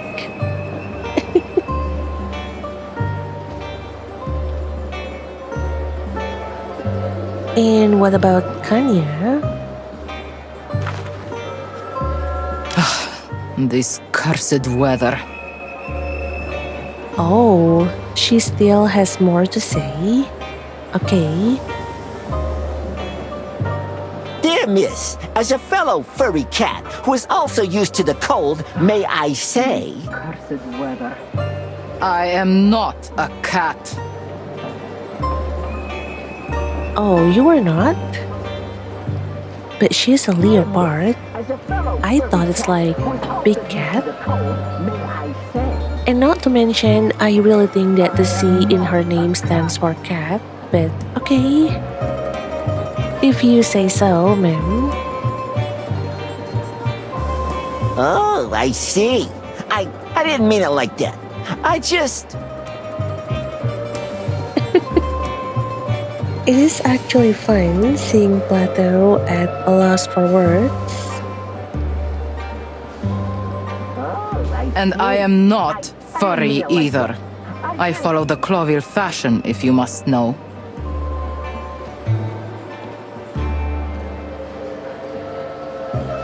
Wait, what? Okay. And I am not furry either. I don't know how to react to that.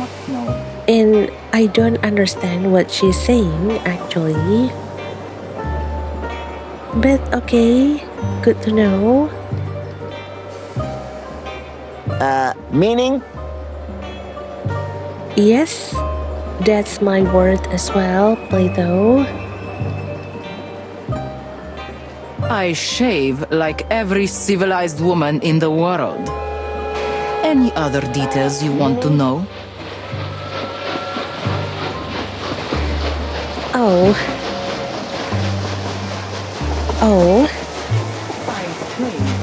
Oh, okay, yeah. Thank you. Okay. Wait, I'm actually speechless. But yeah, let's continue. I didn't even want to know that.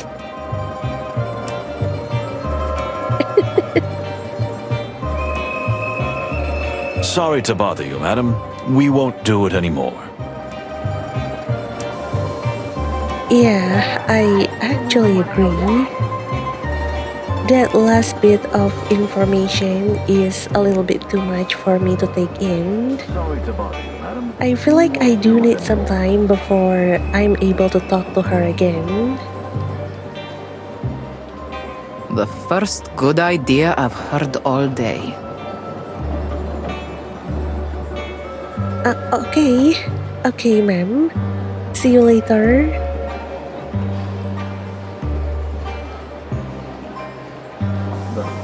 Wow.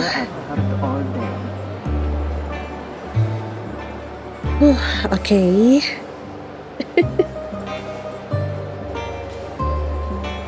I definitely did not expect that. But thank you for the information. I really don't know what to do with that information, but still, thank you. I feel like I have already thanked her like multiple times. But alright, now let's see.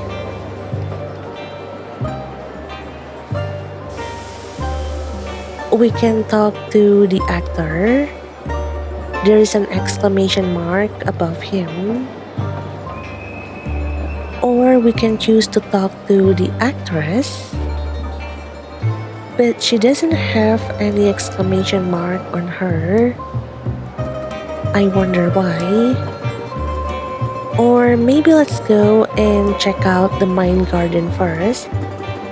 I feel like we get a lot of things from our conversation with Ignat and Kanya just now.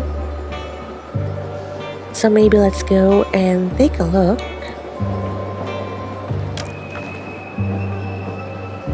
Okay.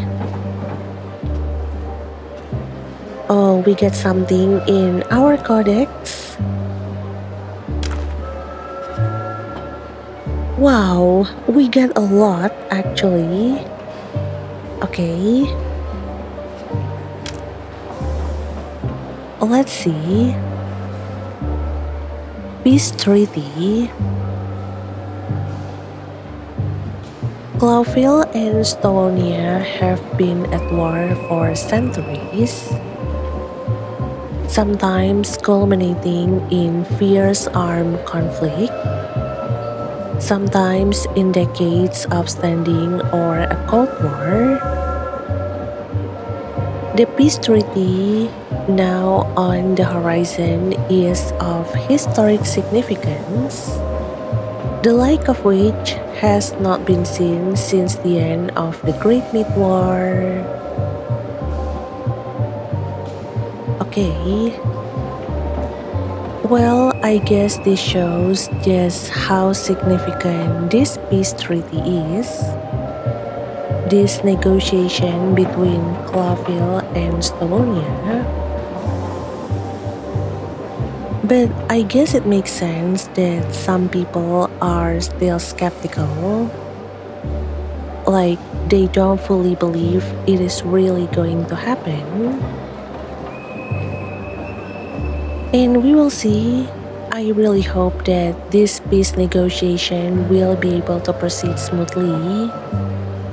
Despite, well, turbulence, obstacle that we know we are going to experience soon. But oh, look, we also got some information about Clawville.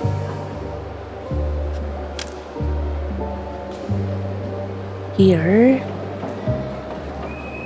Clawville is a city-state, the center of the Clawville colonial empire, and one of the most important and influential cities in the wilderness. Its century-old conflict with the Republic of Stolonia may soon be brought to a close by a peace agreement. And look at the board.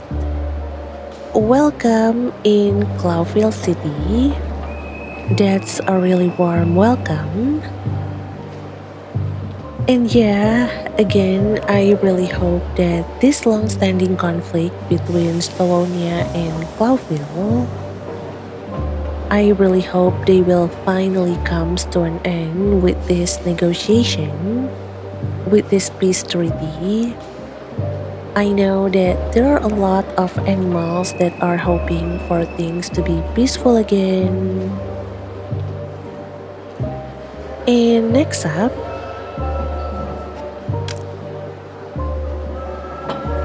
journey through the wilderness. Oh, look, now I can take a look at all this city. Nautica, Clawville, Afiria, and Porsa. And wait, let me read the description first. journey through the wilderness. The Clawville Express is a legendary train that takes a legendary journey. In fact, it crosses the entire continent of Altera, passing through the capitals of the most important countries. It is also iconic in the sense that it starts from Clawville and terminates at Stavonia, in the capital city of Porsa, the great historical enemy of the Clawville crown. Thus, the journey is symbolic and significant in more ways than one. I see. So I'm guessing that Porsa, well, we know that it is the capital city of Stavonia, and Clawville is the capital city of Clawville Empire. But for Afiria and Nautica, I wonder which countries these are the capital cities of, especially Nautica, because if you look at the map here, you will see that it seems like it is in the middle of the ocean. I mean, I believe this is land and this is sea, ocean. So maybe Nautica is actually a city that belongs to maybe like a sea country. Oh, are we actually going to see maybe a fish? Like fish, octopus, jellyfish, shark, whale. Because now that we are talking about fish, I don't think I have ever seen fish during my time playing through the Wild Gentleman's games. I mean, I have seen bugs, insects, because in Chicken Police Into the Hive, I believe that we are interacting with a lot of insects type of people, with, well, insects. So maybe the only ones that I haven't seen when it comes to animal in the Wild Gentleman's games, I think maybe fish and maybe reptiles. Like those are the two that I haven't seen yet. So I do hope that maybe in this game we will be able to see some fish. I really hope so. But yeah, looking at this track, at this route, it really does feel like that we are going to pass through these cities eventually.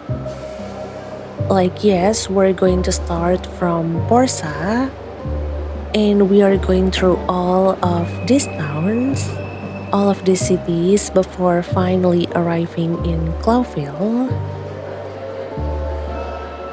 So I do think that the journey is going to be quite long. And I guess it makes sense that if you consider the ticket that we have in our inventory, I really think that there is a good chance we're going to spend about a week in this trip from Porsa all the way to Clawville. I do think that with this much distance, with so much cities and so much towns that we have to pass through, I think a week or maybe more is going to be a given. But yeah, I'm really looking forward to visiting Aviria and Nautica because it hasn't been covered yet in the demo. I'm actually really excited now. Like looking at this and knowing that we will eventually get to them, it is actually quite exciting. I'm excited right now. But okay, I think that is everything for now. And let's take a look at facts and clues. Oh, we got a lot of things here. We got... Wait, a new information?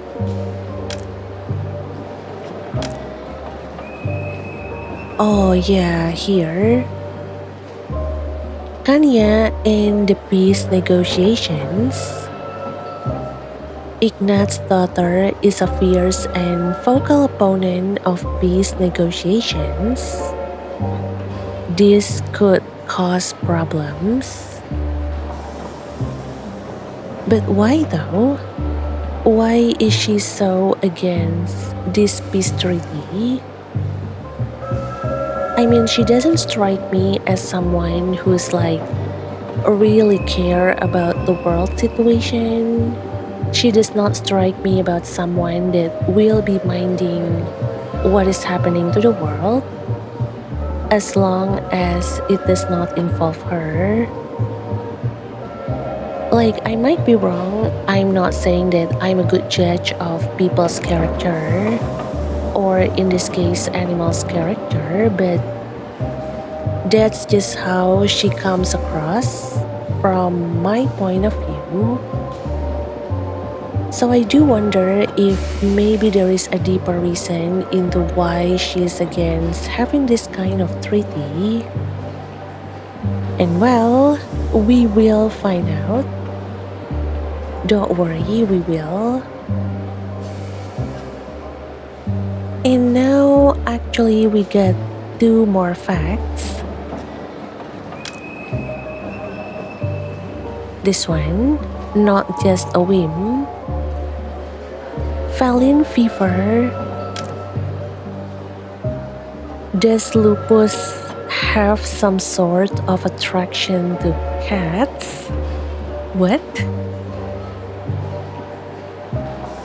Oh, I think Lupus is the name of the actor. The one that we all have seen how bad he yearned for Kania, despite having a girlfriend of his own. I can't say that I really agree with what he's doing.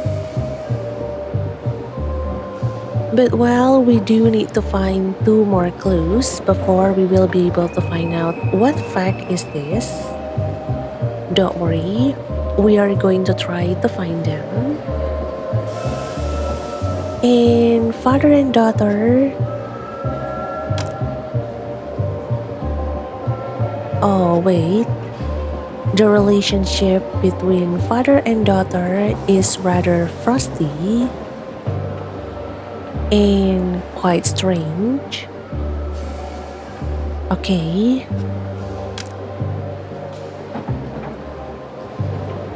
A frosty relationship. Kanya is quite hateful about her father. Could something have happened between them? Or are these the words of a neglected and spoiled girl? Well, I think I would put my money in the option that something might have happened between them. Because after talking to her, I do think that she's not that much of a spoiled little girl. Like, she's not that much of a spoiled person. Like, I don't think she's angry at him if there is not any reason. like a big reason or something that happened between them that will actually lead her treating him like this. And not to mention that previously, Ignat also said something along the lines of, well, that's my fault. That's what he said. And maybe I'm understanding what he's saying in the wrong way. Like maybe he is not exactly acknowledging that the way he is raising her is wrong.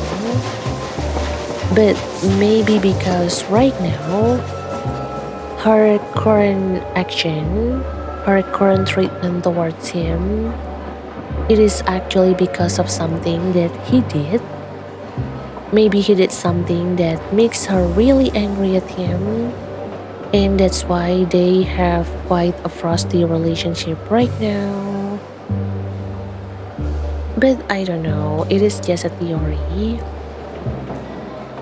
But honestly, I like the way that all of these clues are being presented, because for me, it definitely makes me think about all of this information that I have had so far, all of these texts that I have been reading about them so far, all of these conversations that we have had between them so far. So yeah, hopefully we will be able to learn more. But for now, let's introduce ourselves to the actor and the actress.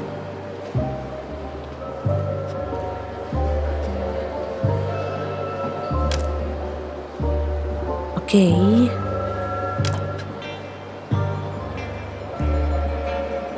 Hello, you two. Interesting.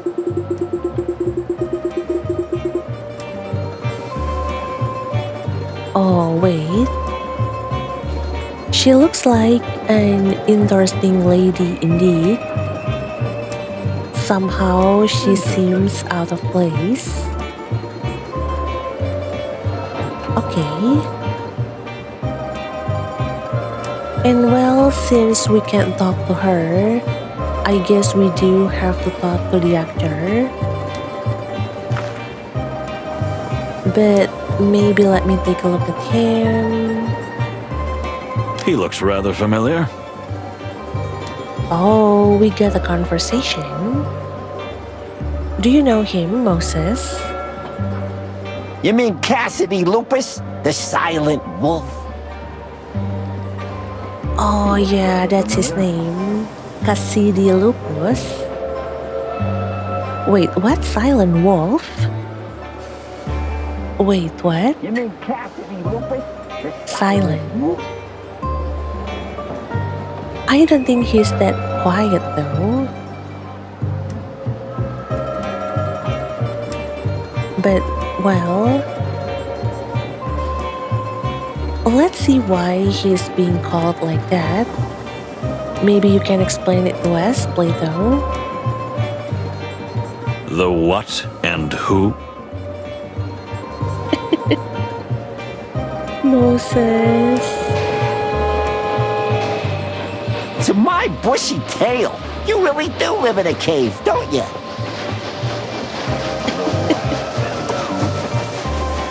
Okay. In my defense, I do feel like I'm kind of Moses too. I'm similar to Moses. Like lately, I have been reacting the same way he does.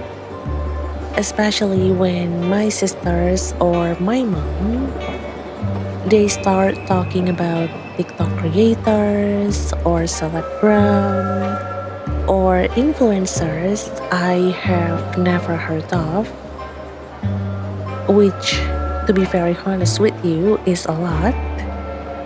I don't know a lot of people actually. And personally, I feel like there are just so many people across so many platforms now. that if you were not active in that space, or maybe you were not interested in that niche, you just won't know them. You just probably haven't heard about them. Like my sister mentioned this one TikTok creator the other day, and I was listening to her talking, and I was like, wait, what? Who? Who and what? Just like Moses' reaction. And my sister looked at me like I was crazy for not knowing about them, for not having heard of them. But then again, I barely even open TikTok. Like, I am not active on TikTok. I am not active on Instagram. And when I'm busy, I don't really check social media much anyway. So I'm definitely not up to date on who's famous on this platform or that platform.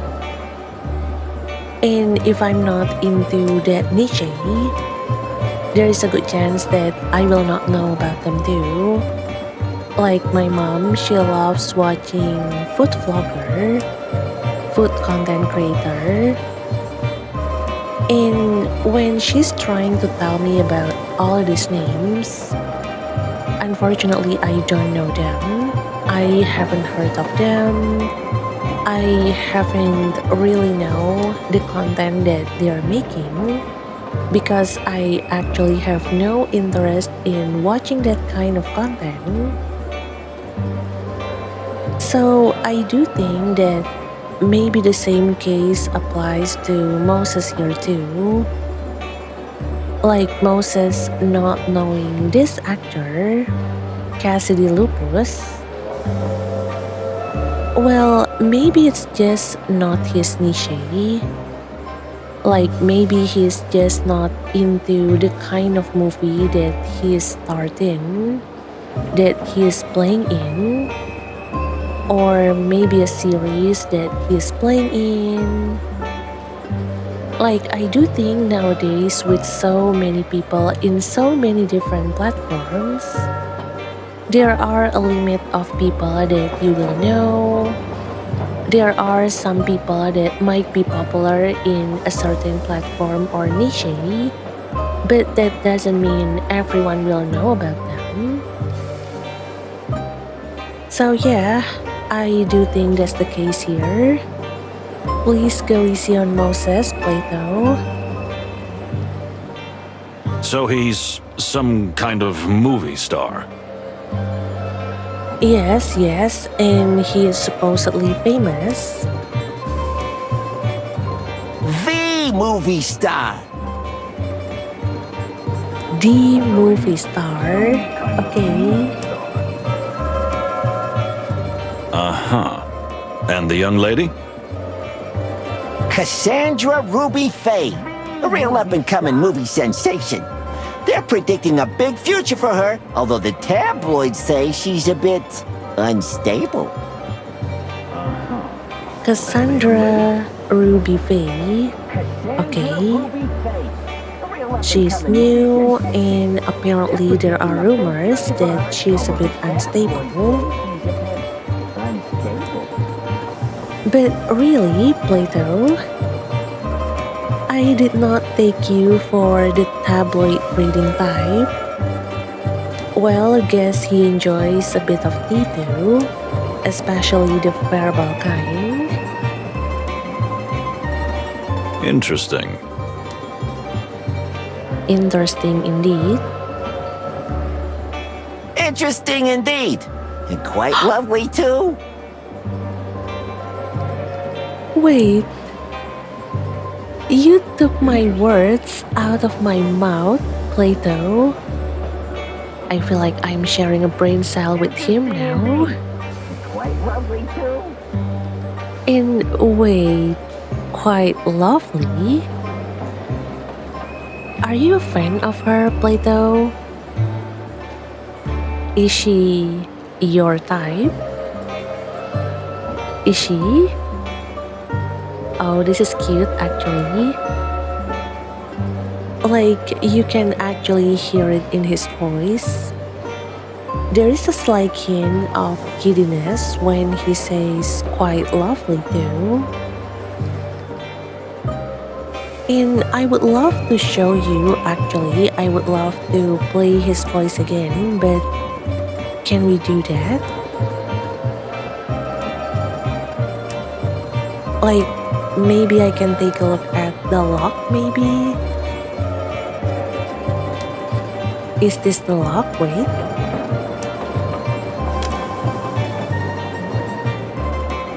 Oh yeah, but I don't think I can play his dialogue again.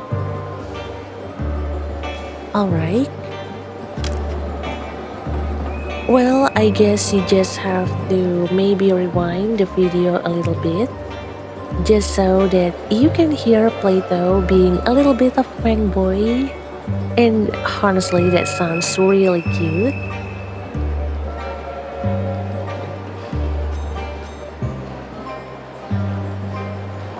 But okay, we get new animal entry.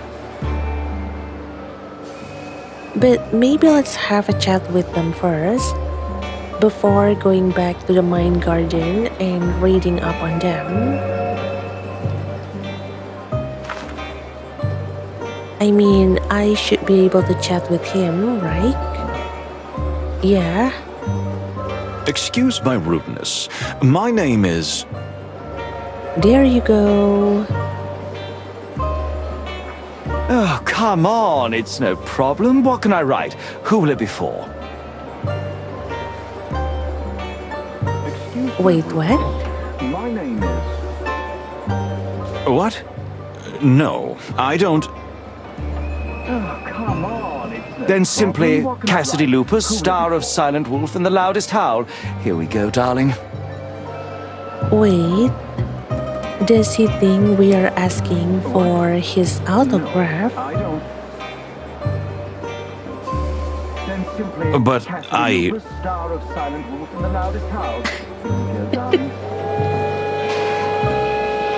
Oh, Moses.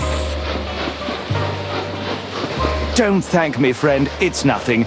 My pleasure.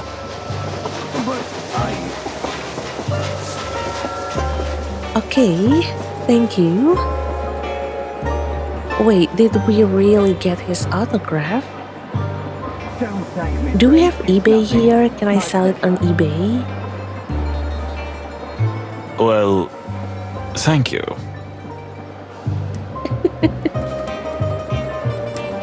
Oh, Moses doesn't know how to properly tell him that they're not here for his autograph. Hey, mister! Oh, there we go. Plato is here to save the day. Or more like to save his partner because he's being way too awkward. Yes, little... thingy? Little? Wait, you dare call Plato little?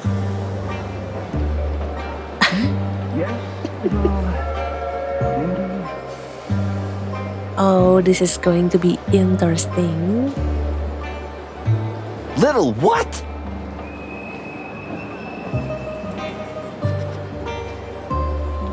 Okay, we have got 3 choices again. And I think for this one, I'm going to go with the first one.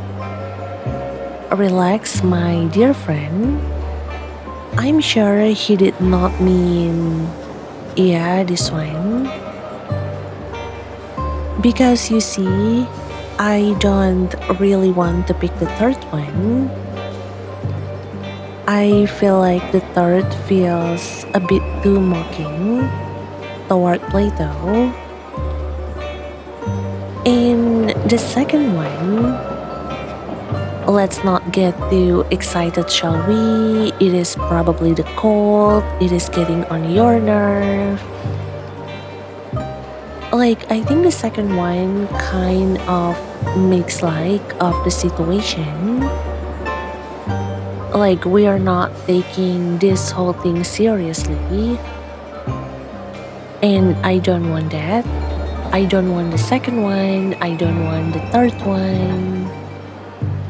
I mean, imagine saying like, ouch, that must have hurt.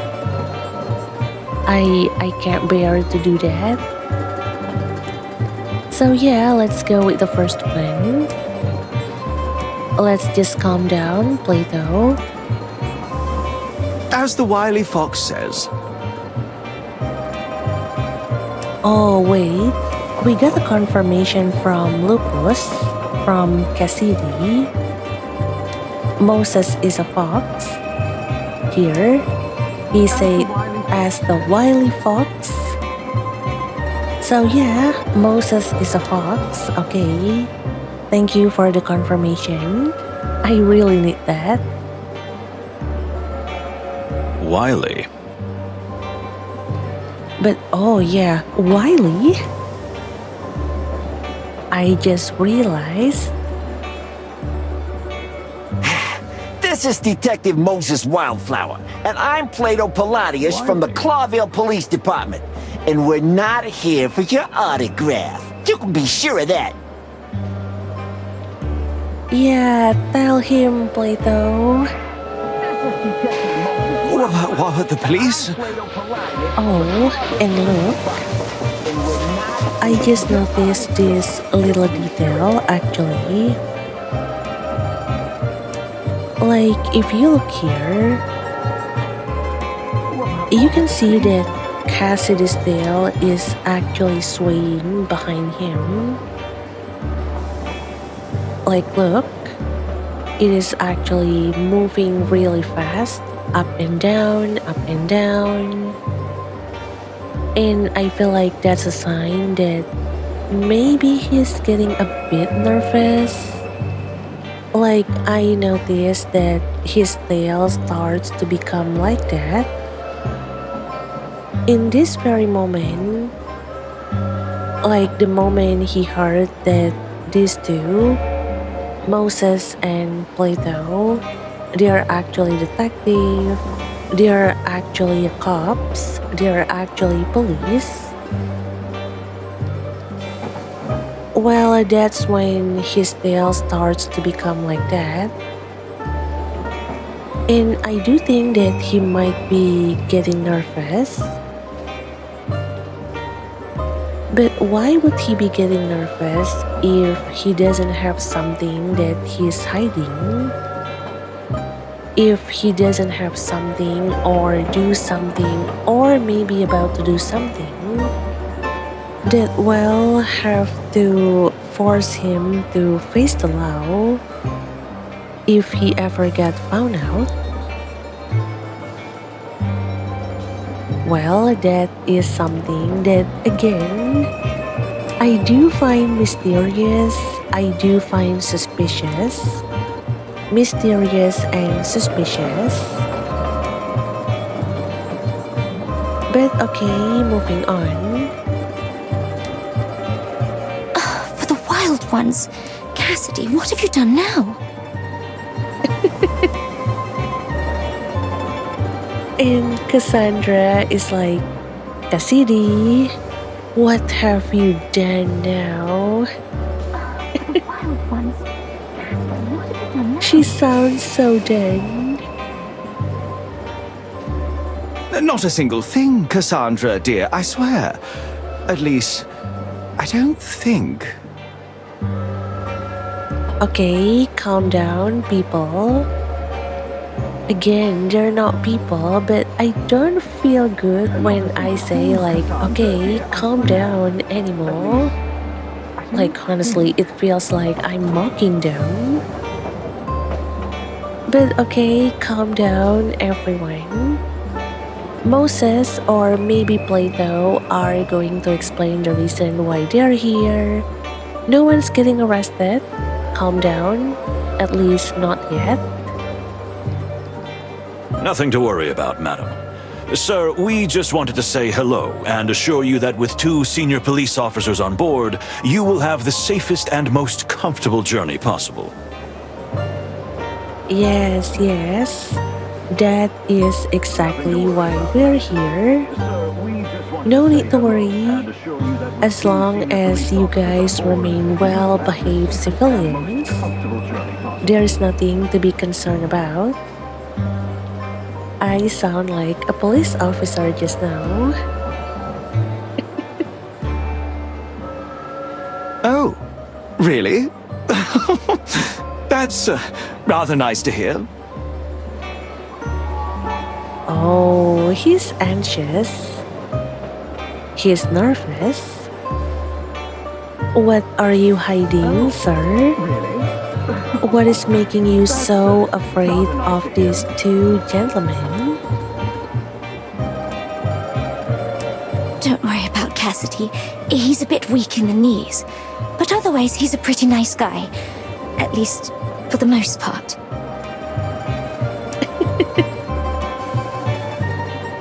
I like the way she's describing him. It's like she's trying to defend him 1 second, and then the next one, she seems to consider it again. She seems to be like, wait, no, he's not that nice of a guy. And I like that, actually. Thank you. Miss Cassandra, yes. For the most part, but darling,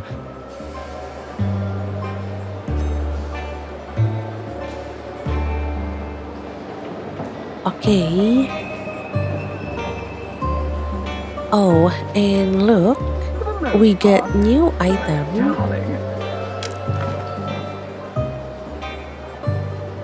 Oh, his autograph. I'm selling this on eBay. But wait.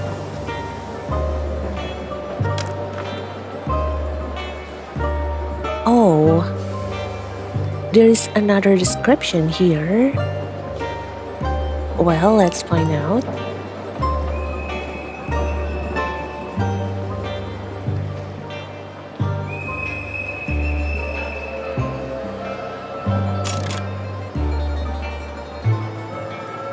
There you go. Secret found. Well then, you have unlocked a secret clue. Okay.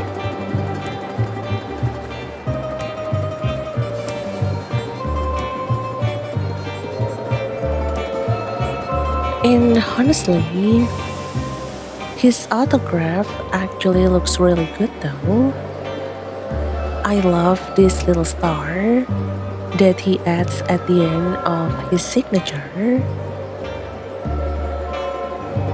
And to tell you the truth, I used to want to do that too when I was a kid.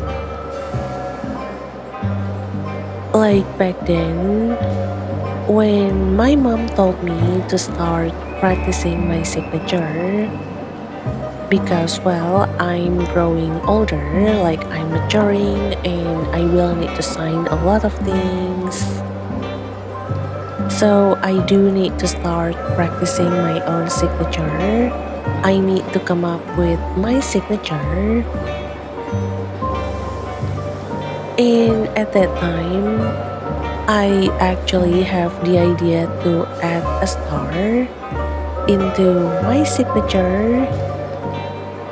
Like maybe if it's not a star, then maybe like a crescent moon. Like I really want something like a drawing in my signature. But then in the end, I decided to not add any kind of drawing. Because actually my signature, like right now, my signature is actually quite long and quite complicated. Like maybe I could find a way to make my signature much more simpler, but I'm not that creative, unfortunately. But because my signature is very long, very complicated, like in the end, I decided to not add a drawing because I'm afraid that it is just going to take up much more times. And when it comes to signing things, sometimes there are times where you have to be fast, where you have to be quick. So in the end, I decided to not add them to be able to save more time. Because trust me, my signature can be quite long, quite complicated. But yeah, I'm glad to see that he is able to add a little drawing to his signature. I think this actually makes everything looks much more pretty. And then again, because he is a movie star, I do think that having a star at the end of this signature is very fitting of him.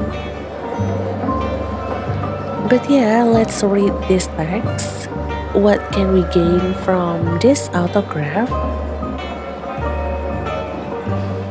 Autograph by Mr. Lupus. An unwanted autograph from Mr. Cassidy Lupus. The handwriting shows that he has scribbled his name a million times before. I see. I guess he's just that good. Like because so many people are coming to him, asking for his signature. Well, I guess he got used to really fast at signing things. And yeah, as you can see, it is actually written right here.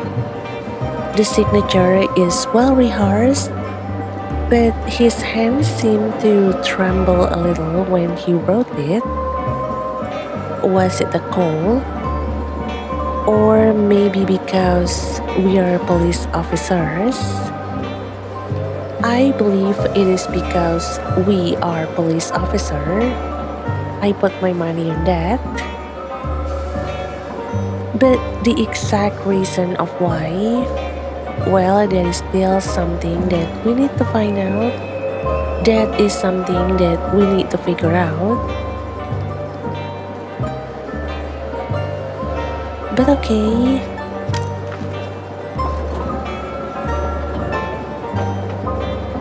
I think that's everything.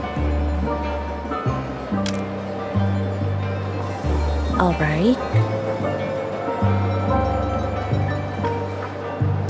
And now... Oh, we can continue talking with Cassidy. Sure, why not? Forgive me for the autograph fiasco. You know, the fans just find me everywhere. It's a nightmare. Well, understandable. That's okay. Don't worry. Forgive me for the autograph fiasco. I can You know, the imagine. fans just find me everywhere. It's a nightmare. You can't imagine.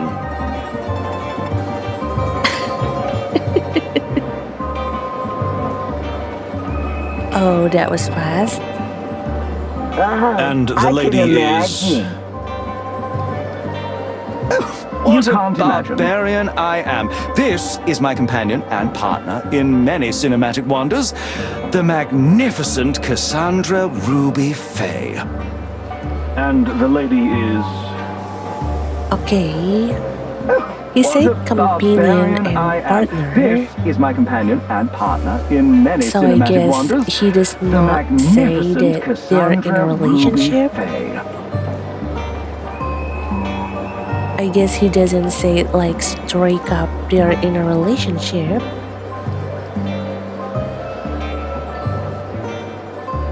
But are they in a relationship? That's what I want to know. Actually, I'm not that good at reading between lines. I need like a straight confirmation that yes, they're in a relationship, they're boyfriend and girlfriend, they're lovers. Because when he said like companion and partner in many cinematic wonders, well, I think that's just basically like straight up claiming that you are work partners, work colleague, and I don't know. But yeah, maybe we will be able to get that confirmation later. Gentlemen, if I may say so, it's extremely reassuring that you're traveling with us. Oh, she's sweet. Thank you. Gentlemen, if I may say so, it's extremely reassuring Oh, that you're let's traveling with us. see. Our pleasure, man. Well, I don't expect much reassurance on this trip. And the last one, not so much for us. Okay. I think I'll go with the first one. Our pleasure. You are a real gentleman. I agree. I really think Moses is a real gentleman. Don't worry about a thing, as long as you see us. You are a real gentleman. Are you two going to the party? Oh, yeah? I mean, Plato would love to. I Don't regret to worry say that about we a thing, probably will. as long as you see us. I regret Are to you say two going that to the we party? probably will. I think you are the only one regretting it, Moses. That's wonderful. I regret to say that we probably will. See you there, madam. Sir?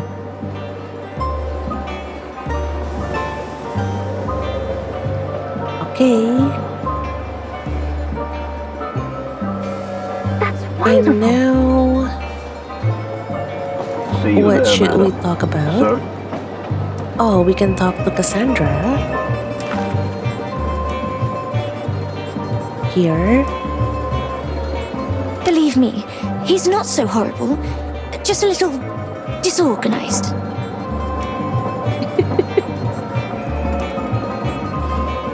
Yes, ma'am, I believe you. But why do I feel like she's actually taking this chance to roast him? Just a little disorganized. I really feel like she's roasting him now. Like slightly, but not fully. Oh, you got me. For good. I couldn't deny it if I wanted to. You know, it's funny meeting you here, on the other side of the world. Oh, you got me. For It good. is indeed. I couldn't The deny it if I wilderness is wanted so to. small. I think they're supposed to say like, It's I funny guess meeting the you world here, is so on the other side small. of the world. But now they're saying it like the wilderness indeed. is so The small. wilderness is so small. But I do wonder what exactly are they here for? Like, what is their real reason for being here? Surely they're not here on vacation. Madam, I've been around the world more than once, and I assure you, it's quite huge. Plato, no, it is just a form of expression, Plato. Madam, She does I've not been around really the world mean more that than the once, wilderness and is I assure you, small. it's quite huge. And yet, 4 citizens of Clawville just happened to be in the same place at the same time. What a wonderful coincidence. Am I right? She is right. I wouldn't be so And yet, sure that's a 4 coincidence. citizens of Clawville just happened to be in the same place at the same time. Here we go. Am I right? Ignore his cryptic remarks. Like, our lives are a tattered detective novel. I wouldn't be so More sure like that's a game. coincidence. But, well, Here we go. I'm glad that he doesn't say game though, because if he say it, our lives are a I tattered guess we can detective count novel. that as like breaking the fourth wall. Oh, how exciting. Isn't it, darling? You can't tell me they're not a couple. He's calling her sweetie, she's calling him darling. Like, it is either that they're Isn't it, together, or I'm completely out of touch with how people talk to each other these days, with how people address their work colleague these days. No. That's right.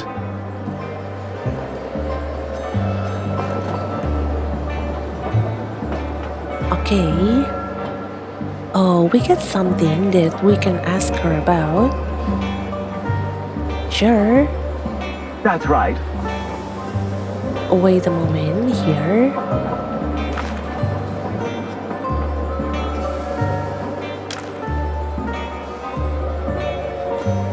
Oh, worried look.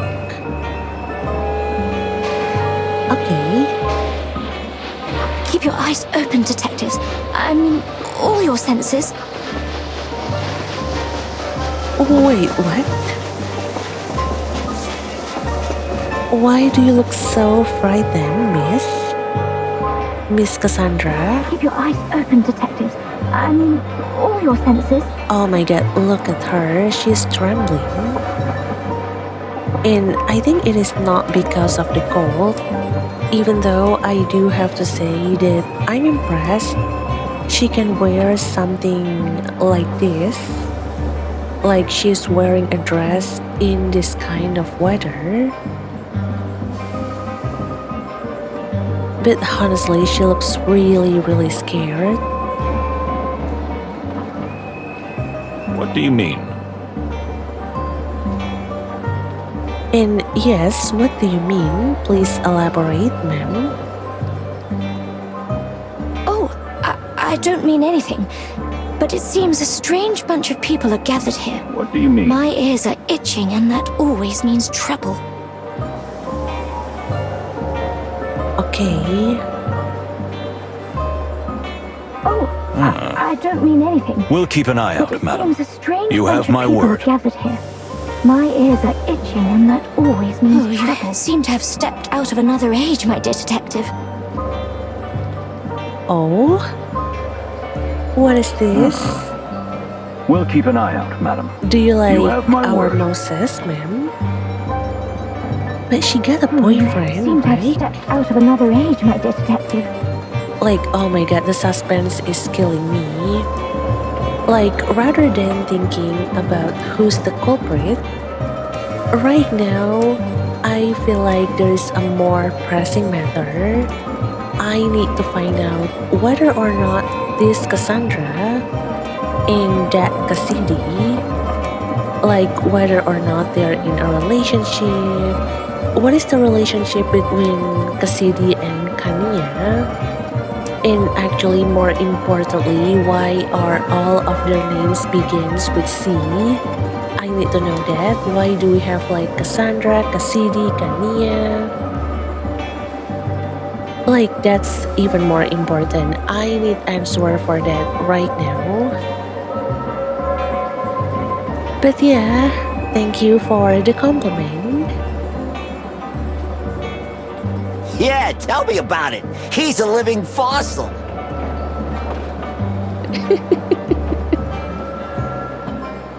No, Plato, that's not what she's trying to say. Yeah, tell me about it. He's a living fossil.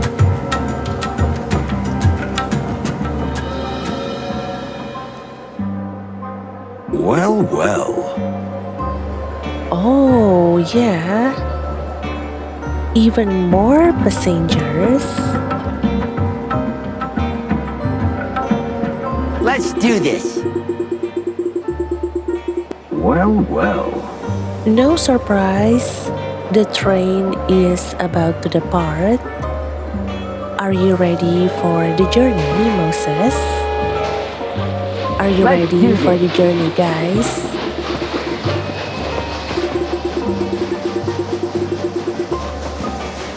Me? Oh, my dear friend, I'm always ready.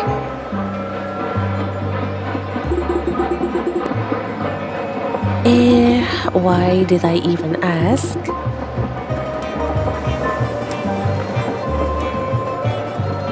Okay. Thank you, ma'am. It is nice chatting with you.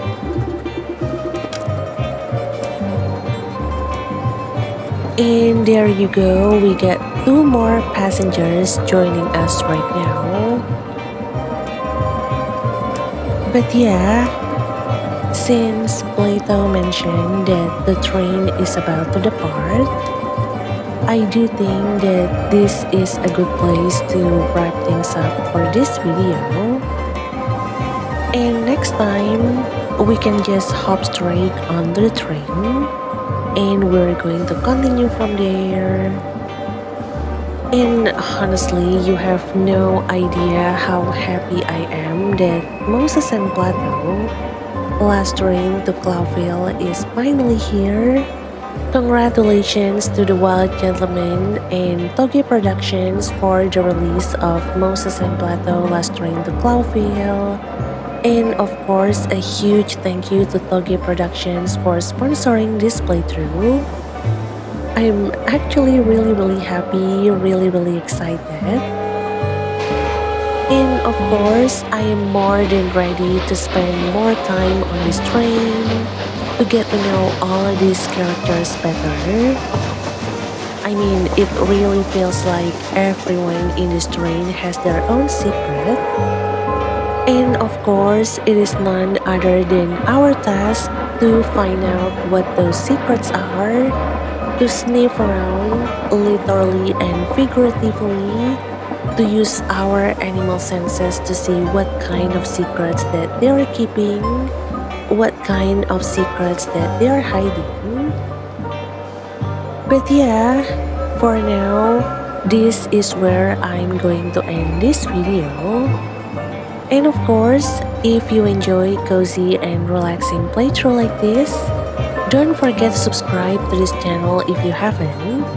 Leave a like on this video and feel free to share this video or even better this channel with anyone that you think might enjoy this kind of content, or maybe they simply need something calming to accompany their day. Feel free to share this video or this channel to them. Because you see, my goal has always been to continue bringing cozy and relaxing playthrough to this channel without ever compromising the quality, dedication, passion, and care I put into every game I play, and your support will definitely help me keep doing just that. Or even better, to be able to cover more games. I really want to be able to play more games. But yeah, for now though, thank you so much for watching this video. I really hope you enjoyed this experience with Moses and Plato, last train to Clawville. Don't forget to join me in the next part as well. Take care of yourself, and I'll see you in the next one. See you!